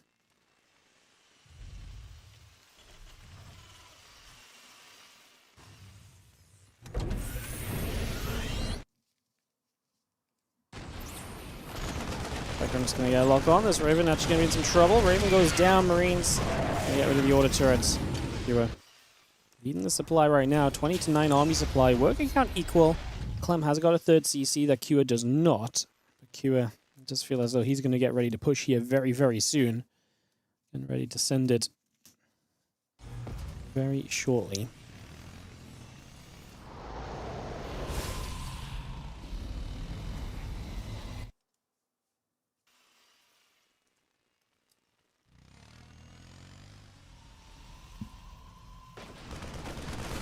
Marines are going to be fighting, just going to be hitting this refinery. We're all going to see the tank firing back. The Hellion going to be there to help out as well. Stimpack still building through. Got the SCVs coming up as well.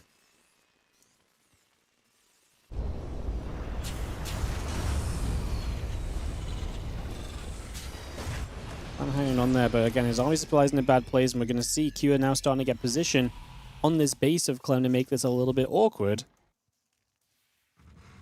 Couple of tanks sieging at the front already.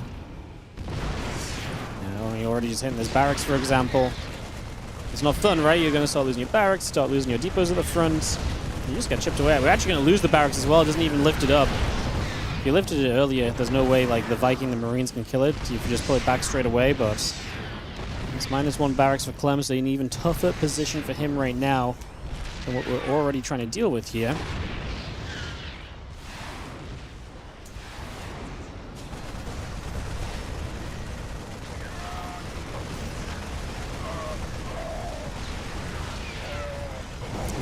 Balg is going to get that medevac. The auto turrets are still there. The Marines all do go down. Hewitt sat at 86 supply to Clem 76. His army supply is still about 12 ahead, and he still has a tank advantage. Does he have enough air advantage? He's got 2 Vikings and a Lib. He's going to siege that Lib on the tank, force it back. Clem's about to have a couple more Vikings, but... oh no, it was actually only one that finished. I mean, Kew's next 2 Vikings should be flying across the map. I believe it's the 2 red dots that are currently on their way over. Kew's trying to push his tanks a bit further into position. The new barracks over here are going to get sieged from there. CV would be very nice just to repair the Vikings of Kew. Has a high ground vision anyway, by the way, as this orbital has to lift and back off. And Kew getting the siege necessary to make this DVT work out. His extra Vikings do a lot, as you are just going to push aggressively in. Trying to force back the air control. He's actually going to take this quite badly here, as he didn't target fire right away. The SCV repair is good as well. So Kew gives up air control with a bad fight.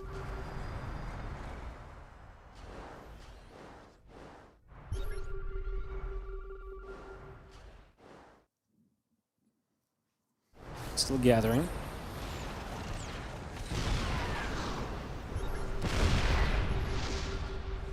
The tank gets caught. Tank still pushing up. Those SCVs taking some damage. Liberator, what do we want to do? Siege onto that tank perhaps in the next couple moments. Push that back. Actually, does that tank get away? I think it dies. As Liberator still finding value despite the air control belonging to Clem. That's a lock on. Oh, good Cyclone lock on. The Cyclone locked onto the healthy Vikings. It was not wasted. We do not have the vision. Oh, that's very unfortunate because Kyo dropped a scan to fight the Vikings, right? But if he had to scan towards the side, he would have been able to get the tanks. Gun's going to make an attempted push out. He has 1-1 upgrades over Q. He's got Stim as well. Q's army is bad right now in comparison to Clem's. And Clem is going to take full advantage getting the cleanup here. He's going to lose a lot in the process, though. This Liberator Clem will help him a bit. Oh, he's out of reach of the tank? Doesn't even feel fair.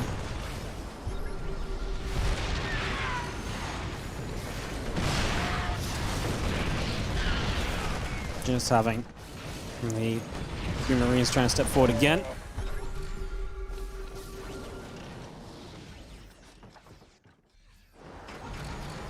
Thanks for unsieged SCV's transfer. Clem's still behind in a lot of ways. Down in workers, just now settling his third base in position. Q has the army supply actually still in his favor, and now that Q is finishing the upgrades, he's probably going to be feeling okay again.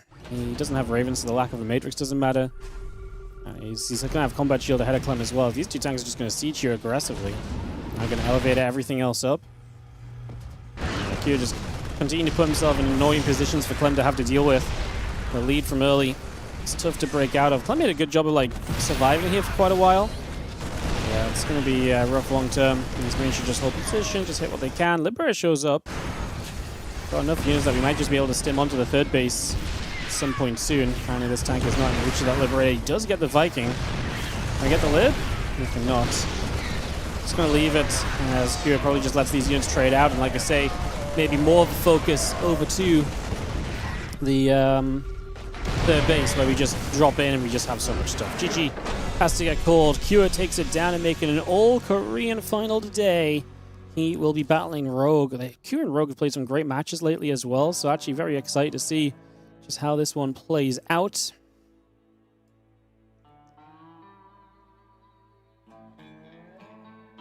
Get this one started shortly, guys. Have to hop back on over to the Korean server as we come out of this semi-final and into a TVZ final, Q versus Rogue, to round out today's StarCraft. Q Rogue could be a long match. We had a long day today. We've got a best 5 to go. Let's see what happens. Let's see what happens. Restart for the music. Great call, thank you. Because I was hopping. See, I hop servers. I don't even think about it. And then obviously hopping servers is not good enough. You actually need to actually full exit the game. It's crazy. Crazy, I tell you, crazy.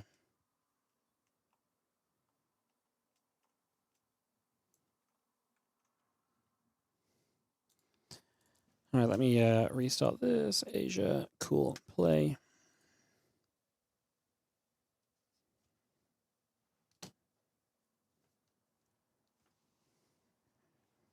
Thank you for the reminder, guys. Appreciate you all.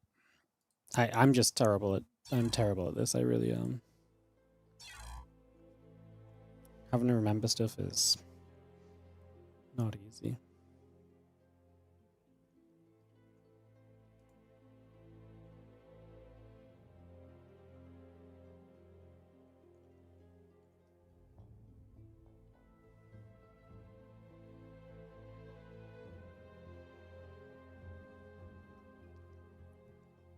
Alright, we are.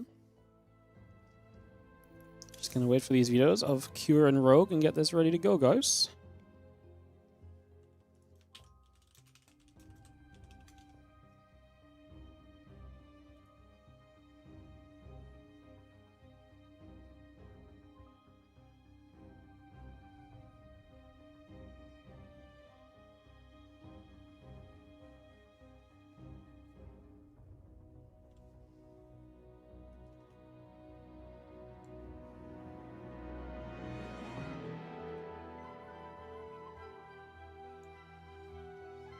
Bum, dum, bum, bum, bum, bum, bum.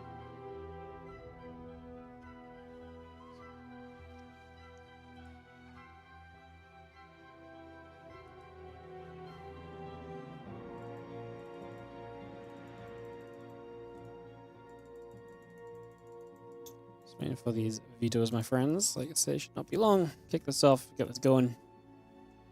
Into Rogue Cure finals. Again, Rogue and Cure played a bunch lately. Cure got the best of Rogue most recently in the Inu battles.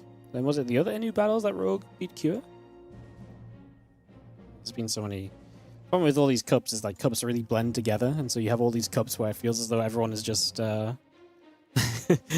to tell who's been beaten who where, you know. Hard to tell who's been beaten who where.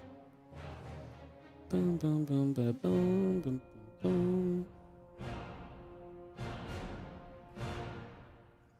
Lobby's coming up. It's going to be Sanctuary to start this series off. TVZ, like I say, Cure vs Rogue coming in.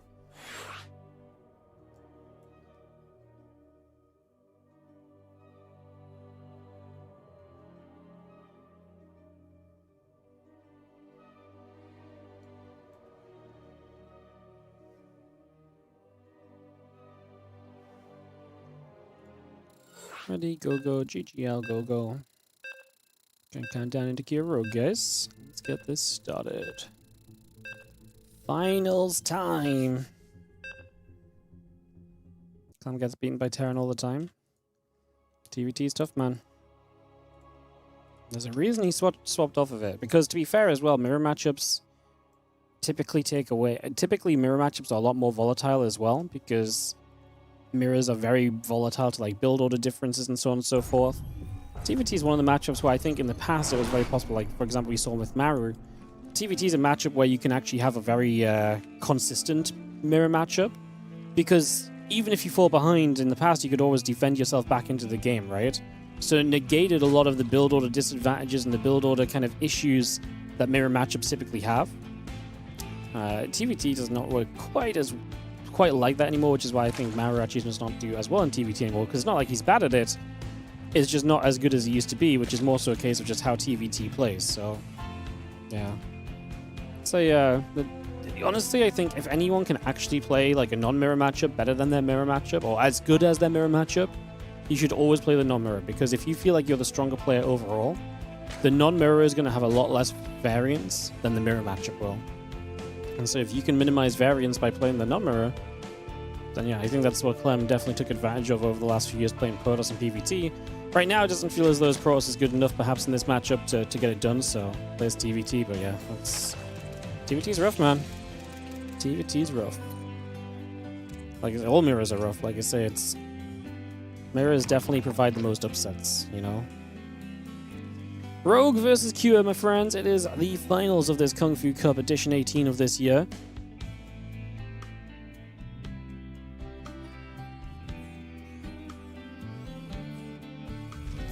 Double racks coming down, hatchery, and a couple of drones coming across also. And settled in for a long haul. As we do have the double racks Reaper from Cure. Or is it going to be Marines? He's got gas, so probably just Reapers. Cure's done a few double racks Marine openings, which have been kind of interesting to see every hint here and there.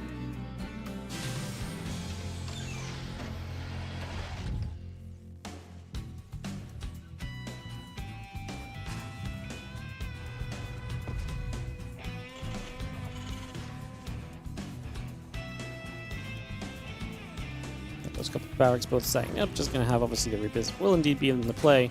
So we get those out and get this started.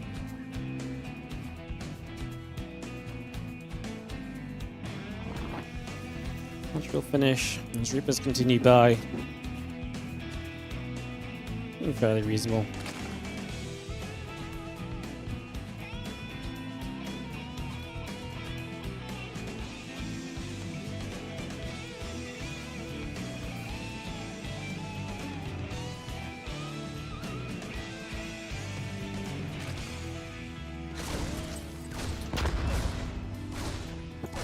We're just going to start fighting a few of those Zerglings begin to drop, so we do begin to do some damage here.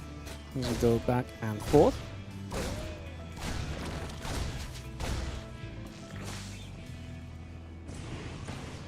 Reaper pulls out and away, just going to be having a couple of Reapers together. Obviously, we'll keep that pressure up. Triple CC from Q behind it all. That pod is obviously extremely unsurprising. That really is just the expectation a lot of the time as those grenades come down, pushing those queens back.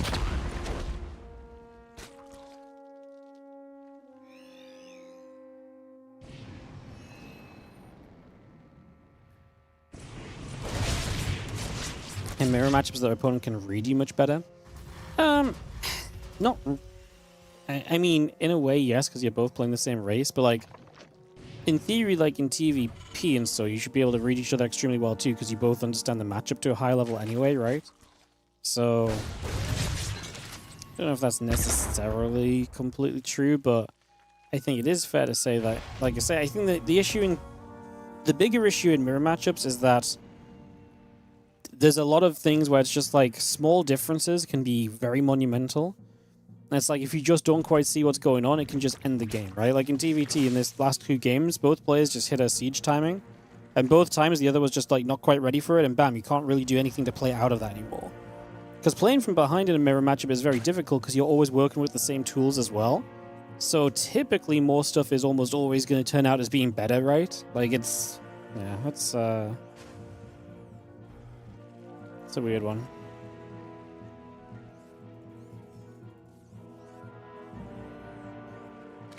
It's just a weird thing that happens in the world of StarCraft. I think it's not just true in StarCraft, but in a lot of different games. Like when you play, I play a lot of card games, right? And in card games, mirror matchups are kind of miserable as well, because if you have a slight disadvantage, you don't find a certain card, bam, the game can just end, right? Like you can just be behind to the point you can't really compete with it. Like it's just typically like the fact that 2 things are kind of the same on either side makes it kind of rough, which is why it's actually nice to have the, you know, why it's nice to have, you know, multiple races, because typically things that are not equal on either side are much more interesting. So, yeah.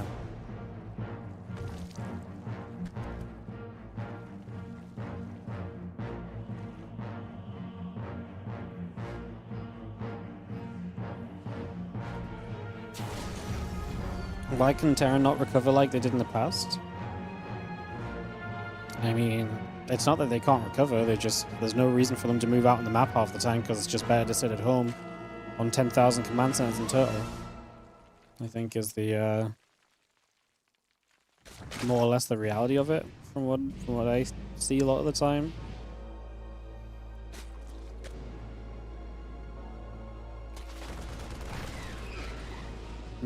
Yeah, it's a weird time to be a StarCraft fan. There's a lot still to be figured out in these scenarios as well, to be fair.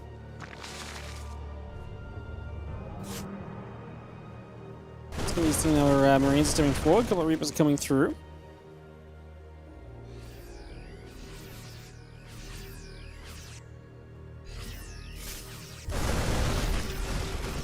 So got that, a couple of creep teamers going down already, so getting some success. For a few moments.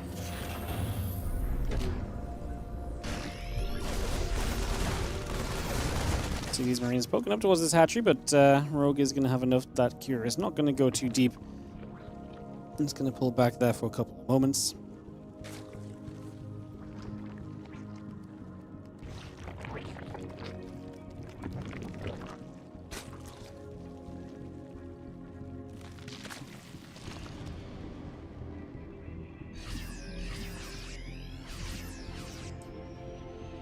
Means the Medivacs keep on moving through. Settle for now. Just going to see the 1-1 upgrades coming about. A couple of Banes coming in. That Bane speed is going to finish very shortly as well. Melee and Carapace upgrades continue to come through also.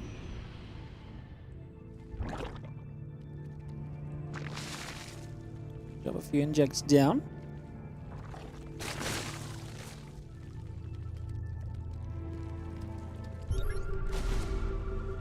And Queens join up. Just going to be seeing the tank sieging.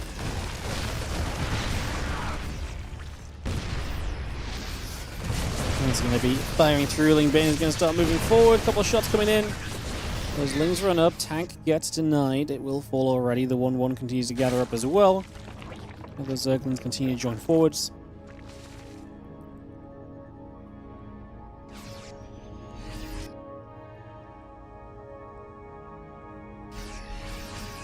And those Marines gather. Medivacs will do some healing. Just going to see the 1-1 about to finish from Kua. Still got the 2-1 upgrades coming in from Rogues. Having that Carapace early really nice against these Marine heavy openings, which we've seen a lot for.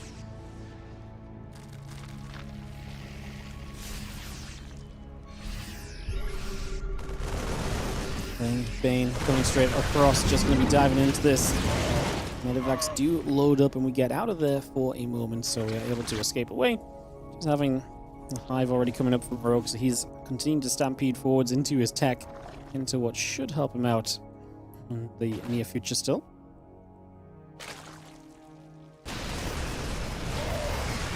Continuing a lot of this online. Yeah, as Medivacs coming through, the Ling Bane gathers up. Take a few moments.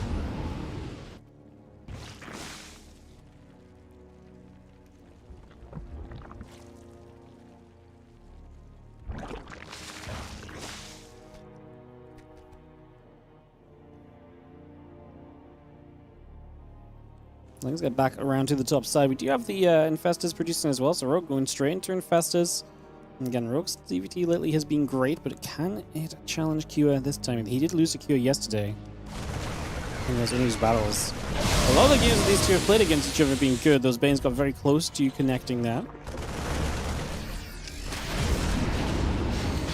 Another Widow Mine shot going to be great right into the Lings once again, doing some serious damage.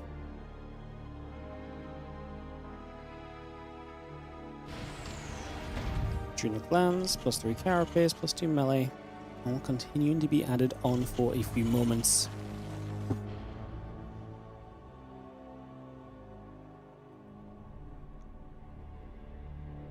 And Marines step up, a couple of Medivacs going to be nearby, Ling Bane going to come through, the Overseer coming across, the Marines load into the Medivacs and get out of there.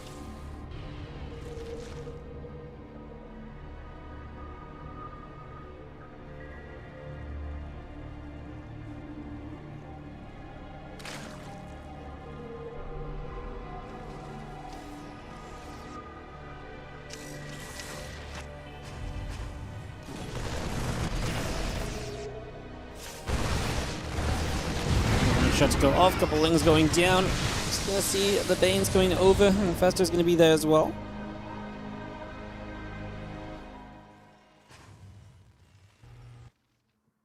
A lot of Ling Bane coming through again. The Ultra's coming up, the Banes continue to produce.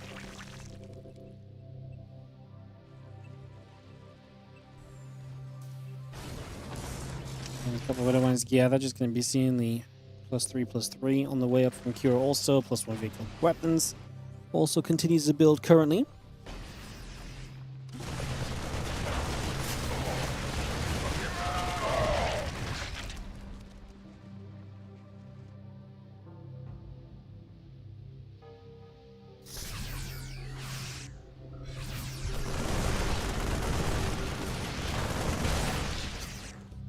Spiral Army gathers a massive attack from Rogue over on the left-hand side though. Widow Mine shot is great.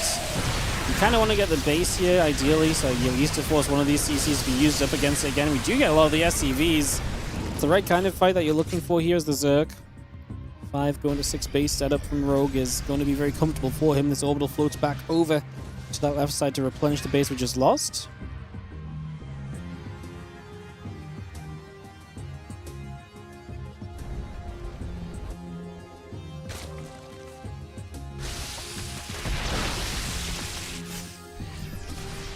We're going to try and just again dive up through the middle, even just pushing some of this creep back right now. Rogue has so much control here on Sanctuary. Pretty good overall. herO walks over the burrowed banelings. Not the best connection because they hit a few marauders. Lings on the counterattack. Gonna get the siege tank maybe? Yeah, we'll get the siege tank. It was a good Widow Mine to help speed up the process of cleaning those out. Those units nearby anyway. They probably wouldn't have got much done if the Widow Mine shot wasn't huge. So at least you got the tank. So it jumps through some of the drops. And so far, herO continues to keep pretty good control across the course of this for the moment. There's Medivac still boosting around. 3-3 upgrades coming up.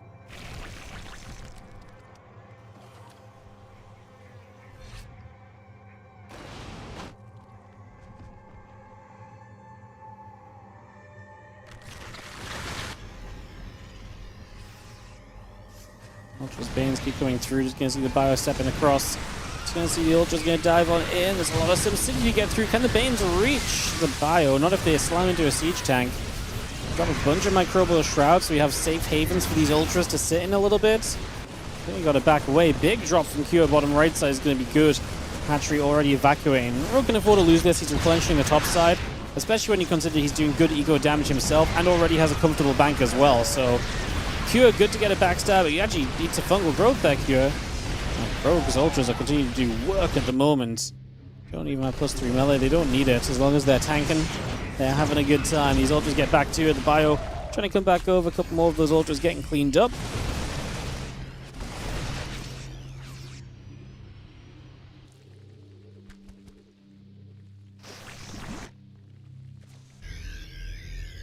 There's a lot of SCVs lost from Q.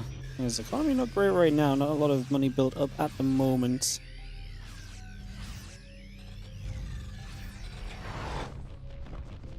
Again, Ultras. A couple of Infestors gathering around. You see those Corruptors and the Ultras continue to build. The Bane and the Lings coming up as well.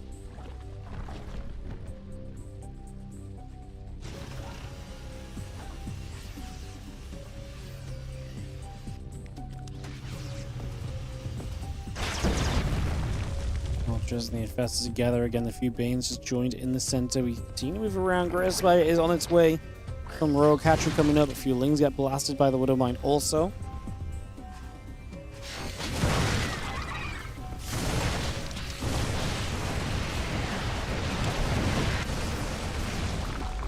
See that hatchery getting killed now. Bio to the top side, stemming straight in. Gonna jump onto this hatchery as well. Goodbye.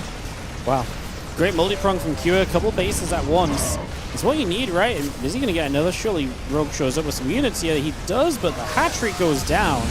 That's what you want to see from the Terran. Getting in, getting some damage, getting a bunch of bases cleaned up back to back to back. Great stuff right there. Gonna see these Ultras still chomping through, and obviously you've got to replenish these hatcheries. Again, we've got a bank to work with for now as Rogue, but slowing some of your time spent, building that bank is not nice. It's got a Great Aspire at some point. Will go for the Broodlord switch to probably make some plays. Ultra's mine, and Ultra's gonna dive down this ramp. Microbial Shroud comes down again. The Banes are still rolling through.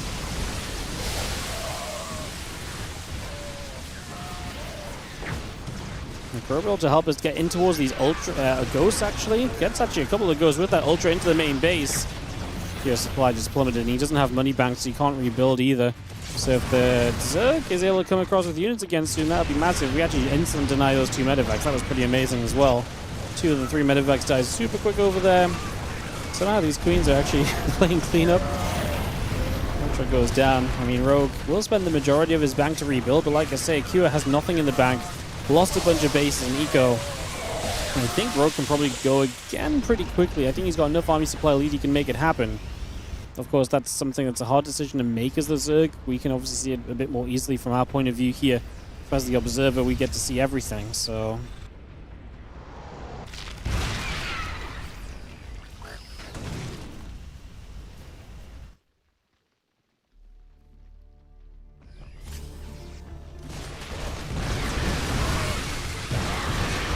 Mine's still firing, Corrupt is pulling back.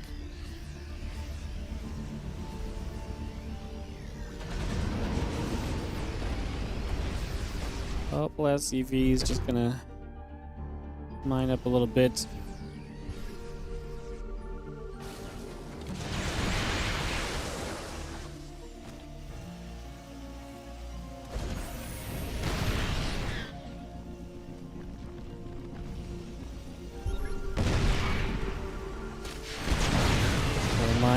heavy looking to go off. A couple of these ultras already going down. Bane's going to crash through. A couple of these ghosts getting caught. Microbe will try to help us with the momentum forward. Just don't think Cure finds a cleanup on this army this time. A couple more ghosts dropping. And get towards the siege tank. The corruptors are cleaning up the medivacs. We do lose some of the infestors as rogue. Cure will shut it down. But now rogue's up by 70 supply. And you imagine another wave of this is going to be kind of huge.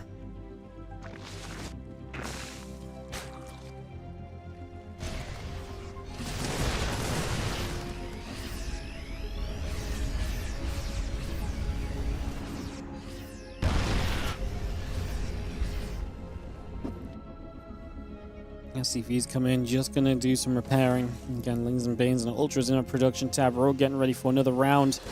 Close the game out here on Sanctuary. His army supply higher gap on Cures than it has been beforehand. One Infestor did not get the memo about the scan apparently. Scan gets the KO. Nice catch. Woodermine's going to soak some shots initially. Here we go. Lingbane Ultra coming down this ramp. Again, Microbial try to lead us in, just nullifying some of the initial damage. The Bane's pushing the units back so they can't just stand there and fight. Cure dips below 100 supply is never a good sign. One ghost remaining. He's got 4 ghosts in production, but it will not be enough. GG's. And Rogue finds himself the advantage to start this grand final 1-0 in this best of 5. Rogue, again, continue to find ways to kind of take really good fights and really good positions off of those fights and really capitalize. Doing a great job of that in a lot of different scenarios. We're going to go to At Eternity's Edge for our next map, guys. Get this ready to go in a second.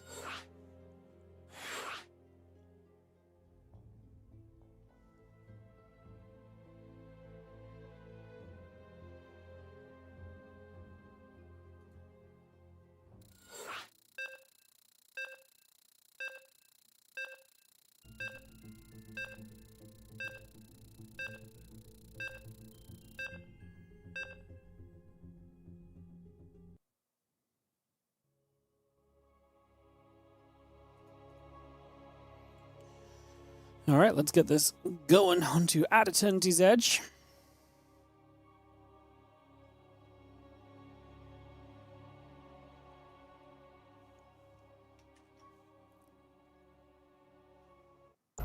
Game number 2, Kung Fu Cup 18 Grand Final. Bottom right corner with the 1-0 lead will be the blue Zerg player. This is Rogue.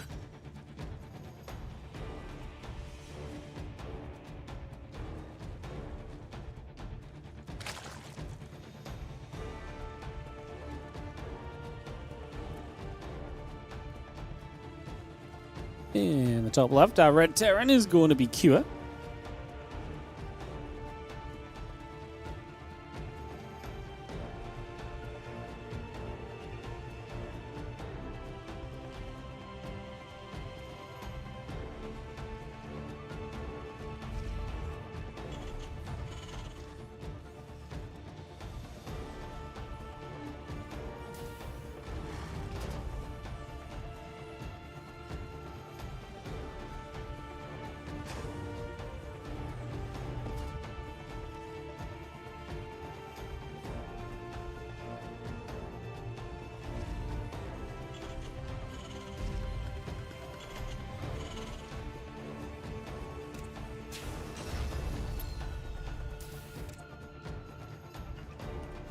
That's all settled in here. Just gonna see the racks and the gas coming on through and get settled down for a few moments.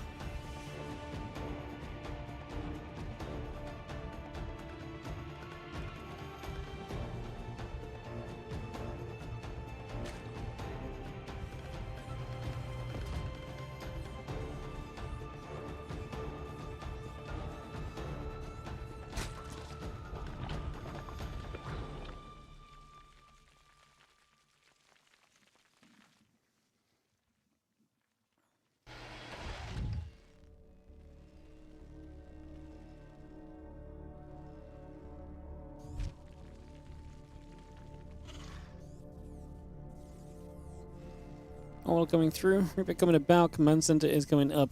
Hatch in the pool coming in. Ronan and the Queen coming by. We have this Reaper just building over for the moment.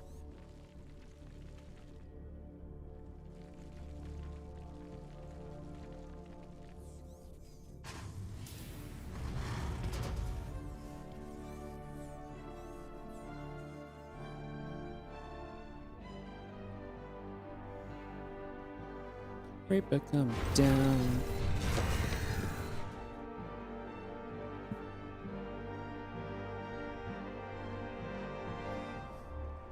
Got the 6 lings, the 2 queens, the ling speed all starting up. That's going to be our standard beginning. It's not 2 Rax Reaper this time. You can see the lings fighting against Reaper number 1 and only. Just to start us off.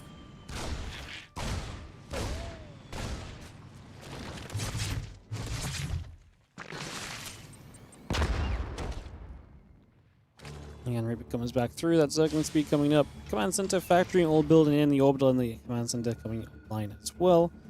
Bringing up as much as we can at the moment.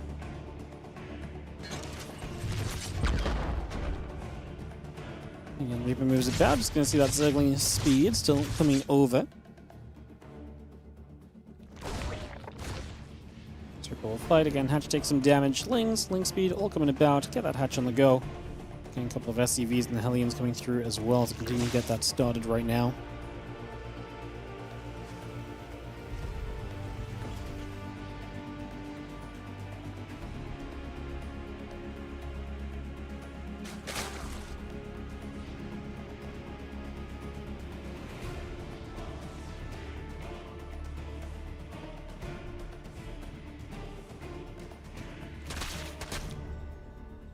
This is going to get that chase. That Reaper! Oh my god, that Ling got a nibble, but it survived.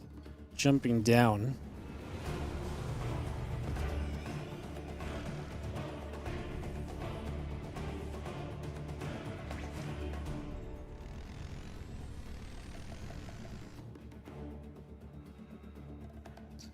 Ling's gathered at the top again. Tech Labs on the way. Factory producing from Cure. And that is, of course, factory number 2 and 3. Coming into play, so we're going to go to the mech, which is, again, all day long. We've been talking about the advantage of mech against Rogue.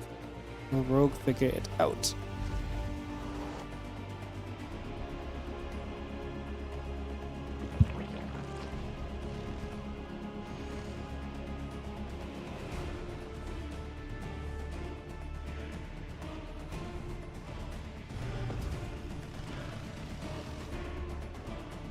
Again, Ling's gather, just going to see the mech field and the Cyclone and the Hellions all on the way.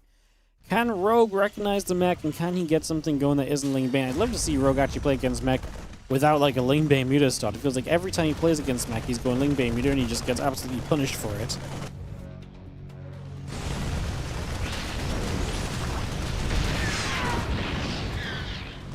Well, I guess you're going to find out now. We're running in with these Lings, so that's kind of nice. Lings on the high ground can take a bit of the tension to try and deal with the SCVs. So, I mean, you get the scout. I don't love how many Lings went down for not a lot of gain. 2 SCVs doesn't feel like a lot, of course, and it isn't. But now he knows it's mech. He can drop the Roach-Roar, so there's going to be a little bit of that coming through.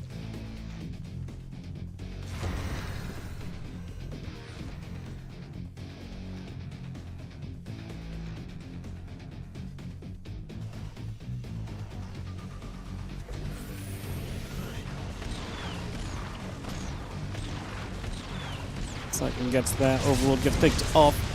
That's nice. Rogue trying to buy time for the Roaches to come out, and he will have the Roach Roar done now.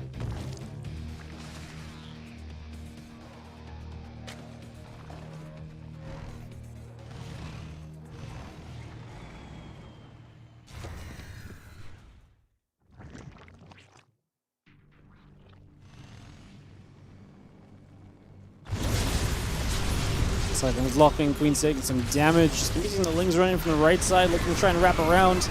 Will not be able to. The Hellion's able to push back at least. Put a bit more damage onto those Lings for the moment and disengage from this so far.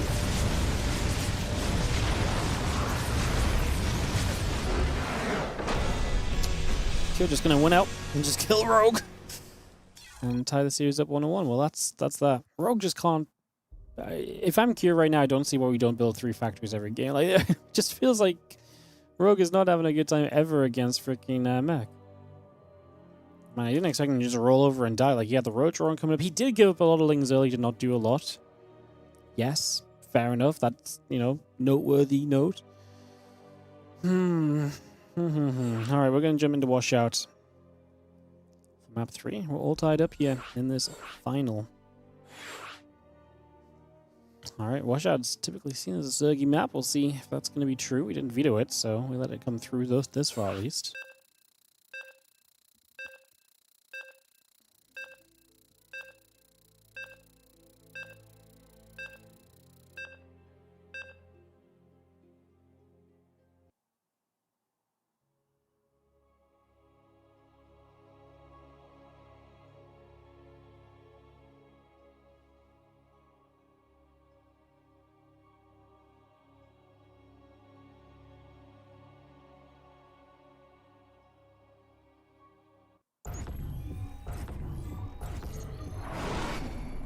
Let's dive in. As we have in the top right hand side, it is going to be the blue Zerg player. This is Rogue.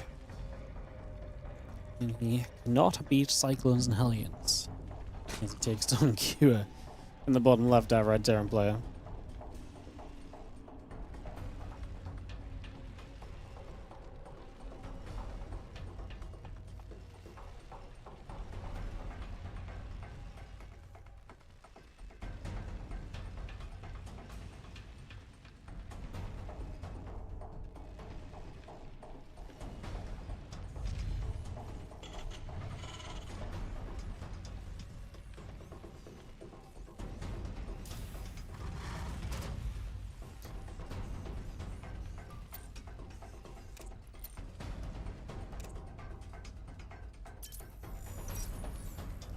First, Overlord head down the bottom.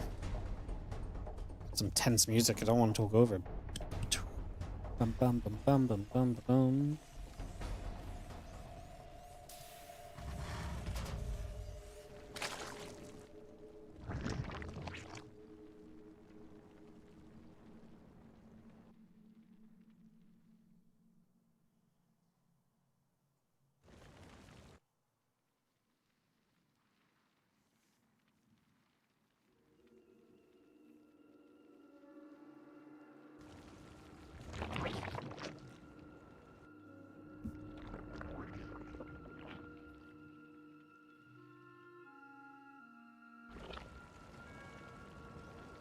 Punch gas pool, all coming up. Gonna see the Reaper from Cure coming along, get an orbital started as well.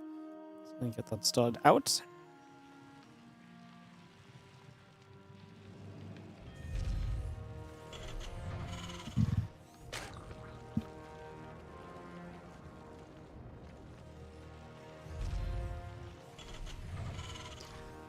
Where will we go on this one? Eyes on the Terran, because it does seem like Kira is the one to mix it up the most, especially early. Obviously, he's the one that can have the most to say in the early stages.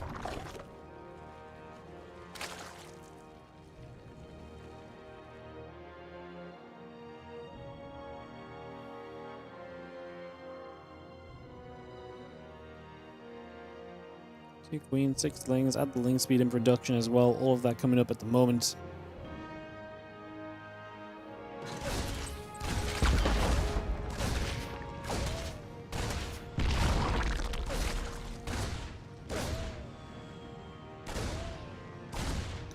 Chase, Reaper going through. Just going to be seeing the drone pulling back for a couple seconds as well.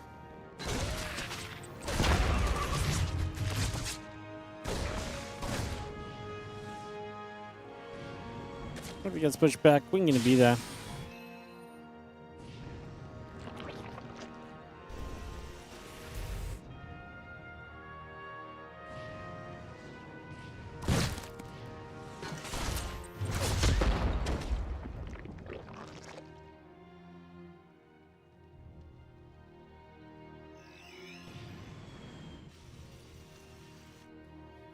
And then we gather about and see what's going on.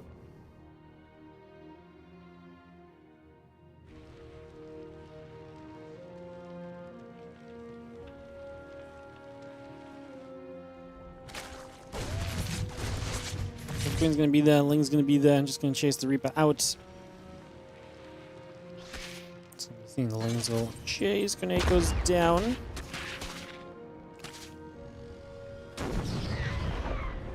Two factories secure. He's realized he's unlocked the secret, guys. He's unlocked the secret. It's Mech again. He's realized Mech keeps beating Rogue.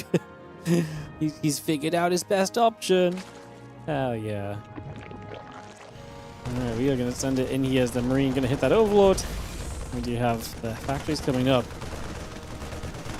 So Triple CC into the mech. This Overlord trying to get the scout off, but should not get far enough forward to see much. He should deny this in time.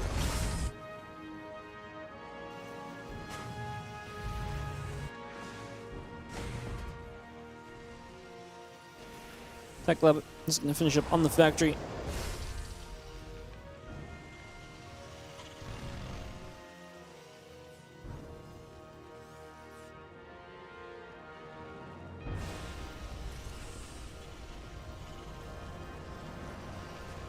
I feel like Accelerator coming up. Just going to be seeing the Cyclones producing the little supply block from Q. Get out of that. Rogue is going to go into the lair. See what he does off the lair. The Hellions linking up this one. Ling gets through main base. He sees the second factory, so he knows it's Mac. Rotron instantly comes down as Rogue figures out what's going on now.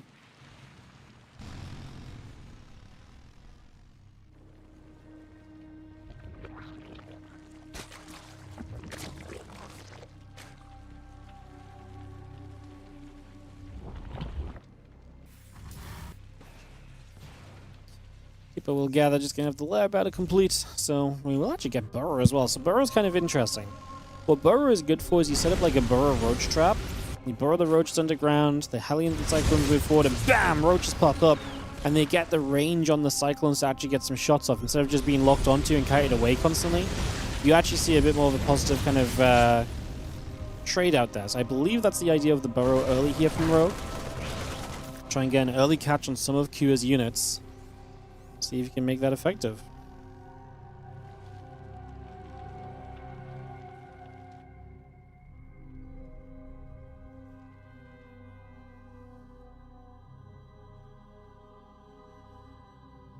At the top, you can certainly go blue base for the moment. It's going to get a lock on. Hatchery gets denied, so no fourth just yet for Rogue.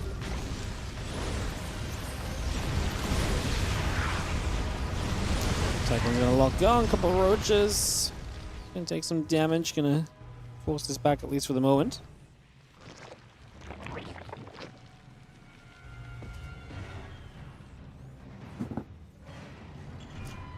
Command Center will get between the bases again, +1 missiles. Roach speed continue to come about.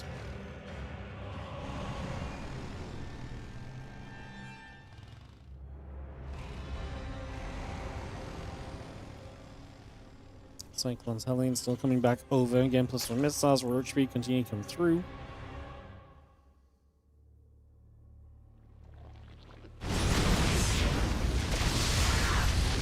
Just picking up some Hellions. I mean, the main thing is that Rogue is going to get set up here at least, right? We've seen a lot of games where he just rolls over and dies to the mech stuff.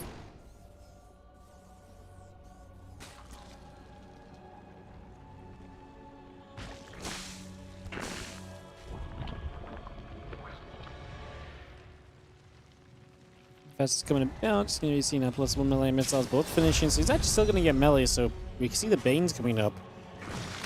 I wonder if he wants to hit like a big aggressive like Roach Ravager Bane. Sort of like super aggro. Like I'm going to just kill you with pure power.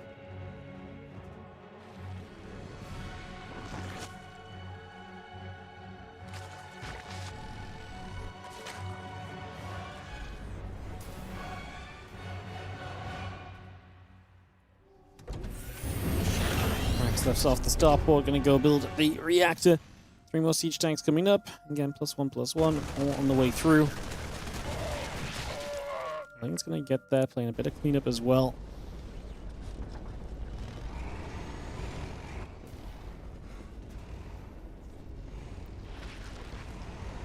The 4th base secure trying to float across, and Rogue sees it. I mean, you can't really do much about that just yet.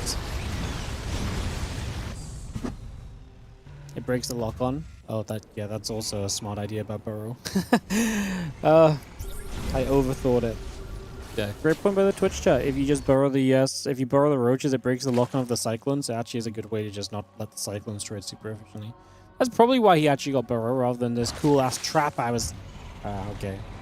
I don't know. I'm just thinking it's Rogue, man. He's gonna do something heckin' cool. uh, sometimes you get so excited by an idea. I mean, I have seen the Roach Burrow Trap before, but yes, obviously that's more of a fringe case than the direct case.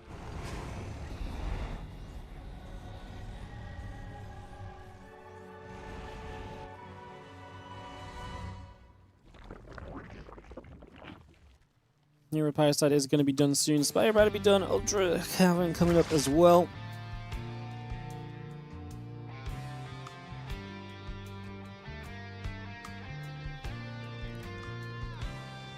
Banes, Roaches, the Ravages and the Lings gather up. The Infestors stepping through with everything else.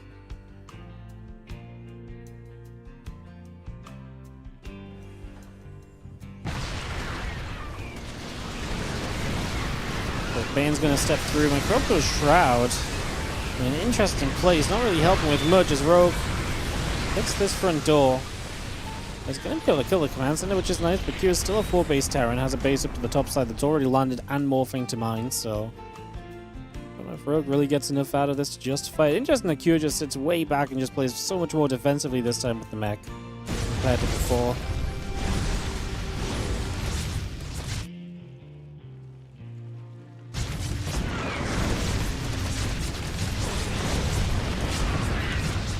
Italians at least don't get very far. Rogue able to deny that for the moment.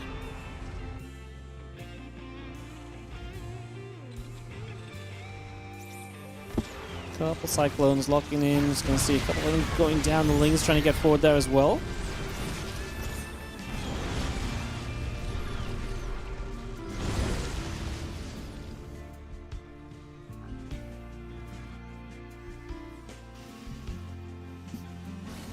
Plus the melee, plus the carapace. Kindness plane also coming around. Just going to see the couple of Thors on the way out from Cure.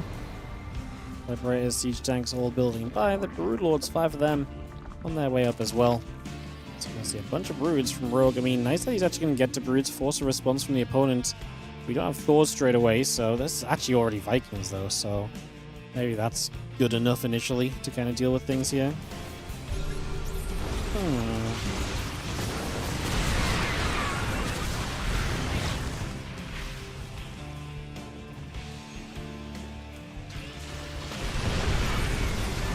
Or Ravages still coming through. A couple of Hellions playing cleanup.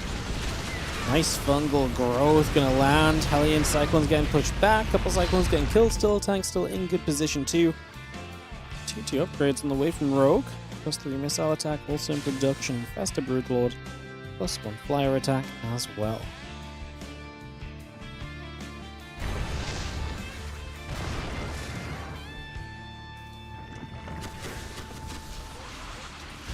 Broods are flying. As they step on through, tank shot is going to be decent. Vikings continue to battle. Broodlords continue to drop in. Siege tanks will fall since we'll drop down this base in pressure. I mean, like I say, we've got the Vikings. It's not like we don't have anti-air. We're going to drop an anti-armor missile to help speed this process up. We do start Thors behind it and a couple more Vikings because right now the Broodlords are the biggest threat. So that is what Q will respond to. Trying to get himself something up against it as Broods come in from another angle. As each tank goes down, Hellbats with a few more shots. Roach, Ravage, and Fest are still gathering. We do see the Lings trying to slip through. Not going to get very far forward at all. Tanks firing back and an SCV drops. And another couple of Libs setting up as well. Missile turret going to get Broodlorded down as well.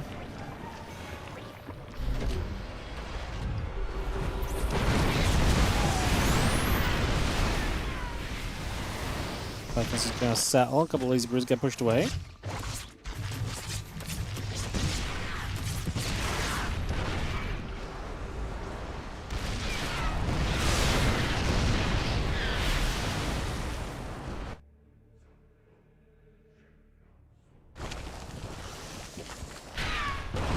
It's going to try and dive through. Just going to see a couple of Thors going to get jumped on. Just going to see both these getting caught. But they do not go down. That's actually sad because they're both super low. Would have been nice to knock a couple Thors down behind this as Cure. Sitting strong.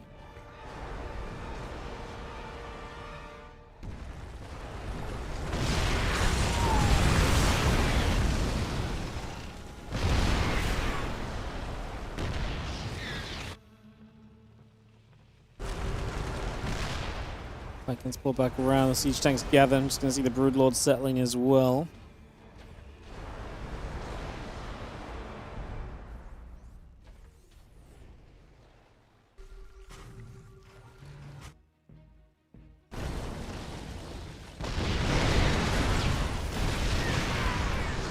As Rogue tries to push up, the Spores want to be kind of involved, but again denied by the tanks. No success so far.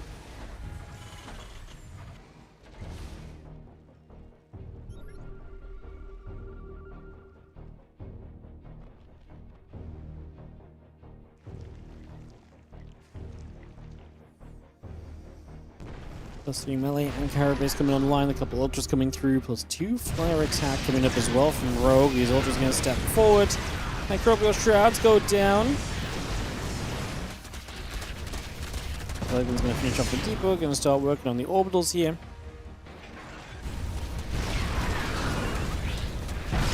Titan is able to get rid of this tank. Just going to see Neural Parasite coming through as well. The rest of the ultras gather together. 4 libs, 2 Thors. Production just keeps coming up. I mean, Rogue does not really want to dive into this again and again because Mech is going to stand pretty strong, but you've got to make some progress. Obviously, his map is getting covered in hatcheries, going to mine as much as possible. So, yeah, the Broods don't really do much, although the Neural Parasites and the Vikings are pretty neat. The Vikings sniping down the Liberated. Vikings doing very well for themselves, and actually, yeah, the Neural's very good. Found a position where the Infestors was just very safe, right? Not in reach of the tanks, and that means that they can actually keep those Neurals for an extended period of time. Look at resources lost, by the way. 14.3 to 13.5k. Rogue has not been overly aggressive, and because of that, you see the efficiency in this game is much better for them than you might typically expect, man. These Ultras should have had a good time, but the SimCity on the way in slowed them down so much that they actually didn't have enough time to really do anything before the defense got set up. It's crazy.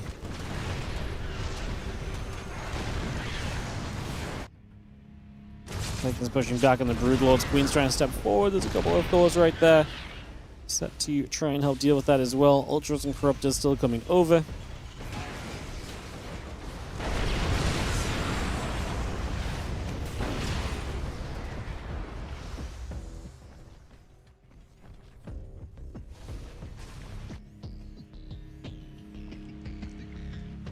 Extract deck comes about. Just going to be seeing the Corruptors, the Fly Carapace coming through. Infesta Queen all gathering still. Again, the upgrades all coming about. A couple missile turrets on the way by.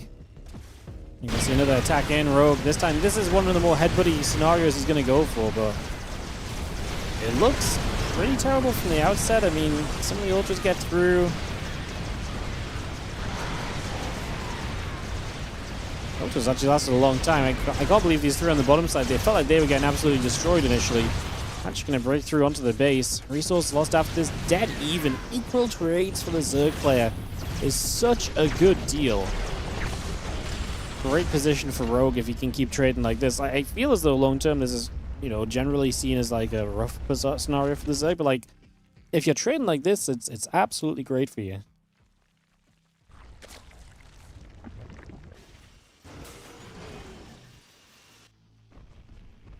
Palandry gets morphed in, a few Thors gather up. Libs, tanks, Ghosts and company coming through, the 1-1 upgrades building up as well.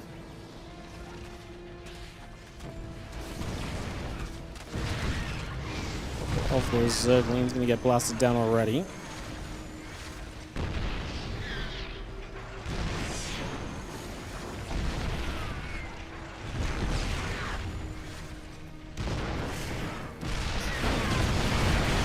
There we go.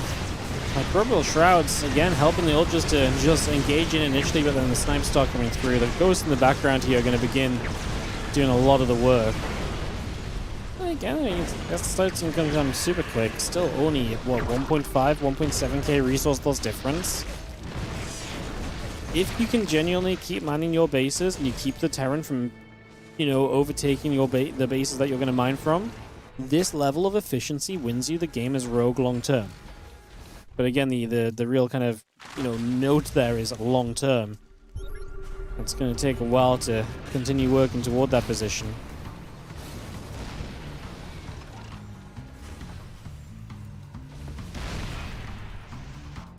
Ultras coming through, plus 3 flyer attack coming up as well. Extractors in the spine crawler building also.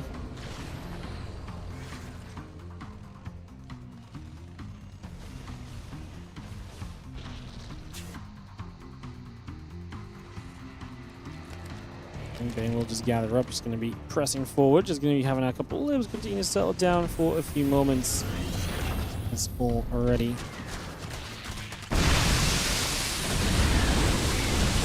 Comes back across, just going to be seeing his base getting knocked. I mean, again, it's nice, but each and every trade right now is built up into a much longer term kind of situation. So, on the CC here and some SCVs is nice, but again, long term, this is easily replaced.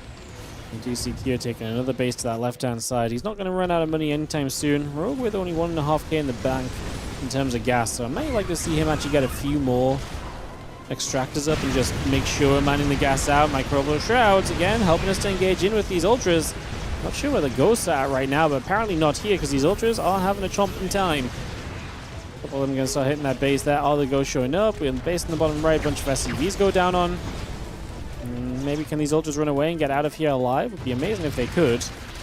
Another 17 SCVs killed. Q does not have a massive bank, but I just don't believe you're going to be able to do this enough more times that it's going to be okay.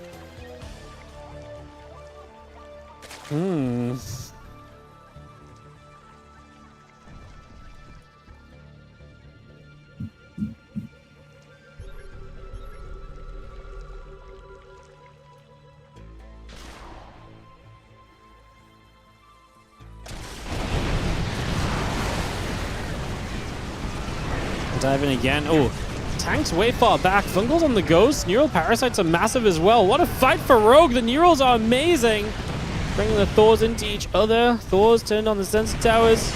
Okay, he actually retakes control of the Thor that was about to kill some of the infestors. What a fight for Rogue. Wow. Again, Q does not have a lot of money in the bank right now. If Rogue knows that, if he can feel that, fighting through to try and win is not a bad time.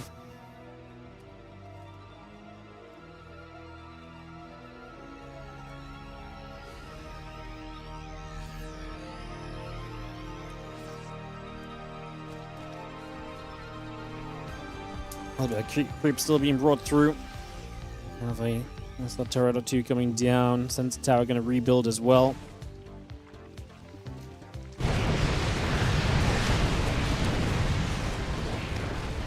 Just going to get that, going to grab the lib. Rogue has no gas. Yeah, but Rogue actually has success pending with Lings, right? Like, Terran has to build Hellions, which is okay, maybe good against the Lings, but like, Lings can do this. And that's very significant right now in the game. Lings can also become Banes, and Rogue is also mining gas. So I'm not really too concerned about Rogue's gas as much as I was Q's. And Q is just out altogether as well. Q seemingly will at least get maxed out one more time here. Infest Thors. I like that. It's wild because usually infestors get zoned out so heavily by the tanks, but we've actually worked through the tank count so much. Tanks are not where they need to be to protect, and Rogue's actually going to break down the left side base. Surprised the plan didn't target that one low HP Ultra. Felt like an obvious choice. Fungal going to land down onto a few of those ghosties.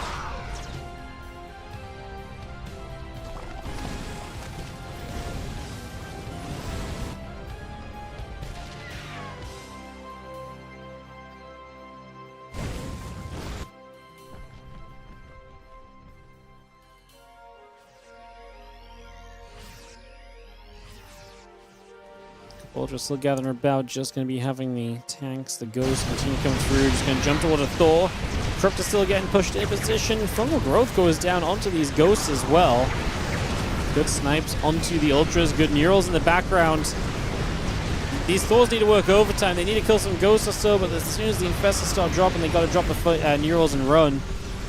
These ghosts are pretty heavily hurt after that. A couple medevacs only to try and heal these ghosts up and keep them alive. Q pushing onto creep is scary when you consider 11 Ultras on the way. Resource lost is at 49 to 42k. That's really not bad. Again, Rogue was very equal for a long time. Some fights now going a bit more against him.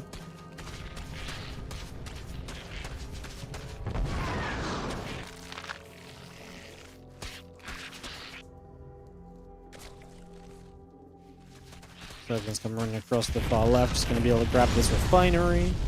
Plus these Hellions coming over. The Ghost is still gathered. Again, Hellions tank.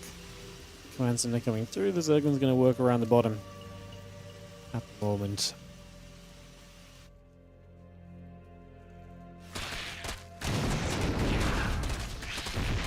And it's going to run by once again. Just going to bring it back over. Just going to be, again, just a few more SCVs. A little bit more damage from Rogue. Waiting for kind of what this next big fight looks like. It's going to be another round of these. Well, all the ultras in one direction, apparently. Going straight in over here initially. Looking good as we jump onto the Thor. Jumped onto a couple of tanks. The Orbital will have to lift off. There's not even that many mules here. Cure, we are going to lift the Orbital, right? No. Orbital's going to die? No, he lifted it last second. Well, now it's burning down, though. I would leave one ultra there to make sure it burns. Let it burn. Army value in the top left. That's requested. Pretty even. Rogue a little bit less gas. Otherwise, pretty even. Amount. It's actually kind of lower than I thought. I guess I don't know what I expected it to be. Repair? Repair? No! Oh my god, he saves it. Save the base. Most importantly, though, we're not mining off the base. And that obviously is good for, Rogue's point of view. 26 minutes now here on Washout-lings. Gonna float through once again. Gonna jump onto a couple of the siege tanks in the background. A couple of tank shots hitting.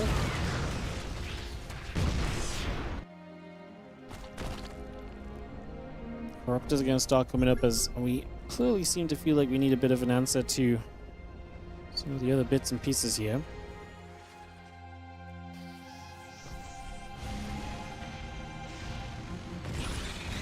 Those Satline Hellions gather up.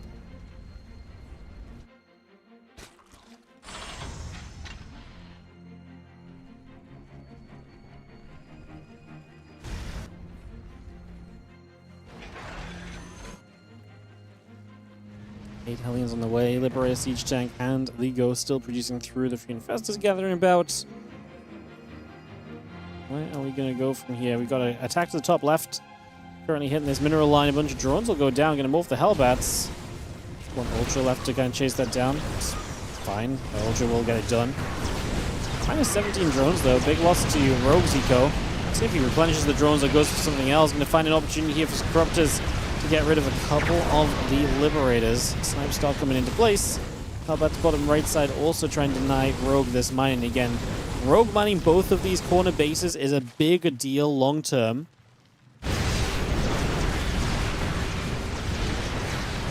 Because that is how he's going to outmine his opponent. Cure is out of gas again, so again, rebuilding right now is pretty rough. Here are the Ghosts. They're the one thing that Rogue cannot really deal with easily. Kind of needs to. He doesn't really have like the Banes to roll into them quickly. Oh, did he just get the neural EMP? I think he did. No?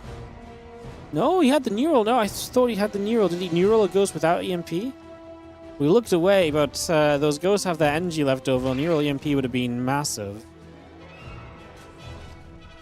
Neural EMP would have been massive. More drones still mining away. Ultra's coming through. The Infestors setting up.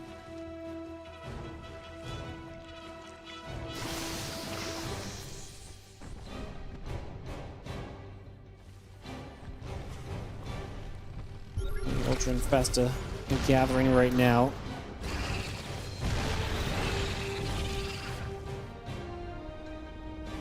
If Cure mines the bottom right, I mean, a fresh location to mine from is great. He's already building refineries there. He definitely respects the importance of the gas mining. That does not look like a good fight for Rogue. Microbial Shrouds finally come down, but it's Snipe City. However, Lings are getting on top of the Ghost, and the Ghosts start to run out of energy, but a little bit too late. Oh, Rogue just lost the game. That was too much lost all at once. What a dive, but he didn't kill enough Ghosts for this to be okay. He did not kill enough for this to be justifiable.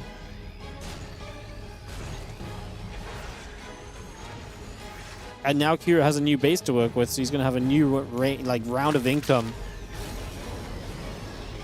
Crazy. Looks like Kira might edge into the lead of this series. Getting a 2-1 in this best of 5.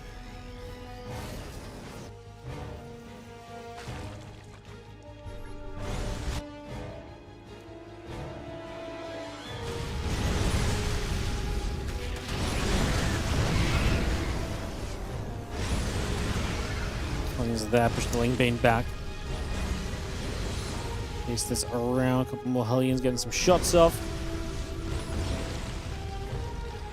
You can see the scans coming around once more, the Hellions still coming back through. Player now back over in this direction.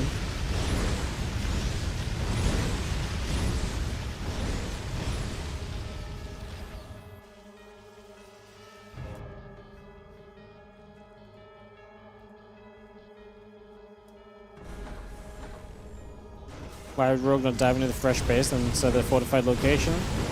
I think he genuinely believed he had enough to win it. I mean, I don't know. Yeah. I mean, the problem with the bottom right location is that it's an orbital, so if you dive it, it just lifts off and you don't really kill it. He obviously felt like he had it. I think it was way too fortified. Like, I agree. I don't think you should fight there. So that's probably why. He does knock this base down now. Rogue has rebounded and he's maxed out again. I'm not going to lie, I thought he was doomed after that previous fight. I thought it was a game losing. But he's able to rebuild. What's his army like though? 118 Lings.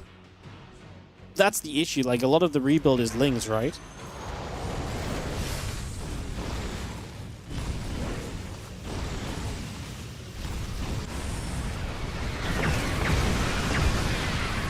Going down, just gonna see Ultra diving in. Couple of Banes getting some of the ghosts. The Lings have had some scary opportunities to wrap around. They're actually gonna wrap around some of the ghosts right now. The ghosts running to a corner. Look at the desperation of these ghosts to get out of trouble. Lings surrounding the tank and the Thors. Oh my god. I'm hating on the 180 Lings, but they're amazing! Look at them go! Zerglings to the victory as Rogue comes booming through. Q just lost a lot of stuff. 16 SCVs remain. The economy is not looking good.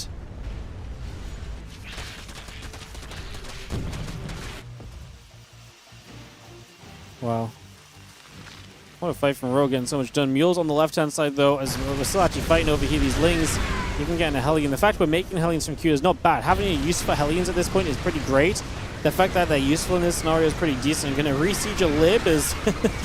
Yep, there's going to be a Liberator siege against the Terran right now. Snipe's coming down. That Liberator is putting out damage. It is going to get a couple more kills. Can we re-neural it? The re-neural would have been amazing. A couple more tanks could have gone down. What's the resources lost at? 84.2 to 64.7. Again, Rogue eventually did have to trade badly, but it took a long time to get there. There are still resources that remain on this map.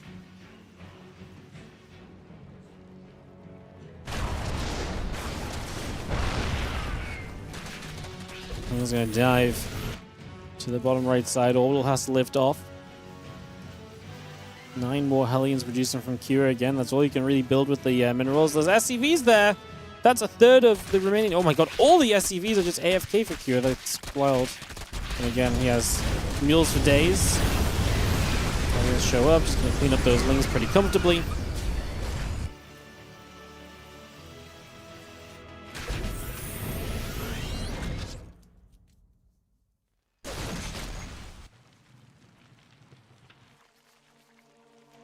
Any more Lings producing through. The Ultra still on its way. 5 more Hellions will be building.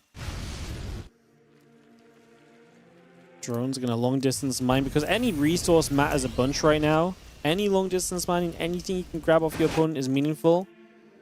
Rogue is maxed. I mean, this is going to be another attempt from him to fight, but what I do worry about is like the Hellions are genuinely a big response to all of those Lings which he has. I almost want him to take some gas and just make some Banelings, but Rogue's gas income is very limited as well.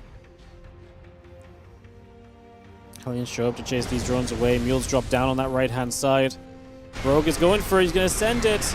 These Hellbats are so good against the majority of what we're playing with here. Those Lings just absolutely melt. We drop a Fungal down. This Liberator that's facing the wrong way is still facing the wrong way, by the way. Corrupt does get a little extra. Another round of Lings, but I don't think Lings do it anymore, man. Like, how do Lings ever kill these Hellbats off? They just don't.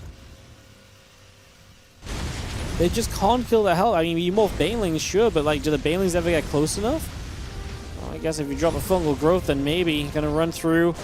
Rogue needs to get rid of these Hellions. We're gonna run up. We're looking for the surround. The Lings are just not gonna be quite enough, I don't think. There's an Ultra trying to get through, but the Ghosts are gonna hold. Rogue can't kill the army. Cannot kill the army. Hellbats and Ghosts stepping up, going after the queens, after the infestors.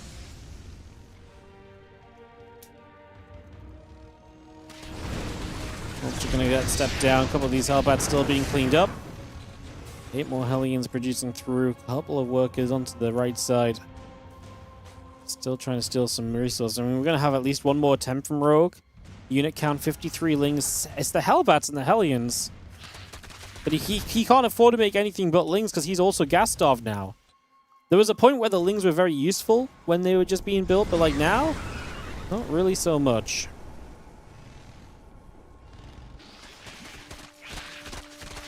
Hold in the bottom right gets denied. Rogue gonna try and mine from that position. Q having the left side is a big deal. Rogue drops the hatchery down. Going to take Q's attention to the bottom right, which would remove his fortification from the left side base. If Q wants to deny this base from mining. That is a big if. Because, like I say, it's a good thing if you do, but you got to decide if that's actually what you want to do. The Ling's actually going to stop the Hellions. Against the Hellions, they can kind of do okay. Against the Hellbats, not so much. In this case, the Hellbats moved a bit late. Still, the Ling's hurting, though.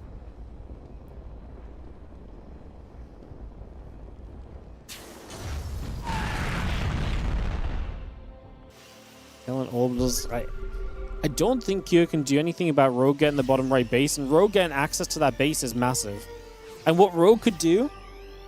Oh, he's only got 3 Corruptors left. He had a few more Corruptors before. I was wondering if a few Broods might be really good. See the Lings looking for the wrap on these Hellions. Not going to get enough. Fungal's way too late. It mobs Hellbats, but if it's Hellbats, you just let the Ultra deal with them. Like, when they're Hellions, you need the Lings with the speed to surround. When they're Hellbats, the Ultra can just clean them up. This is actually not good for Q. Every Hellbat that goes down is less that he has to deal with the Zerglings, which is the main army of Rogue at this point. And he's got 8 new ones building. I mean, then again, you got to understand why he's hitting that base. He does not feel like he can let it mine, but he also can't move his main army over there. It's a really weird set of circumstances that we're working with at the moment.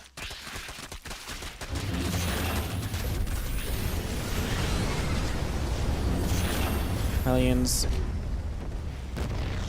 moving over once again. Rogue building Lings. He just needs... He's going to get gas mining off this base. It's going to be more gas income than he's had in a hot second. There is going to be that at the very least. 37 minutes in on washout now.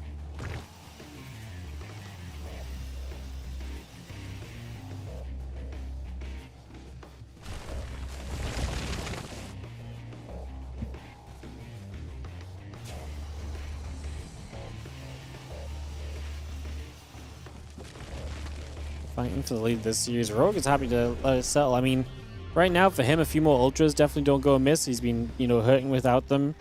A few extra Ultras definitely helps. You see Q is starting to come over here. I think he is scared of what happens if he just lets this mine. Gonna lib. He'll get a couple of tanks set up to start pushing into it. Queens just wandering in. That's not pretty. Swank Crawlers will do a little bit of work initially. But this base is under pressure. We're looking for the wraparound with some Lings. They're going to catch some lower numbers of Hellions/Hellbats. Is it enough? We're going to storm on forward. We do get surround. We need to find the Fungal Grove. The Infestors are getting targeted. We do make it through. Do we have the anti-air against the Liberators? I believe so. The Ghost's gone. 2 Ghosts remain in this game. Q is going to have to bring the rest of his army over here now. He has to move them in that direction. Still has a lot of Hellions. Muling up this top left base. Bringing in whatever he possibly can. Yeah, he doesn't have Cloak for the Ghosts. Wow, that's actually kind of funny. That's so sad. We're going to relocate stack defense as he tries to figure out, like I say, the last finishing touches of this one. Bill moving back over.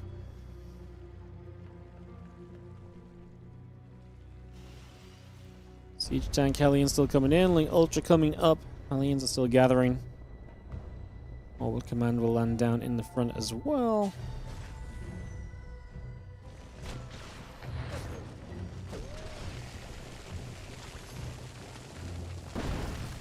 Spinesborough once more. Rogue settling. Supply great. I mean, I like the Banelings, obviously. The Banes are massive.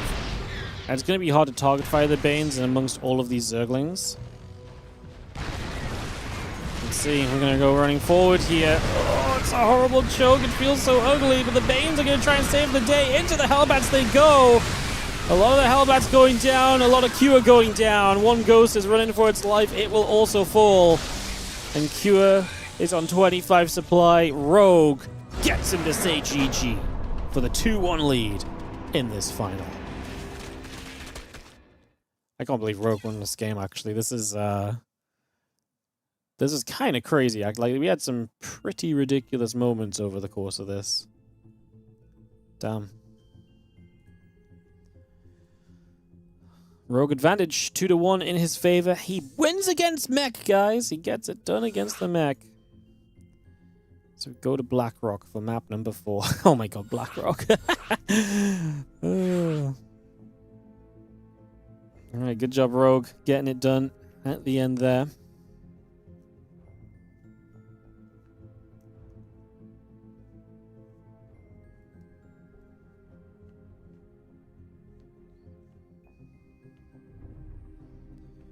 GG's and go says Cure. Admin saying go. Apparently we're going to dive right back into this.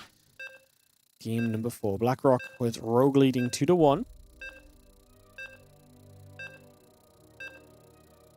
GG, not a single Viper made.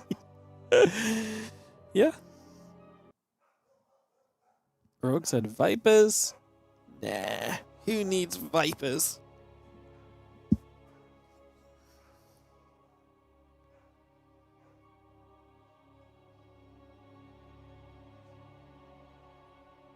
If Q had Cloak, then Rogue can just go Overseers. Yeah, but Overseers are also expensive. Like, I think you probably force more Overseers than you probably get out of the value, out of the cost of Cloak, no?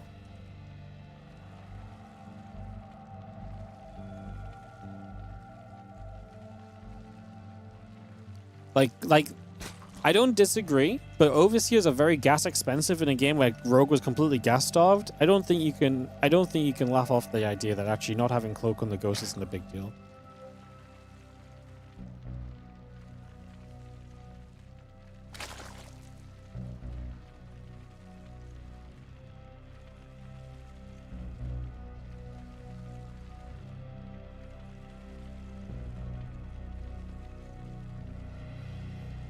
Even if it doesn't save Ghost, like I say, the cost of the Overseers is an issue as well. In a game like this, I really believe it is. How many... if you force 2 Overseers, you're already benefiting from the cost of Cloak, no?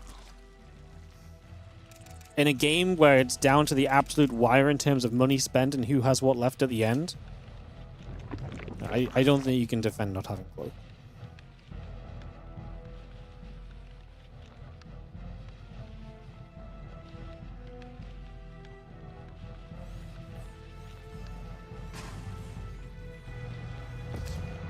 Sorry if you're chatting on YouTube, by the way. My YouTube chat is like frozen. Like, I have to refresh it to get it to like update. So, hope you guys are enjoying. Sorry, I'm not reading or interacting with you guys. It just seems to be a bit bugged out right now.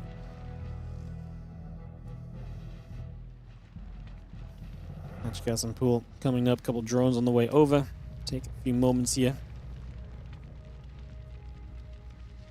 for this game number 4. Blackrock is a map that's given us some big games as well, so maybe we're in for some extra.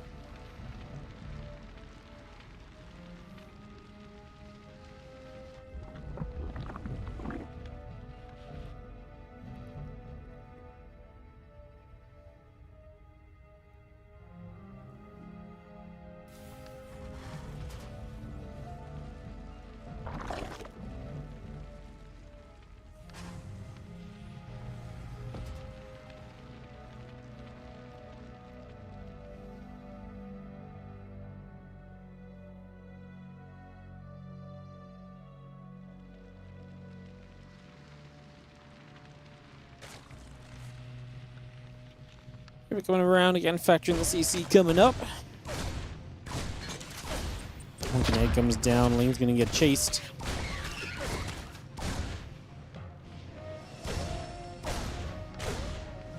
Recover from that last game. Alright guys, now that Rogue just doesn't insta-die to mech, do we still think mech's the best option? I actually think it might be. But I still think mech has been so successful against Rogue, and I don't think this was exactly a game where it's like, well, Rogue's clearly figured out mech, right? So, Grenade goes down, Queen gets bopped.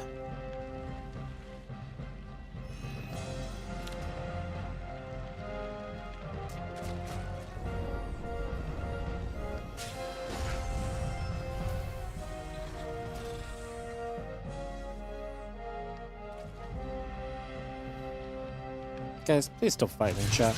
I don't have to ban people. And I will. I have the button. 2 bases left from Rogue. Q going starport, no triple CC just yet. After a long game like this, sometimes you reset down to just some pure aggression. It's going to be Hellion Banshee, it seems.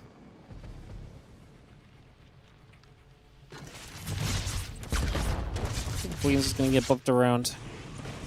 Here hops to the high ground. We come back to the low ground a little bit.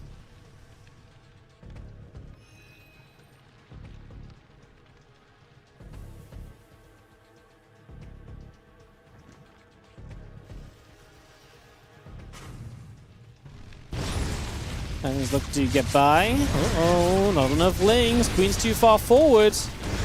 And that's going to be some drones in the bin. 4 workers going down pretty much immediately.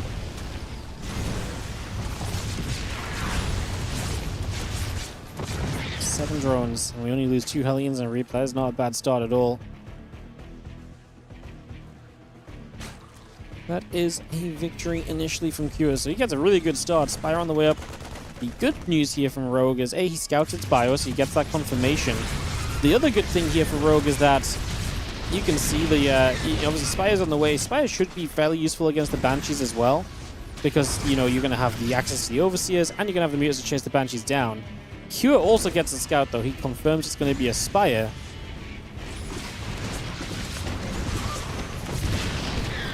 Banshee shows up early as well. Oh, this is bad for Rogue. This might be a very fast game 4 into game 5, to be honest, as 8 workers go down from the Banshee. It's going to start getting away.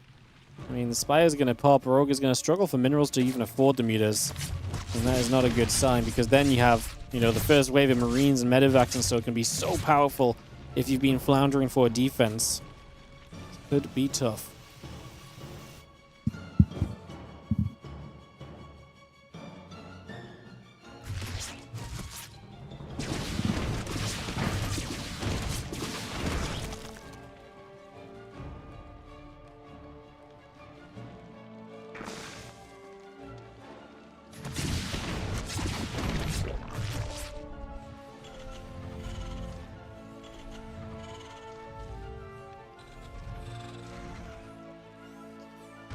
One upgrades coming about. Stimpack already finishing. Medivacs and Marines coming through. Missile turrets, barracks, both on the way.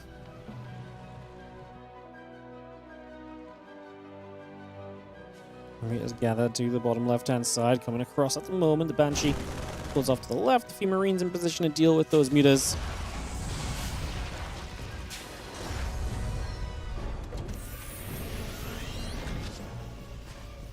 Just having the 1-1 in the combat shield. Continuing to produce through. A couple Widow Mines are coming up. The barracks are all building. Burrow is on its way from Rogue as well. Maybe some Burrowed Banes here. He's behind, so what you can do with Burrow when you're playing Muta Bane like this is you can try and bait the Marines into the Banelings with the Mutas, and maybe if they walk over, then you get a big connection, right? So it's a possibility. It's a possibility of what we can maybe see out of this scenario.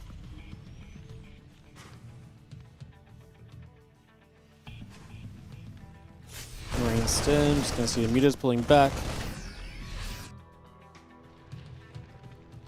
1-1 and combat shield. The Banshee is still trying to float around for some damage, gonna come in through the top side.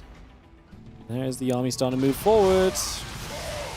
Gets a couple of Marines with the Mutas. Rogue gonna try and play his way into whatever he can here to help himself out, as this attack is scary. As the upgrades finishing for the Terran. Oh, no detection. Do we have an Overseer? We do, I don't know where it is. It'll take a second for it to arrive, apparently, as this Banshee is going to get a bunch more workers. We're going to start making some Banes. This is already rough. Banshee alone just does serious damage. There's no fourth base either. Secure doesn't even see a reason to keep pushing through. Marines and the mines pull back over the left. Factory coming up, number 2 from Cure.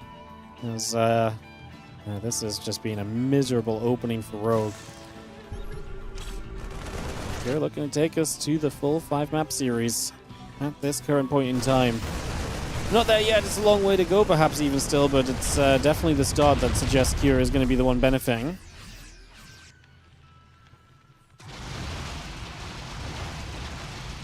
Let me just find the upgrades here. Is there anything to respond? I don't see anything running over, so we're going to deny the upgrades. That's pretty amazing, because upgrades are one thing you're behind with when you're playing early mutas, because obviously you put your gas investment into the mutas rather than upgrades. He dives the turret, but he doesn't have the damage. Oh, he was so close to getting it. What a bait to stay on it as well. Ends up losing multiple mutalists because of it, and that's not what you can afford. Your mutas are your lifeline right now as Rogue. So anytime you end up doing anything that loses you mutas without finding serious value in return, it's going to be bad, and that was bad. -2 SCVs only is not what you're looking for. Obviously, the 2-2 upgrade snipe was great, but engineering bay is already back up. 2-2 starts again. Rogue still cannot get a 4th base down. That is going to be denied by a few Marines off on the side also. That will be shut down at the moment.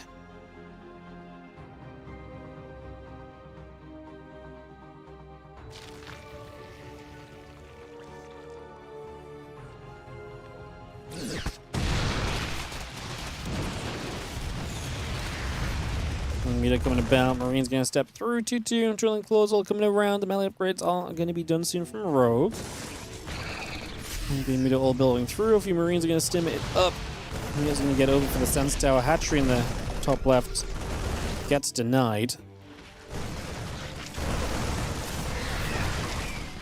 4 lanes getting cleaned up. The meter's back over to the top. Lanes get a wrap around. Commands, and they're very nearly going down, but not quite.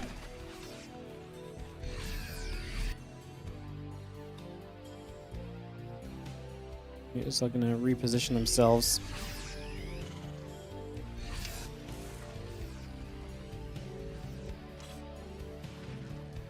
And the meters gather again. 2-2 on the way. Drilling claws and the medevacs all building.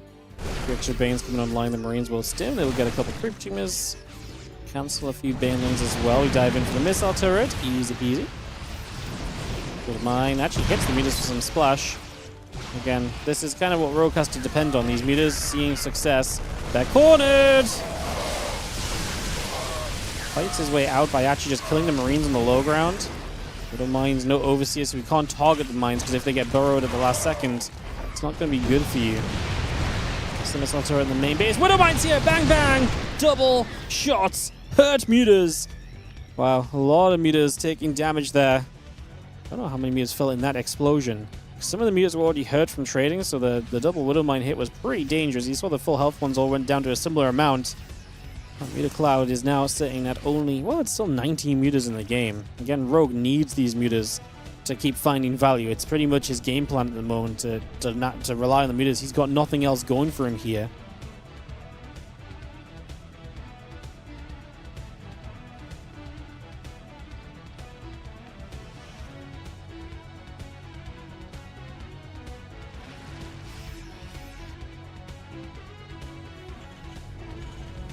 Mines, Marines, settling up again. A couple of the Banes still sitting on the left side. 3-3 on the engineering base.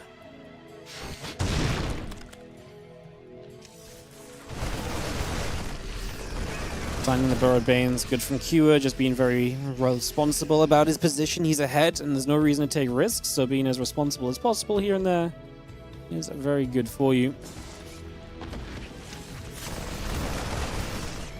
And barely survive. We do get another scan down. The burrowed Banes are still forcing you to at least play slow, right? So there is kind of still something that's coming from that, as these Lings do not find an entry point. Again, reliant on 26 meters to see success at the moment. Kira just taking 4 base, going to 5 base. Again, his setup is just great, and he's approached this very well. He recognized that Rogue wanted to make it kind of a crazy, scrappy game, so he just sat back and focused a lot on the defense, not letting Rogue find too many opportunities where you were out of position and so on.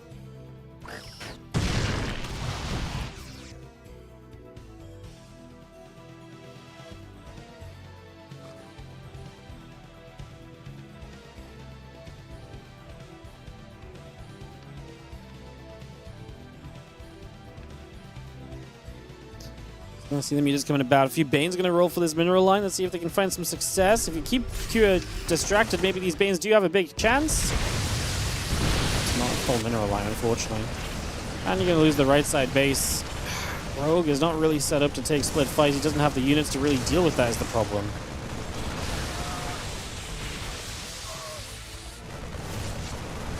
And he's going to run up to the top. Bane's getting through. Widow Mines. Well, wasn't terrible for the Zerg. Felt like it could have been worse. The meters are doing some serious damage on the counter. A few more Banes show up to play cleanup here, although it's mostly Marauders. It's not ideal. Medevac's going to drop the main. Oh, that's terrifying. The meters have tried to go into the natural, but they've been pushed back. The Bane's going to run over to the right side. The spawning pool is going to go down. You need the spawning pool realistically here because... yeah, I mean, if you don't have a spawning pool, you're not having a good time at all. Kua, though, is looking elsewhere, and the Banelings get to crash in to clean up everything. I presume it's because he's chasing mutas on the other side of the map. And this got a little bit too quick for Kua for a few moments, so we are going to see Kua actually making a big mistake and losing a lot of the momentum that he had for himself.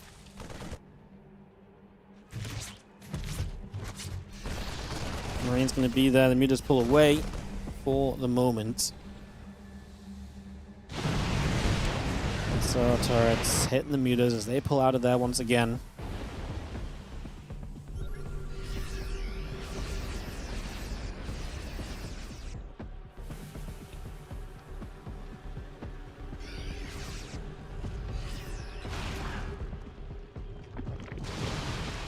It is. Find a little extra still, a bit more damage being done.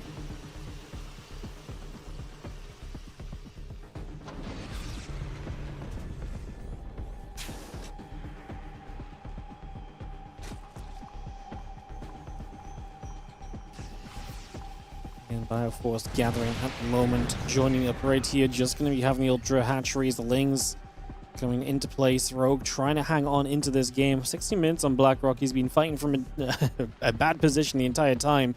But likewise, Kira's not exactly won the game for himself. He's had good moves, but he's also given Rogue opportunities to step back into it. And Rogue definitely using the size of the map in his favor still. Very reliant on these meters. Actually going to get to Ultras and Adrenal Glands. They're already quite Marauder heavy, so that's not the end of the world. Seeing the Ultras coming up, like Kua should be able to handle those in decent, in lower numbers already. It's not like he's playing a mass marine aggressive army. He's not prepped for Ultras in the slightest. Like already having some Marauders up puts you in a pretty good position there. He did see the hive, so he has an idea that this is happening already as well.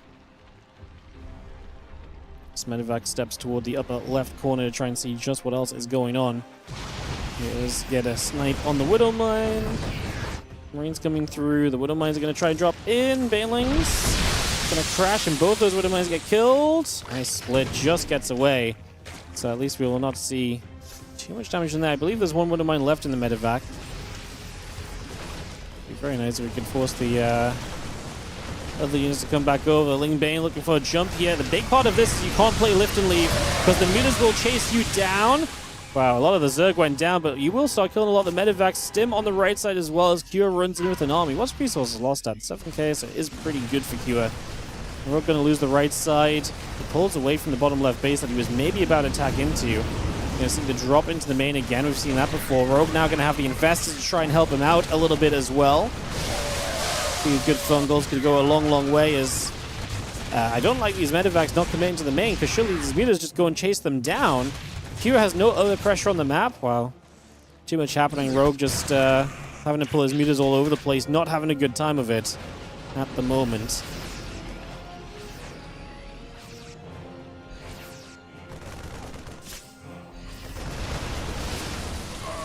Fire comes over there, mutas get hit.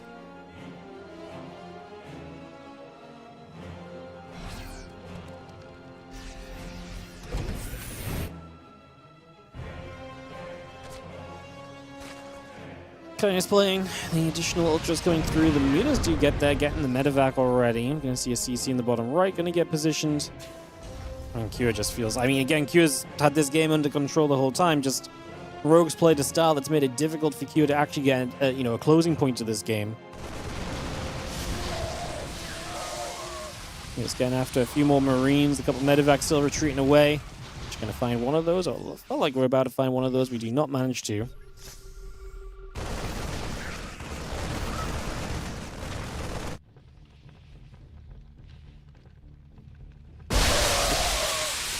There are banelings. Again, little things to try and keep Rogue in this.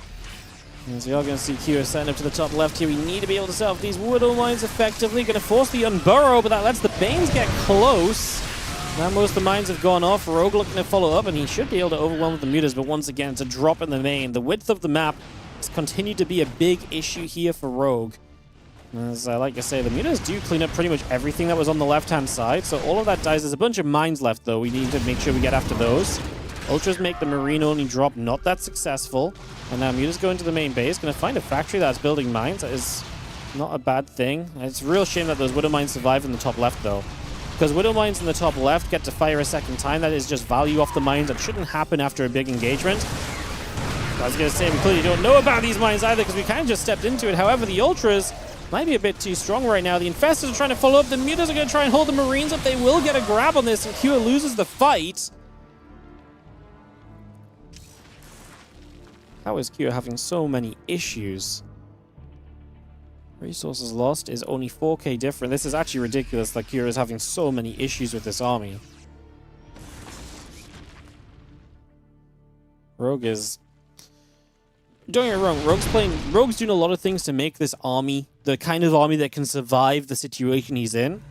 But I think Q is making a lot of mistakes. Q is playing an ugly game. And ugly is exactly what Rogue wants, because that's where his army can potentially excel.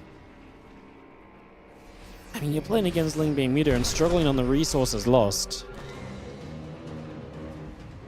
I mean, Rogue's playing well too. Like I say, this doesn't happen without an amazing pilot of the Zerg units. Just, I gotta feel like Kira... I mean, to be fair, we often talk Kira as one of the slower TVs he is, right? And so if he's one of the slower players, maybe this style of Rogue is actually just a little too fast for him to actually get his, get comfortable and feel settled. Man, if one Infestor pops up at the right time as well, I feel like Q also just loses so much. Like, if Rogue can just find a little cheeky flanking Infestor from a fun angle, Q is walking around in massive clumps of units. Rogue can take this bit of reprieve to get an additional base up and try and settle himself for the future, perhaps.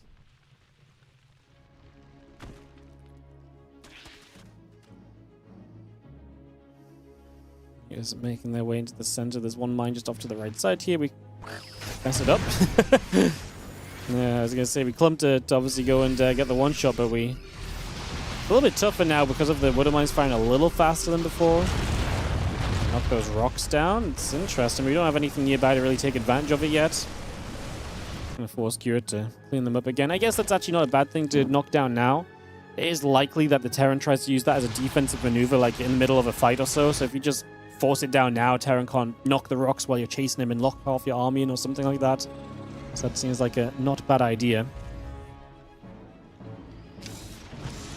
Mine burrows bio going to gather. Using the Overseer back over to the right. Well, are we going to continue finding a few missile turrets onto this base that's not really set up just yet, so... Denying. Bunch of Banes morphing from Rogue, finds a Widow Mine, and the game is settling in a big way now. Still only a 4k resource loss, same as it was when we looked at it a minute ago. Because nothing's really happened. Lingbane Muta, Ultra. They're going to try and fight. Thors would have been nice. Yeah, couple of Thors so you can't just keep diving on the army with the Mutas non-stop. Probably would have been really good. Real talk. Actually would have been really nice. That's a good point, chat. That's funny. You got Burrowed Banes in front of the rocks. If you try and attack the rocks down, the Burrowed Banes potentially get a big connection. I like that. Because who's going to scan the rocks? It's kind of a smart position. It's a lot of Banelings, by the way. We're going to be on 75 Banes. 75 Banelings of Rogue. That's a lot for one fight. Now that means he's got a lot invested in this next fight, but it's also going to have a huge power spike compared to usual. Gets in this one. Zerglin just showing him there was a Marauder available. And he just tries to figure out what position he wants to attack in from with all of those Banes. Like I say, 75 of them.